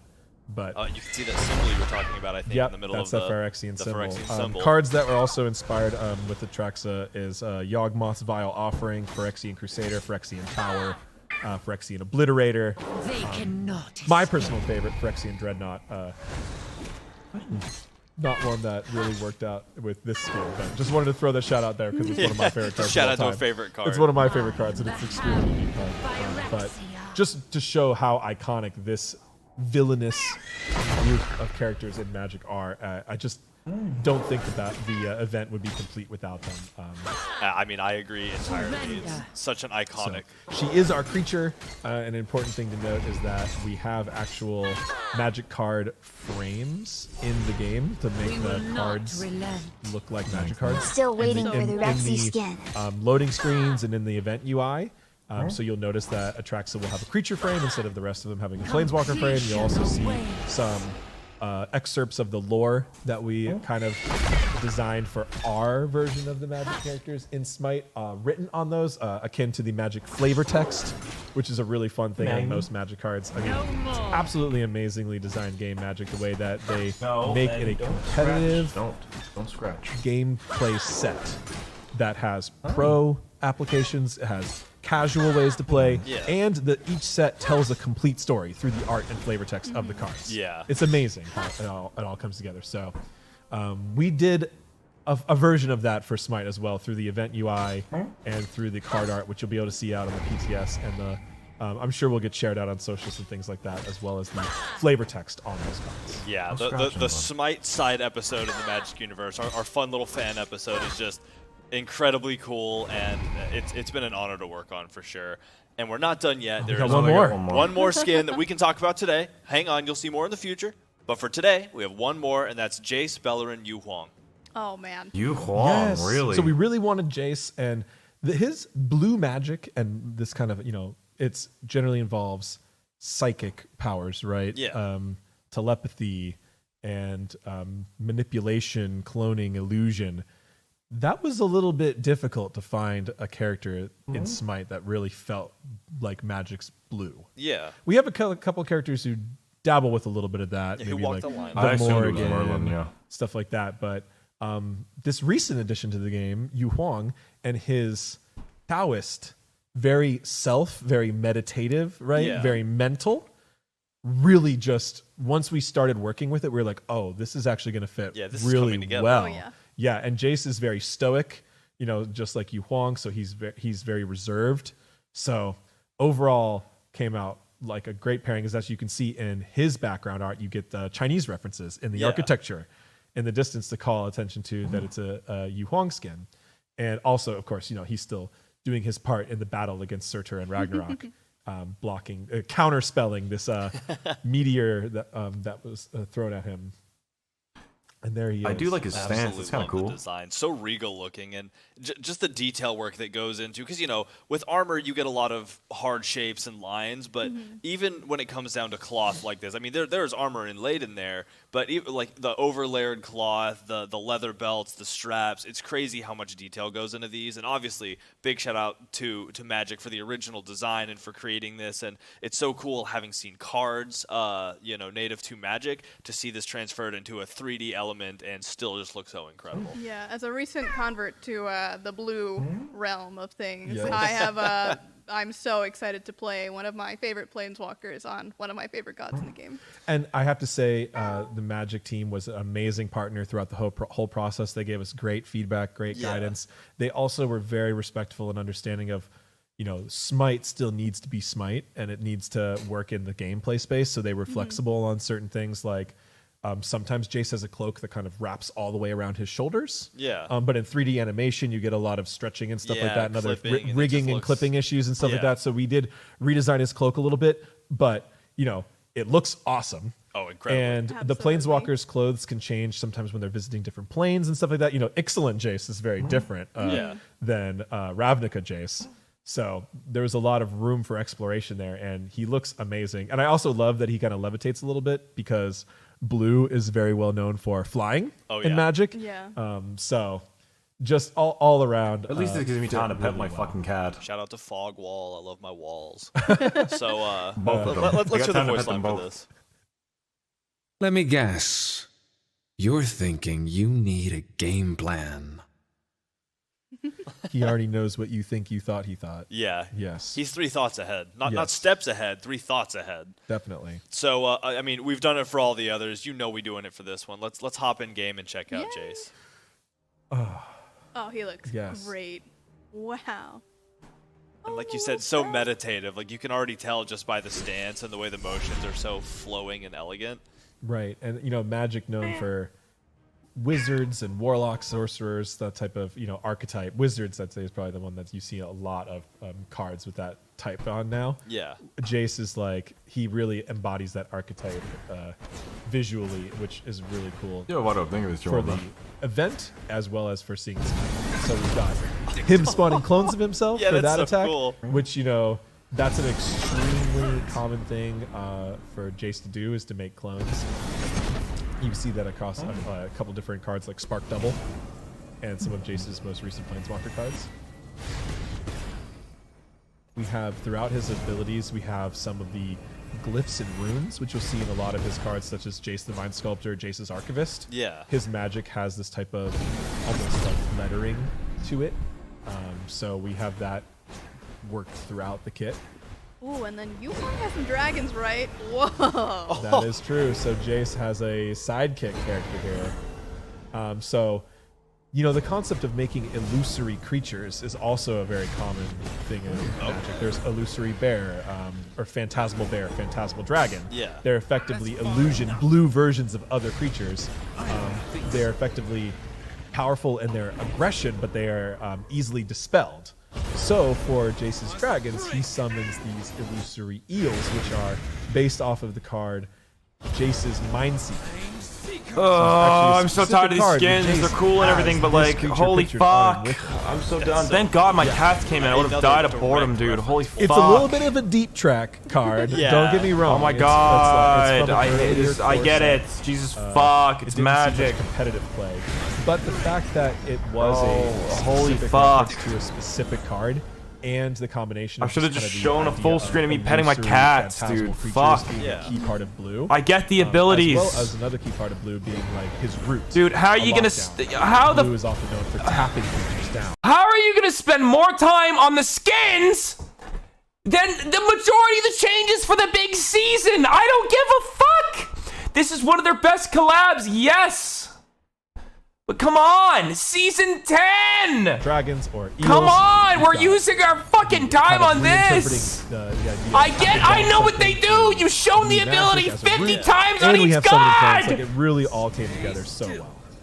I get it, you play Magic! The theme through all of these is every time an idea was locked in and at its base level, the amount of research that went into making sure that I really do appreciate the collab. It seems very awesome and huge for the company, but dude, shut up! I don't care! Was energetic and excited about this. I had, just from the conversational stage. Showcat, they just left, dude. They got bored watching the fucking skin review! Holy shit! Working with us to really make this be, as good as it I don't care! You already said it! You make it as good as you can make it! This is the 5th time you've said it in the past 10 minutes! For a material coming together to make an incredible crossover event. And this is only the first half of it. Y'all will be getting more. Oh, great. I can't wait to not watch the next half. Also, some other quick shout-outs. There are some really cool cosmetic bundles you'll be able to get, which I don't believe we're going to be showing all today, but they're going to feature a lot of really iconic things from Magic, such as mana symbols, Black Lotus, the Mox. Why not teach me how to play while you're at it? You might as well. Fuck, I could have learned half the game at this point. I don't want to spoil all of them because some of them from the second release, but there's a lot of those are specific Show me Surtr! Magic cards and Magic. I'm playing Smite! The event screen, like we said, not Magic! Designed. It seems really cool. Move on! Really good ways where you can view the cards. You get to see the those illustrations you saw today. You'll see actually on a Magic card template with the frame and flavor text. Dude, I get it. I get it. It's so cool, but like the RuneScape thing, they didn't spend 8 years like this. This is season 10. You're trying to get everyone interested in the new season. But he's a relatively recent convert as well. We got him into the Magic a few years back, but he is super into it. He's also really good at it. He's already day 2'd at SCG, which I've never done.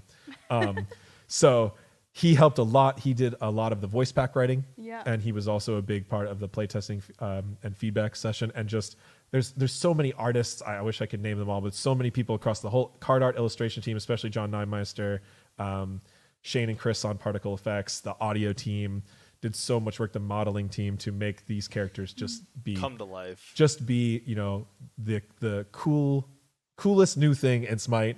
and I think a really amazing representation of Magic characters, and ones you usually don't ever see a full 3D animated like this. So yeah, it's incredible. Yeah. So yeah, another huge thing to look forward to, and I am so excited to see this. But we've come a long way in this show. There's a lot we've talked about, and it's been, if you've been along for the whole ride, thank you. It's been we're just loving being able to share all of this. But there is one more thing we have yet to talk about, and that is the brand new god coming with the launch of Year Holy 10. fuck. And why don't you check out the cinematic? Something to do with the actual game. See you in a sec.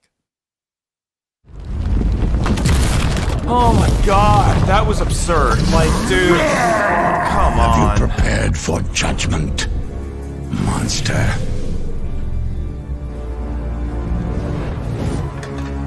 Unworthy. This is my first time seeing it, other than like through the stage. My life is death.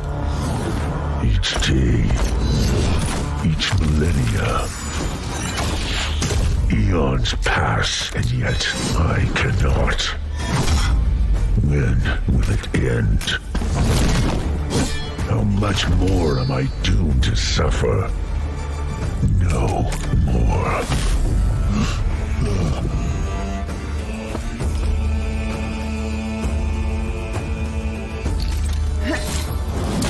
No more.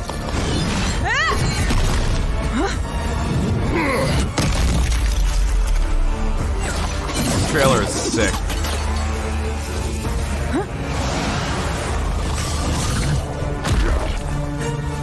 Are you prepared for judgment, monster? I just want this to end. You are still unworthy.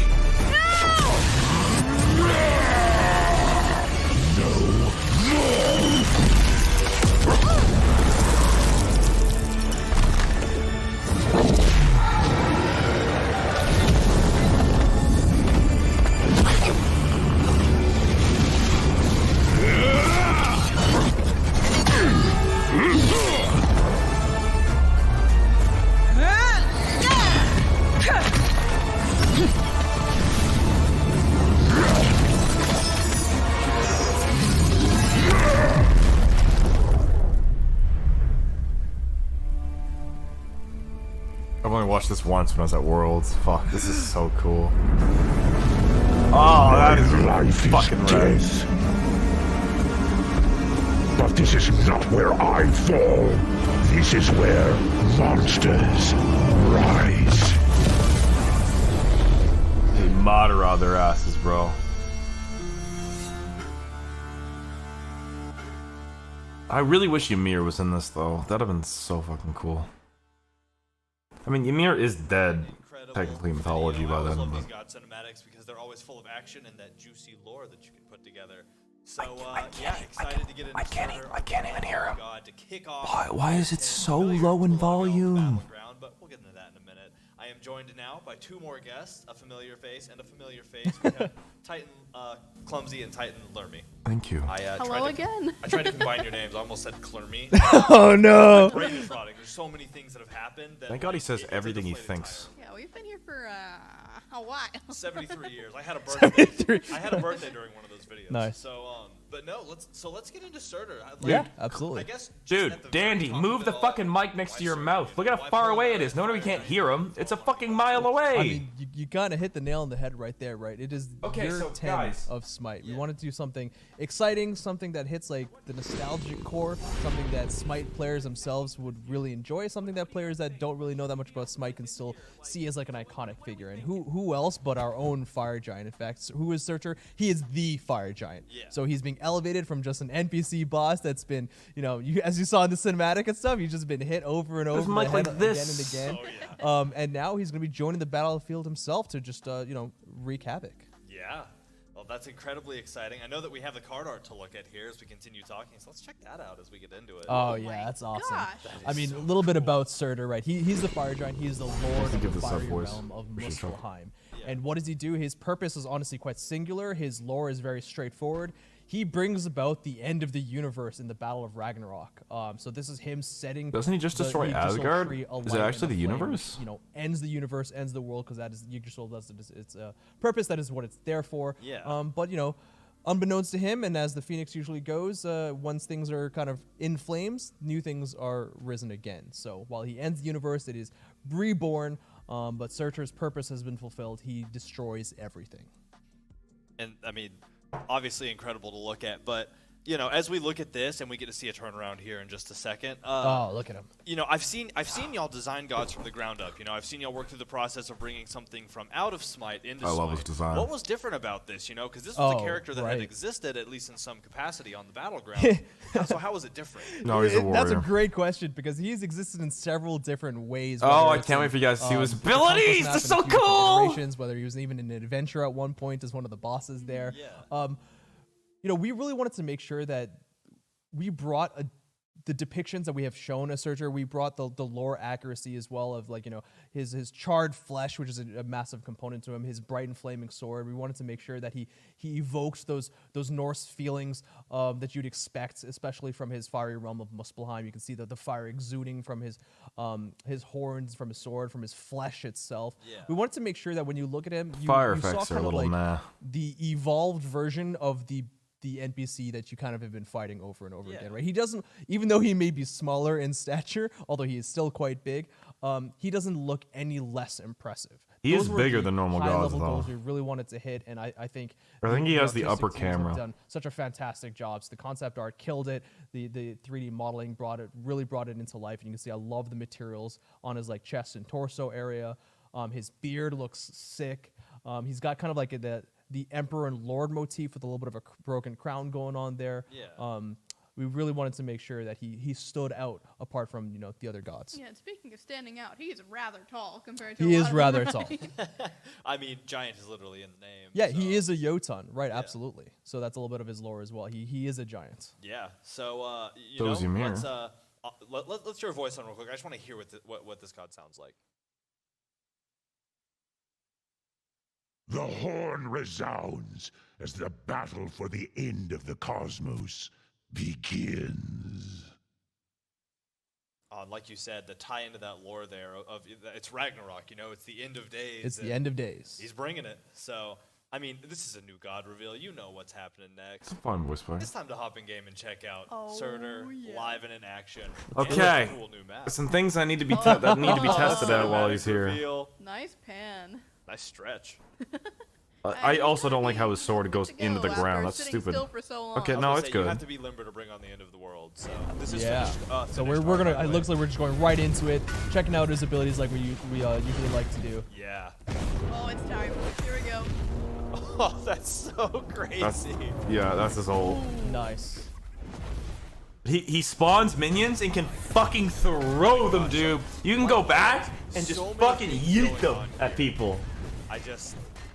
Especially the meteor, that's a lot to take in. So we'll see that one more time and then we'll get into it. Yeah.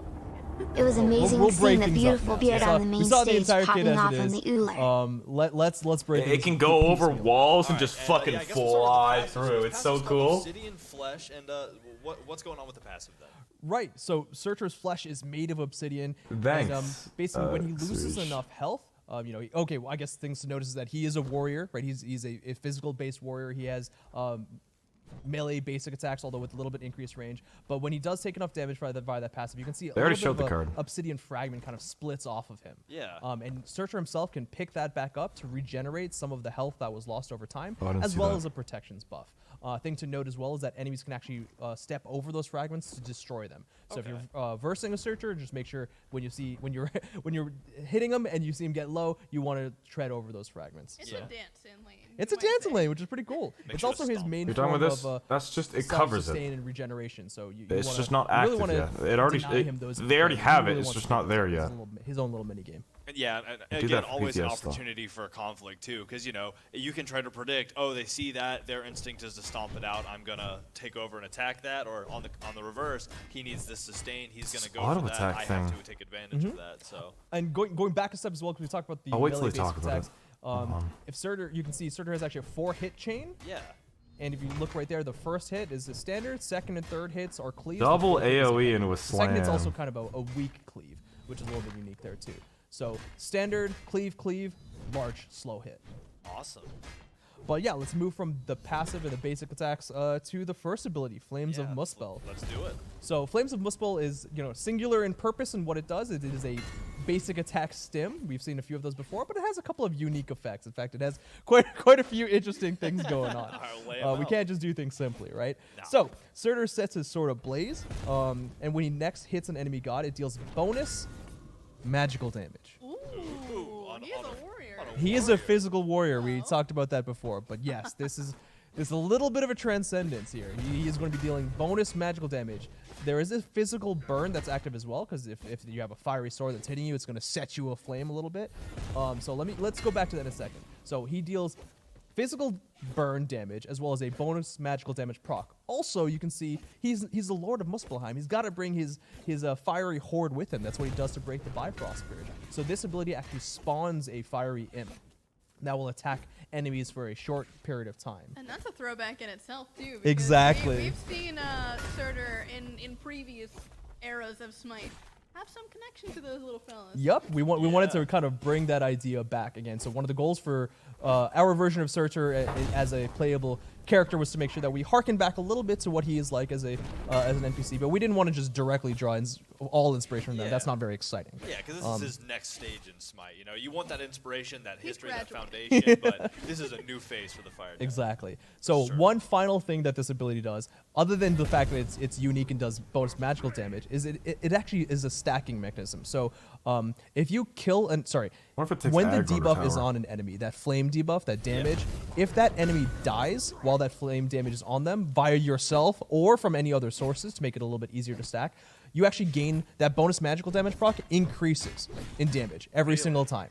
So you can keep stacking that up to 200 times, I think is the last number we went with. It is an obscenely large amount, and you have obscenely small fragments of damage you're going to be increasing over time. So this is a long game. You can continue to empower your bonus magical damage proc because it doesn't scale. You can't buy magical items or anything like that. So the more you utilize Flames of Muspel to kill lane minions, kill jungle minions, kill enemy gods, you can empower further uses of Flames of Muspel. Yeah, and like you said, this works on anything. I want them to move. I want to see what it looks like. Gold, and most importantly, get those stacks, because you want to be hitting hard with that magic.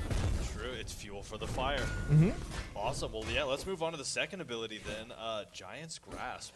So Surtr is the fire giant. What does he want to do? Well, he wants to pick things up and throw them around. So we want to do something a little bit unique here. So as you can see, he's kind of has a two-targeter mechanism. The first time he picks something up, if there is nothing around him, he will just grab a meteor from the earth itself and chuck it forward, stopping on the first enemy and stunning it. My question was, can you pick up minions? There's a lane minion around, which we don't actually have spawned right now. So it does. I was curious about that, if it picked up minions. And it'll throw through all the different enemies, stopping on the first god hit. Now, if we spawn a fire imp from his one, we can actually pick that up, as well as the third option, which works very, very similar to the lane minions. You can spawn them and just stops the first enemy, stuns them, and does an AoE explosion. Now, note that damage from the throw. I didn't realize. I was curious if it was just minion. Target, but you can do that through a minion. What if it's jungle catch? It'll deal bonus damage there. So 3 things you can pick up: either nothing, which spawns a meteor. A lane minion, an enemy lane minion specifically, and not jungle minions. He's not that great in the jungle, but you can give him a try. And then finally his fiery imps from the AO1, and well, maybe from somewhere else too. Ooh, all right, super cool. Always love being able to just yeet things. So Emberwalk comes up next for ability number 3. Yeah, so Emberwalk is kind of like movement speed utility. Surtr expands a fiery ring around him of embers that provides him movement speed. If he hits enemies with it, it also deals damage and slows them, and it expands and contracts. So the expansion and the persistence of the ring deals damage once, the contraction does damage a second time. While that ring is active, if the enemies are within the actual outer ring component itself, they will take ticking damage as well. But if they're inside the ring, inside kind of that donut shape, they won't take any damage from that persistent tick. They'll still take the expansion and contraction damage, but they're actually not going to be taking the persistent damage. That way, Surtr can kind of keep them in like that sweet spot, which his basic attacks will also be able to reach him because he's got that extra range. But you kind of want to make sure that like, hey, you're kind of keeping people near you, or you're trying to like chase them down with that movement speed buff and that movement speed slow that you're going to be hitting them with. Yeah, great kiting mechanism. You want to keep them in the zone as you're running after them, or they're chasing after you. Also, the more enemies you hit with this, the more movement speed Surtr gets up to a small cap too, and that's enemies, not just enemy gods. So the more you're kind of doing this in team fights or in the wave, you're actually gaining more movement speed. And there's one last fun mechanism too, which is if there is a passive fragment out, Ember Walk will actually automatically pick that up. Oh, that's cool. So there we go. So that's there. You can see that picking up from range. Nice. So that way, if he's got that active, he's in a team fight, he's getting smacked a lot, it'll automatically kind of just pick. It's not ridiculously complicated. Super handy. All right, so we've made it to the piece du resistant. Yeah, there's one thing that we haven't seen yet that I'm kind of looking forward to here. Oh yeah, we got an ult. End of days. End of Very days. apt. We talked about for it at the bringer beginning. of Ragnarok. Like I want to see this. He turned into a meteor. I saw it. That's what happens. So after a short build-up, as we've seen with similar rooted CC immune abilities, Surtr surges into the air, infusing into a large meteor. While he's in the air, Surtr is actually immune to all damage and can choose where he comes crashing down. Kind of similar to like what we've seen with like Yulong's 3. So you can actually kind of move as you're falling. Now, before you actually fall to the ground, several imagine looking up and seeing that shit about to slam your ass. Kind of actually focusing enemy gods too. So if there's enemy gods nearby, it will home in on them. The enemies can try and move out of the way too. Or it'll choose randomized locations if there's no enemy gods. No, you can't dodge that shit. There That's was one impossible. meteorite each that kind of targeted onto With that speed, that is literally impossible. Even with a jump, it's impossible. Spawn those fiery imps that we also saw on Flames of Mistfall. Now yourself, Surtr, you're the large meteor. If you come crashing down and hit an enemy, you'll actually deal extra damage and knock them out. So it's got a little bit of CC component as well. That is, I mean, that is an incredible ability to look at. Like, I feel like every god that comes out has one thing about them, or one piece of their kit, or one part of their design that you look at and you say, I can't wait for skins to come out for this. I want to see what that changes. And for me, that's what it is. I mean, the imps will be cool to see if they have a different look whenever skins come out in the future, but like, I want to see what a skin meteor looks like, because that is just such an incredible, unique ultimate ability that I wonder if the other circles are minions just spawning, or if it's actual like random DPS. Our amazing teams come up with to make that really shine, or shine even further in the future. Yeah, there you go. So that is Surtr the Fire Giant, the first god of Year 10 Season of Monsters. I'm super excited to see players play him on the battlefield. Yeah, and I guess to wrap this up, I just have to ask, y'all have been Can you playing do that with Nua minions? Awesome kit. What do y'all think? What is his role? You know, obviously he's a warrior, but like, does it work with pets? I wonder. Imagine him against Vulcan. Seeing in gameplay from this character in the game when he comes out. So like you said, being a warrior in Conquest, you're going to expect him to see in the solo lane. And because he's pretty interesting, where his 2 can be body blocked a little bit. His 3 is probably not the ability you want to level up to max at least, but you do want to start with it because it's kind of your only cleaving ability. You also really want to, like Glimmer said earlier, focus on gaining those stacks of Flames of Muspel, because it's something that's going to really show which Surtr players are like good versus amazing. You want to be careful that you're also not. I don't see him being very amazing in Duel, but non-stop, and you're not joining team fights. You know, you're not really helping out the rest of your team. I wouldn't focus on maxing it, because that's not the goal. If you get to 200 stacks, congrats. There's no achievement for that, because that's just a little bit too much. So he's a little bit of a lane bully once he gets enough levels online, once he deals that magical damage, because that's also pretty important. He's a physical character, so you'd expect to itemize physical defense into him, but that magical damage from Flames of Muspel means he's kind of bypassing that. He's like cheekily getting a little bit of extra damage from it too. It does affect you pretty well. Just a late game. He's pretty good at being a backline bully. He's not much of a peeler, as you might say. He's not a Horus, that's for sure. He's more of a, I'm gonna lock at your squishies, and either I'm dying or they're dying. Exactly. That's incredible, and I'm looking forward to seeing, especially with, like always, what the community does, and you know, when the pros get their hands on this, what they'll do with that as well. Because you know, I'm a very casual player, unlike some of my cohorts here, and I'm always excited to see what people who really have like when Smite is their craft, what they can make with this kind of stuff. So I'm sure playtests have seen a lot of fun in action, and I'm looking forward to seeing that myself. So Surtr will also, like with all the other gods, have skins that they come out with, including Azure Flame Surtr, which is the standard recolor. The fire. Oh, I saw cool. this actually. Yeah. I love this part because while working on Surtr, I haven't seen all of the different like variations. So like seeing the card art specifically, that's just sick. Yeah. Wow. And I always love these like action card arts because you can see he's sweeping people away. Look at them go. The little guys. That's him using Flames of Muspel on the minion wave. Passion also been so fucking Cleaving them away. long, dude. Jesus So Christ. along with this, we will also have, and we have the card art for this, the Ascended Surtr. So this is part of that year 10 pass that y'all heard me talk about in the I community know this news one. section. I like this one a lot. He's got like that neon teal green. Oh, he almost looks It's like he's sick. from Who's I guess it flying? depends on the depiction, but like Helheim, you know, with like Sure. the, like, Yeah, blue good call colors. out. I was wrong. Absolutely. Yeah. So That's sick. I keep messing it up looks those like two. he's breaking free of the chains. He's leaving the fire giant pit. You can't hold me as an NPC any longer. Nope. Select me in the screen and let me get 53 I kills. guarantee it looks way worse in game. We though. also Fuck. have, and I know who's going to be going for these soon, the masteries for Surtr. Ooh, So let's shit. get a preview of them here Oh, before you see them in Twitter Nice. threads. Gonna be rocking that from day one. He's angry. Oh, you're gonna be rocking like the Dude, I third gotta one as piss well. so You know? Oh, yeah. bad. It's gonna be shiny. You'll be locking this one from game 3. Okay, well, I can't get that many worshippers. in the Nice. We're seeing it in game. Ooh. Yeah. I love the way his sword and his That like looks his pretty beard good. and his horn Oh, changes. terrible. Yeah. That's one of the nicest golden skins I think we have in the whole game. The blues are You have just so 100 of them, and you think that's one of the best such a ones? Oh, contrast fuck from all off! the Shut up. reds and the No originals. way. White, like it's white. That's pretty good, Yeah. but that is not Yeah. one of the best. Oh, that's so cool. Oh, Like, sweet. look, that one's We one We of go the back best. to that fiery So red, but I mean That the is red, one of the gold, and best. black. It's so. Don't look at me and say that's the other one was one of the best. Those are some of Okay, my here we favorite of go. the black and gold. Here we Alright, go. It's Yeah, on it's the like, way. You know it's You don't want to creeping speed up the turnaround, but at the same time, I kind of want this to Look at see how what's gonna magnificent. I mean, happen. this one's always gonna look nice, right? It's Yeah. Oh, yeah. It's always a beautiful color palette. there we go. Oh, We're back to the Why white did they line. change? Like I said, they changed the color of the fire on that one. They should have done the same with the gold. It looks good. you're gonna be playing. They should have exactly done the that. same thing with the All day long, gold. not only because That the one looks entire good. game is I like coming out, that. Surtr is going my along gosh, with that's it, so true. and, That is a good And diamond one thing I skin. noticed That too is is with the very first good. skin, then it was like the gold and the blue. I like the that a fire was lot, still yeah. red, but for this one, even the fire is that like nice, that white good call color. out. That's Diamond is so mid. cool. Any So, diamond is just mid to attention you. detail on that. You got to earn the flames. Always just such a good-looking skin. Yeah, I can't wait to use that. I'm Yeah. so excited. Yeah, you can't wait to use that day, Day one. I'll see one, the Twitter exactly. thread. It'll be Night day one, one, hold 12th on. hour. No, I okay. have it. So, oh man. Well, again, incredible. You know, we have talked about so many things here. Yeah, It it's feels like the nice. show started in a different year. Like I feel like 2024 is right. Holy but shit, it's just been how almost much we had to talk 4 about. This hours. has been a Jesus huge year. Christ. Or it's going to be a huge year. It has been season 9, but now we're in year 10, the big 1-0.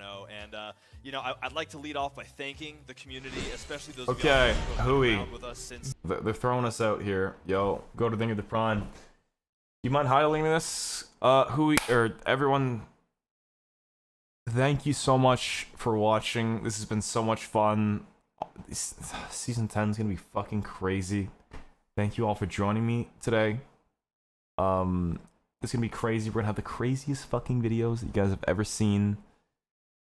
If only we didn't spend fucking an hour on those magic skins. I hope you guys did enjoy. If you did, leave the video a like. Make sure to check me out for season 10.